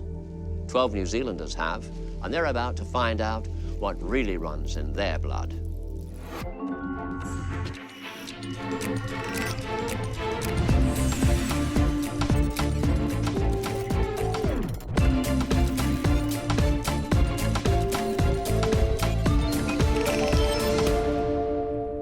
Chef Michael van der Elzen and controversial broadcaster Dave Farney are about to link up with relatives both old and new. That is genetically linked to me. Yeah. 8,000 years ago. It's my father's village. No, really? Now, for food mad Michael van der Elzen, much of his Dutch heritage has been kept alive through his mother's cooking. However, more concrete details of family life in Holland have been a bit thin on the ground, and we're about to change all that. But first, Let's see what he does know about his lineage. Ma and Pa came to New Zealand, came over from Holland. When they landed on the New Zealand shores in 1963, they took Holland and they kind of put it in a box and they shut that door, particularly Dad, not so much Mum, but Dad. New Zealand was his new home. We never spoke about Holland around the dinner table, and we never spoke about his experiences as a youth. They went through such dark times, in those 1940s to 1947, I guess. They were children during the Nazi occupation. That must have been horrific. So maybe he's just locked it away. Mum would talk a lot more about her upbringing, a few little snippets here and there, but it's only one generation. That's it. I don't know anything else further back. Nothing. Zip, zilch. Mike. How are you? Come on, sit yourself down. Okay. Let's get to the nuts and bolts of your history. Where were you born? I was born in Henderson, Okay. West Auckland, so I'm a Westie. Okay, so what was it like growing up for you? Fantastic. Dad started a chicken farm. Oh, did he? His family and the chickens. Excellent. And our family came together over dinner. And my parents spoke Dutch at home. The food was very Dutch. My mother kept, there was 5 or 6 dishes that was probably passed down to her from her mother. You did, in your early years, meet your grandparents. Were those your mothers or your fathers?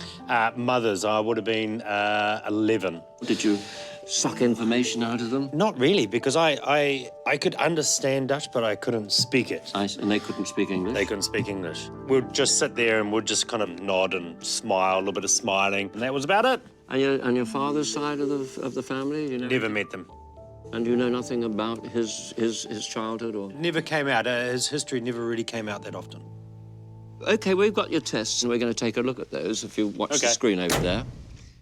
Your Dutch ancestry is clear, as are the French and German markers, and there's a considerable amount of Northern European DNA. Your relatives might have hailed from the likes of Sweden or Finland, with those Scandinavian markers. And the lab have found 856 DNA matches for you, so prepare to meet some of those relatives rather soon. But in the meantime, I want you to take this with you on your journey into the unknown. Okay, thank you. And this is the way we'll keep in contact with each other. And all that's left for me to do is wish you bon voyage. That's me, I'm gone. Yes, you're out of here. It was a pleasure. My pleasure. Bye-bye. Well, right now, Michael knows about one generation of his family, but he's going to be very surprised just how far back in time his DNA results are going to take him.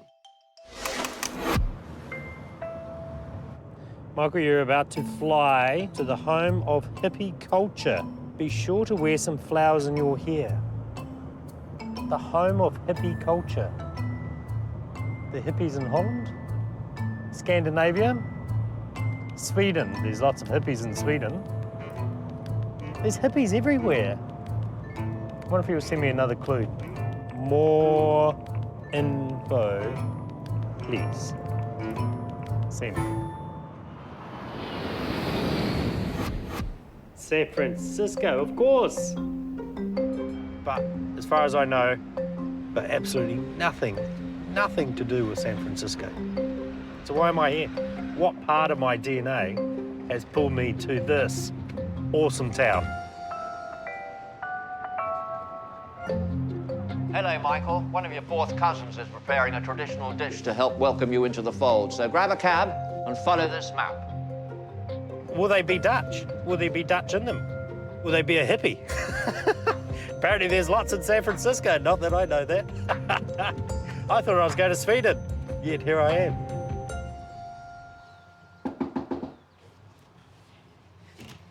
Hi. Hi, how are you? Good. Hi, I'm Nancy. Michael, pleasure to meet you. You're just in time. I have lunch cooking. Oh, yeah? Yes. And I knew that we were related, and I wanted to find one of the recipes my grandma had. Okay. Is it Dutch? No, it's Norwegian. Actually. Norwegian? No Dutch at all? We just have some DNA we share. It's an ancestor before 1903. Fourth cousins.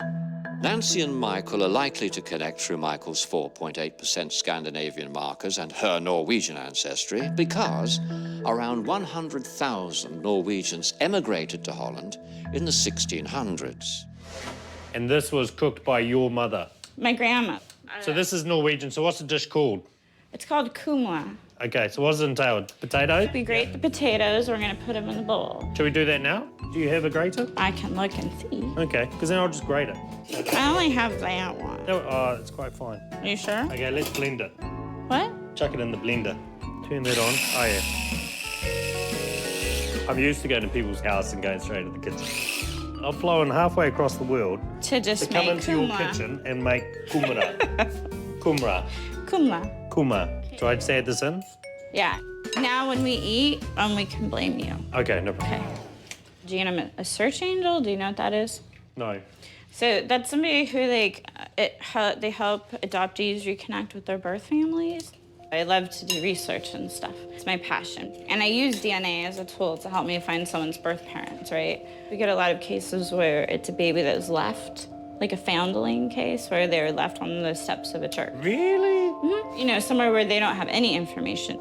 I did my DNA because, well, my dad died and I was looking for a half-brother that I have never met. In the process of doing that, I found that I really enjoy it. So, I haven't found my brother yet, but I did find a good hobby. Fantastic. One that's very kind of emotional. Yeah, it must be. But I think that with the DNA stuff, it actually has made it really easy for people to not only find missing people and missing family relatives, but also just to find more about who you are. So this is just bacon and... Butter. Bacon and butter? Isn't that horrible? But I think they needed stuff like this to give them energy. My grandma, she made it all the time. All the time. My mom loves it and I love it, but I've never actually made it myself. I haven't had it in 20 years.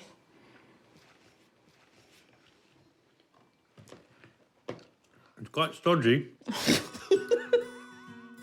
Maybe the dumplings need to be a little more fluffier. Today I found out that I am 5% Norwegian. Right, and you didn't know that before, No right? clue. And are you interested in knowing more? All right, now that I've started the journey, absolutely. So that's my extended family. So that's Ma and Pa there, and then that's my family. So that's Hazel and Ivy. They're so cute. And I'll show you a close-up photo. So that's Ivy. Her eyes are the same as yours. Oh my. So there's the eyes. Wow. That's pretty kooky, really. So cute. So that's us. That's my little world. Yeah. You miss them so much. Even if you go away for a short period of time, you come back and they've just changed so much. They grow up like that. I know, right? You got to be around them all the time.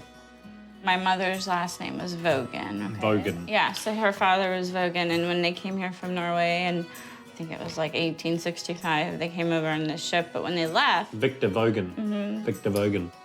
She looks a bit grumpy, doesn't she? She's Yeah, got but- that downward smile. That's when you're going to go turn that smile around. So that's that. Maybe you can improve the kumla recipe as well. Doesn't need improving, it's perfect. My grandma would probably agree with you. Well, maybe I could have improved it a bit. A few herbs, a bit of seasoning, wouldn't have hurt. Well, Michael, hopefully you've digested that meal. Time to move on. With a surname like van der Elsen, you're bound to feel at home in Amsterdam. Your flight leaves in 3 hours. We'll be in touch when you get there. I'm going to Amsterdam. That is so cool. I get to go to the Heineken factory. Coming up, Michael discovers an ancient dish his ancestors would have enjoyed, and Dave Farnay finds a tiger who knows a bit about his family tale. Her name was Carmen Maria Colom Peugeot. Wow.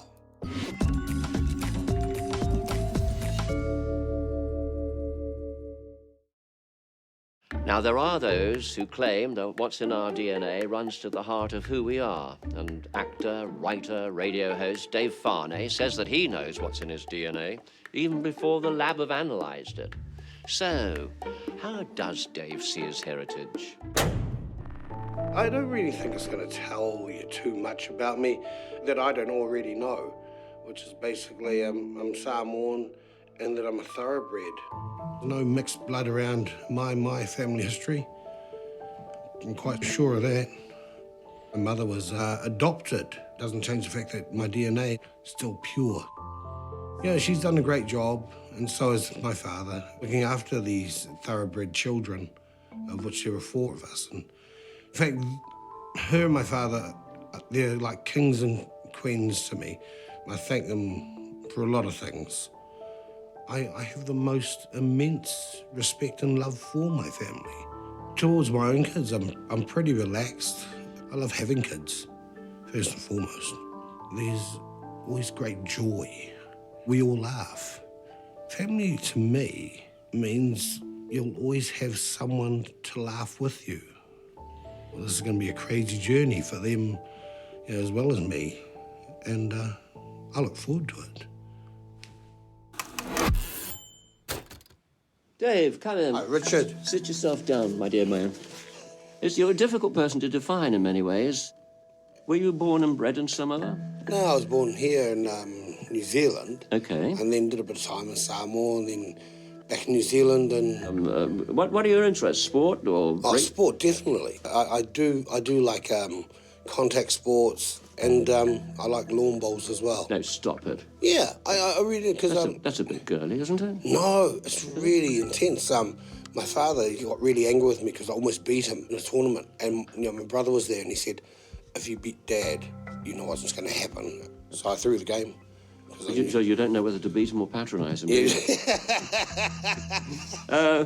We've got your DNA results in. If you care to look at the screen over there, we'll take a look at those. We can confirm that you are 100% Dave. Yes. But not 100% purebred Samoan. You've got 60% East Asian and Native American markers, and 32.5% Oceania. But that blue bit over there, that means 8% European DNA.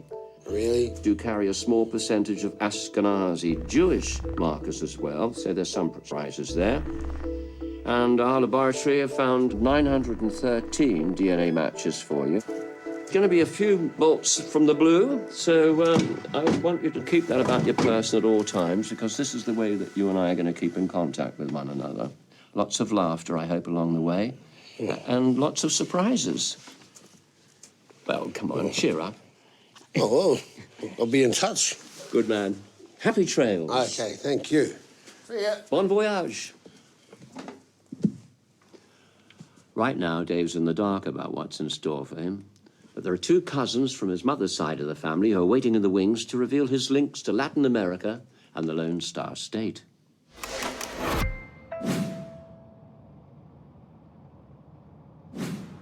Texas.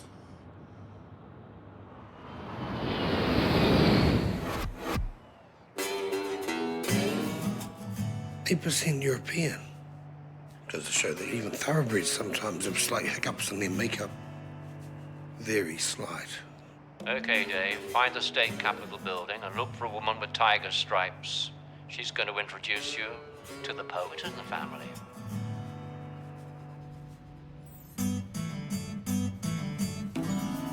So you're the tiger stripe. Hi, Dave.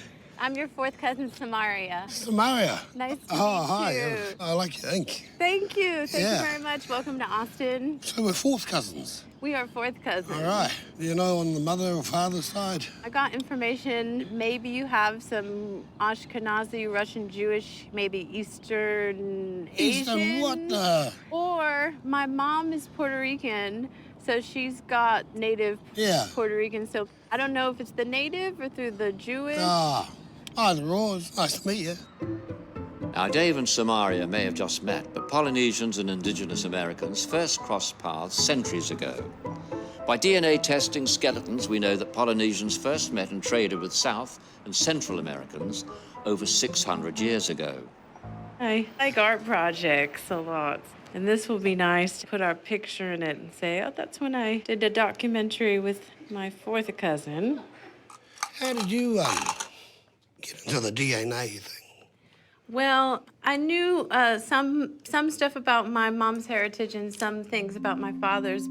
Dad's basically Russian Jewish, and my mom is Puerto Rican, which is African, Taino, which is the native, and some European, like Spanish heritage. And I wanted to kind of look more into that. My grandmother, she was a poet. I found out recently that in 1938, she had written a book of poems.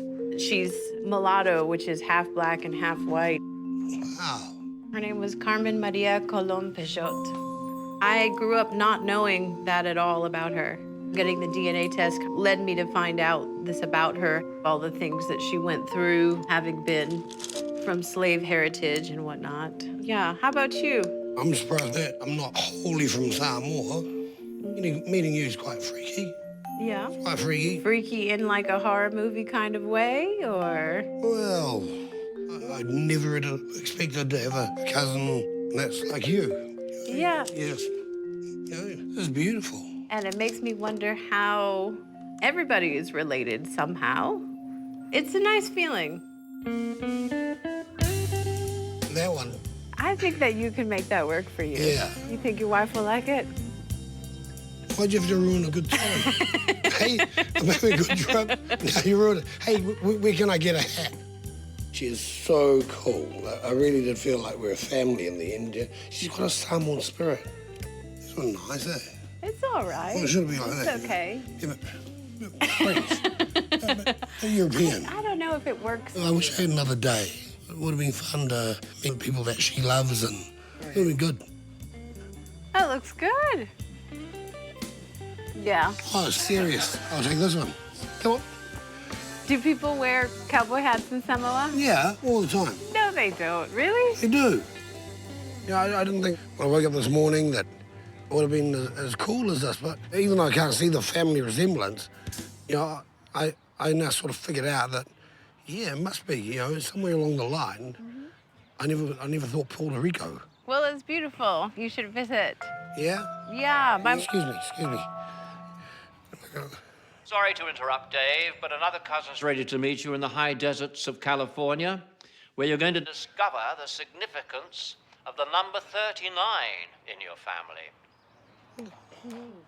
39.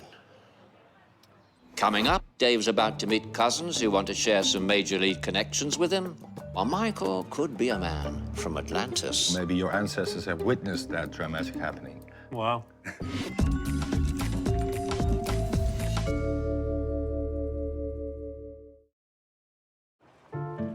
The DNA detectives want Chef Michael van der Elzen to enjoy the full smorgasbord that is his ancient DNA, and he's in for a global ride. Imagine having postcards from everywhere your ancestors have lived. Well, some of our DNA works in that manner. Scientists have put these markers into groups called haplogroups. When we do a DNA test, we can find out our haplogroups, which then lets us trace how our ancestors traveled about the world. Michael's about to find out that his haplogroup, H1 on his mother's side, will take him traveling back in time, and we've sent him to Amsterdam to await instructions. 15 years since I've been in Amsterdam. I was born in New Zealand, but I think the Dutch side of me runs quite strong. You know, both my parents were Dutch. It's important. Just got 2 Dutch passports for my girls. And it's a great thing, because I want them to come here one day. I do kind of feel like I am coming home in a funny way.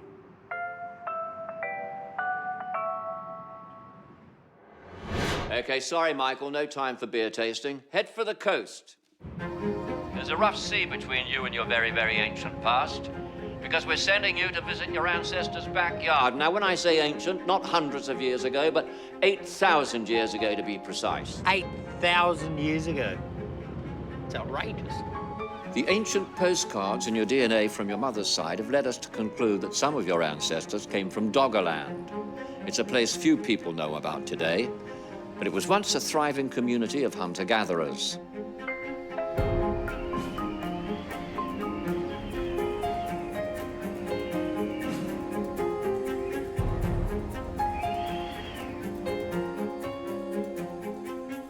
I think hunting and gathering sounds quite idyllic. If these Doggerland people are my DNA relatives, then they look pretty happy. I hope they were. Didn't look like they had much to fear. They might have seen animals like these, your ancestors. God, that's heavy. Look at that. It's a tusk. From a mammoth. Of a woolly mammoth. A woolly mammoth. Yeah, 11,000 years. 11,000 years, and you're allowing me to pick it up. It's outrageous. I'll just be careful. Don't break it. 11,000 years old. 11,000 years old. In a time, here's the southern North Sea, the present Dogger Bank, was an island, Dogger Island. That doesn't exist anymore. And when the sea level was even lower, there had been a land bridge between England and the mainland. Wow. And that land bridge is called the Dogger Land. There were deer running around the woods. Okay. I think your ancestors have been reindeer hunters. Wow. Incredible. In this area. These are all things that my ancestors fed on. They fished a lot. There was a lot of fish in the seas. They gathered wild vegetables and fruits from the woods. Paleo, you know? They're the real paleo people. Paleo's been around for 8,000 years. Yes, okay. And your ancestors have invented it. And we have found this piece of human skull, which must be about as old as your ancestors are. So I'm touching... You're touching... one of my ancestors. It's a part of the skull from behind the ear. Incredible. Incredible that I can touch something that is so old. Yeah. And that is genetically linked to me. Yeah. They were paleo, they were happy, but then there was a very dramatic happening in Doggerland. West of Norway, there's a fracture in the seabed. It became active 8,000 years ago, caused a tsunami. It was 15 meters high. 15 meters high. 15 meters high, and the island wasn't more than 2 to 3 meters above sea level. So it just got by wiped that out? time. So it was completely wiped away, just in one big tsunami wave. So my ancestors were wiped out overnight? Yeah, they've wiped the complete island away. But because they were seagoing, they had their canoes and could... So some got away? Some got away, I think. Or maybe your ancestors have witnessed that dramatic happening. Wow. Incredible. In this area. Wow. That's great. Yeah. Can I put that in my pocket? No. No. I'm sorry, this is a very important piece. It stayed here. I never thought I would, in my wildest dreams, be able to do that. To know where you first came from, all those thousands of years ago, that's pretty cool. Meanwhile, sportsman Dave Farney has made it to Hesperia in California, and he's about to find out his DNA connects him to an epic angel with the number 39 on his back. 39. Must be getting close. Ferocious dogs. Don't worry about the dogs, Dave. They won't hurt you. Just keep walking down the street. Look for a lady in red. Don't like American dogs. They've got big American teeth. Hi. There we go. I'm looking for you. I'm Paki. I'm your fourth cousin. Yeah. Hi, Dave. This is my wife, Nikki. Nikki. Yeah. Nice to meet you. American Samoan. Yep. Yeah. Welcome to California. So you're a long way from Samoa. I was born in San Francisco. Yeah. And when I became 3 years old, my dad wanted to go back to American Samoa. We were all raised in American Samoa. And then I joined the service. What service? Army. United States Army. You know, my wife, she did this for me when I got promoted to captain. Captain? Yeah. Wow. Yeah. 22 years in. This was actually the last letter my dad wrote me. You know, I always keep it close to my heart and it keeps me grounded and refocuses my life when it starts to get out of out of sync. Basically just says that, you know, he's proud of me and that I love what it says here, you know. I love you and keep up the good work, you know. Yeah. As dads do. Yeah. They're very simple words. Simple words. Yeah, they mean so much more. Mm-hmm.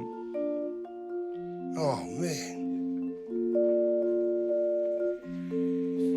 Bucky and Nikki have a huge blended family with 7 kids between them. Nikki had 3 children when she met Bucky, and then they had another 4 together to make 7. Now, what made you take the DNA test? Oh, do it for a bit of a giggle. Didn't think they'd show me much, and lo and behold, I'm sitting there next to meeting you and then meeting 7 others. Yeah. Listen. Hey, I got pizza. One of my clues said something important about the number you're wearing at 39. The number 39 has to do with my dad's brother. Tony Solaita. He was the first Samoan to play in the major leagues. He started off his career with the Yankees under stars like Mickey Mantle. Whoa. He also played for the Angels. The last number he wore was 39 before he retired. Oh, the Angels. Yeah. First ever Samoan. So cool. And this is, actually, these are some of his baseball cards. Wow. And that's our relative. Yeah. That's pretty awesome. And that's for you. Get out. No. No. Your family. Really? Really? My dad was his off-season coach. He would grab all the cousins. He'd be pitching, he'd be hitting, and all the kids would be out there tracing out all the balls he hits out. Awesome to see a Samoan made it. Yeah. That's so cool. And I wanted to give you that. And also, while we were out at camp, I flew this. I was able to fly it and keep it. This is near and dear to my heart. And I wanted you to have it. Oh. So every time you My see Lord. this stuff, Yeah. you know your family in Southern California. Oh, thank you. Uh-huh. Thank you so much. Well, there's actually more. Two girls, they also did the DNA test. Yeah? And you show up as a match to them as well. Their last name is Tomalatai. It's my father's village. Oh. You're like double family to us. Oh, brilliant. Thanks once again, eh? I gotta take you to a Warriors game. This team are the most awesome team. Right. Yeah, you know, it'll fit you because it fits me. Okay. And hopefully by you wearing it, it'll help them win. Because we really need some wins. What lovely people. Yeah, it's only been a few hours and I already feel part of this family. And I'd love them to meet my family back home. Oh, if we were in New Zealand, you'd get hugs and kisses. And to know that I'm related to this family on both sides is doubly cool. And then we have a sporting legend in the mix. Yeah, I'm not going to shut up about that one. Coming up, Dave meets his family's very own Jerry Maguire, and chef Michael van der Elzen finds a relative who gets inspired by food in a deadly way. Adolf Hitler, ravioli cheese. Wow. Yeah.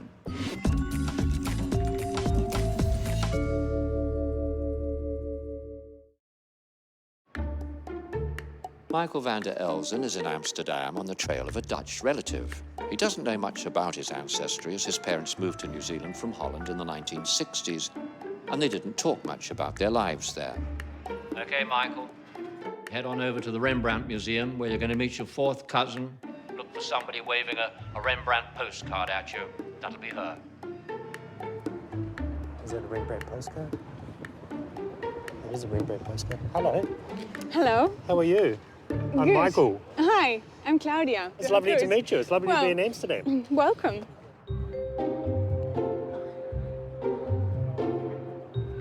It's a big piece of artwork. This is a little bit unusual, isn't it? Okay, I didn't think I was going to do this, waking up this morning. You being a chef was a big surprise for me because I'm very much interested in food and everything surrounding food, but I'm a visual artist. I thought I would surprise you with something else, this menu. This is your artwork. Yeah, it's called The Last Supper, and this menu consists of the last thing people ate. Before they died? Yes. And wow. Yeah. All these people, so you must have, like Adolf Hitler, ravioli cheese. How did you know that?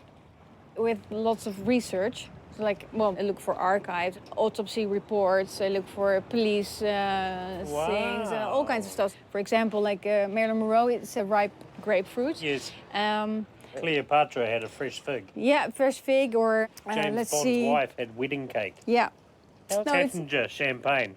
Now that's a way to go. Yeah. Dodie, who was that? Dodie Fayette, the boyfriend of Princess Diana. Oh, Princess Diana's there. Yeah. She had a Dover sole with vegetables. Yeah, they tempura. both had dinner at the Ritz.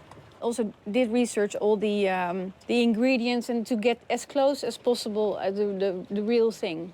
Yes. So you have to come back. Yes. Because in November, this will be a real proper event. As in they'll be cooking all the food. Yes. I think it's wonderful how our worlds have intertwined. Yeah. Maybe you would like to help him cook. No, There's a lot to do. It was pretty cool meeting her today, I must admit. You know, whether that's DNA, who knows, but we had quite a bit in common.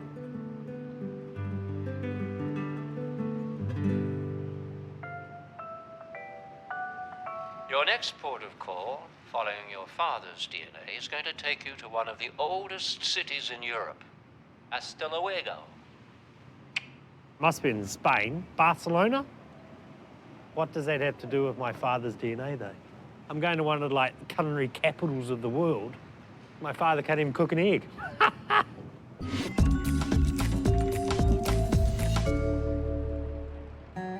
Radio host Dave Farney was confident that his DNA was 100% Samoan, and yet it's taken him from Austin, Texas, to the high deserts of California, and now he's in Denver, Colorado, to meet his second cousin outside the headquarters of the Denver Broncos Football Club. John Elway played for Broncos. He was good. Lovely player, but I don't think he's my cousin. Okay, Dave, he'll be easy to spot. He'll be the only one in Polynesian attire, which isn't all that common in Denver. I think this is him. Hey.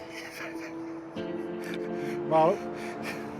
Hello again. Danny, I'm Andy. I'm your second cousin.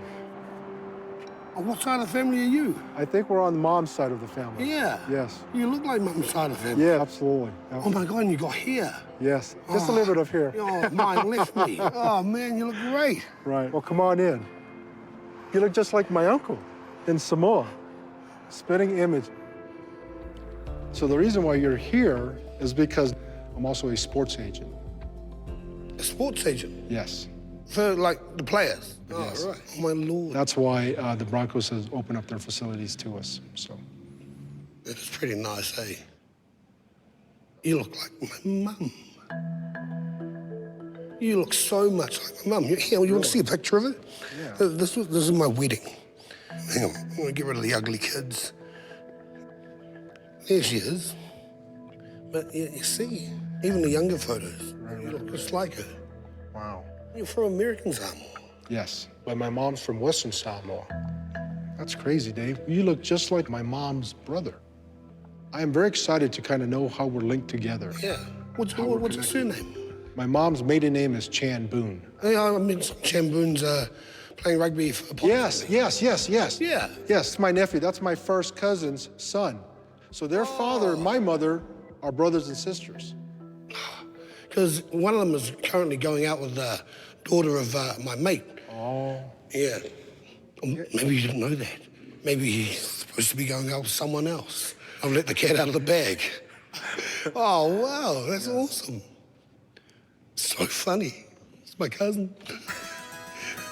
I found a connection to Andy as soon as we started talking about the Super Bowl.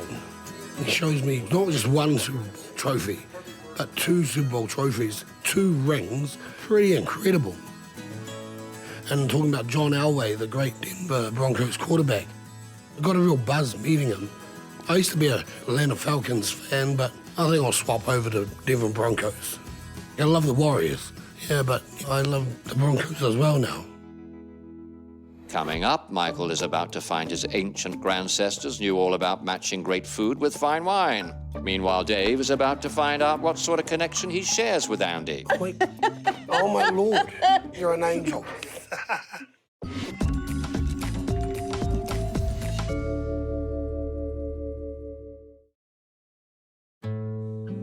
Celebrity chef Michael van der Elzen has been following his ancient DNA. His mother's DNA linked him to Doggerland, but his father's DNA has brought him to Spain. What the hell am I doing in Spain? Although it's not difficult to kill time here. I am not unhappy if this lifestyle is in my DNA. You're probably wondering what you're doing in southern Spain. Well, your DNA markers show us that you are about 1.8% Iberian. But that's not the only reason you found yourself there. Now, all the great seafaring civilizations of the Bronze Age and the Iron Age are from the Jade 2 haplogroup, like Michael. So he's got some adventurous ancestors. Guide Hannibal is going to show Michael what remains in this part of the world. Michael's ancestors may have mixed with the Phoenicians, who created cities all along the Mediterranean coast 3,000 years ago. A couple of streets has been found here since the times of the Phoenicians, with several remains of houses. Why did the Phoenicians come here? Why did they come to Cadiz? Actually searching for precious metals, especially silver, and they organized the expeditions, from Lebanon, actual Lebanon, Phoenicia, to here. They made the first settlement about 900 BC. 900 BC? Yeah, less than 1,000 inhabitants, so a humble town. Quite amazing to look at it. Actually, they found 2 Phoenicians died violently. In this site here? Yeah, Look over? in this site, And one of them had a leg broken. And for this one, they extracted Phoenician DNA, And part of that DNA is in me. Yeah. I think it was quite bizarre. You're looking at a skeleton that's 4,500 years old, but it's still quite moving. Even though it may be very small, a little bit of him is related to me. Wow, so this is the markets. Yeah, it's the heart of the city. Wow, But look at the that. fish part and seafood is the most popular. They come, they make their shopping, they join together.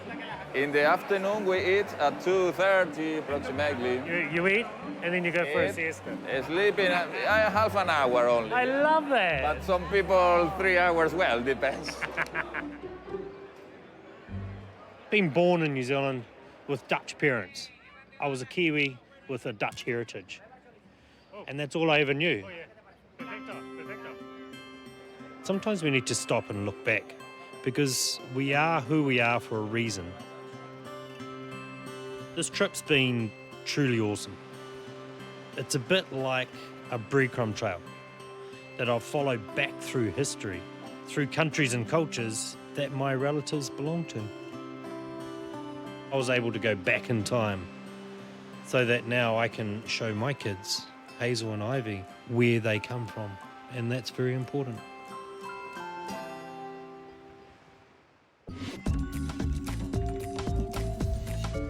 Meanwhile, Dave Farney has found a second cousin who he never knew existed, and he is a sports agent from Denver, and he wants to help Dave solve the mystery of how they're related, but the game comes first.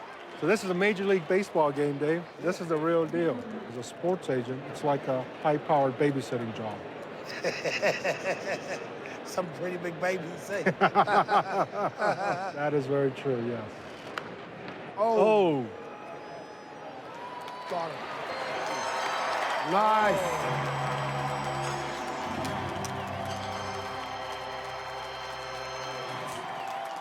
Andy is a Mormon, and exploring genealogy is a large part of the Mormon religion. Andy taking a DNA test was part of that, but Dave's rather new to all of this. As far as I know, I found out Mum was adopted, apparently. I only found that out when I started, when I agreed to do the show. She dropped that bombshell and I went, what? You didn't know about that? No, I didn't know about it, but apparently my wife knew, and my brothers and sisters knew. Everybody knew but you. No, it was quite interesting to then find out, oh, wow, she's got a different family. Yeah. That's crazy, Dave. I like Andy, and he seems to be set on finding the link to prove we are second cousins. The Mormon Family Center in Denver have extensive records, and they're keen to find out how Andy and Dave connect. Okay, so let's put the whole thing in. Oh, yeah. Okay. To 1942. To 1942. Take a look at this. Notice this. These are her adopted parents. I have a sneaking suspicion these guys are related. That is how she ended up getting married. I haven't proved it yet, but I'm betting. And how did they end up in Tanonga? You tell me. It's a story that needs to be told. It's who you are. DNA gives you the facts. Paper trails complete the story. And that's what we're working on now. Excellent. While Barb works with Dave, Joy gets all of Andy's details. Dave's mother's maiden name was Tuswala, so Barb thinks that this is a good place to start the search. I have an idea, all right? So let's see what happens now.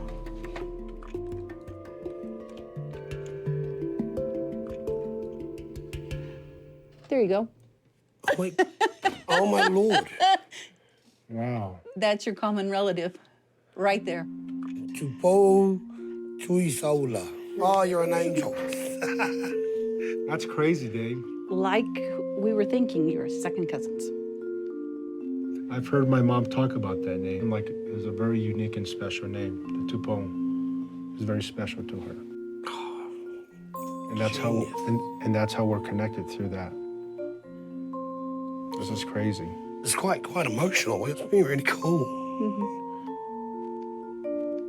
Yeah, I was doubting Thomas, I'll admit, but they found a missing relative that connects me to Andy on our mother's side. Mum doesn't know that much about her family side either. So it's nice to have this to take home to Mum. Yeah, real nice. Yeah. Triple. Pretty cool. This is family, huh? Yeah. Hello. This is my son, Andrew. Andrew, this is my second player. cousin, Dave. This is my mother-in-law. I saw your photo of you, yeah. Diana. Hi, I'm and Dave. this is my cousin Dave. These are my nieces and nephews right here. How are you? Hello. Hello. Great hat. Tammy. That's my brother-in-law, David. Oh, my Lord.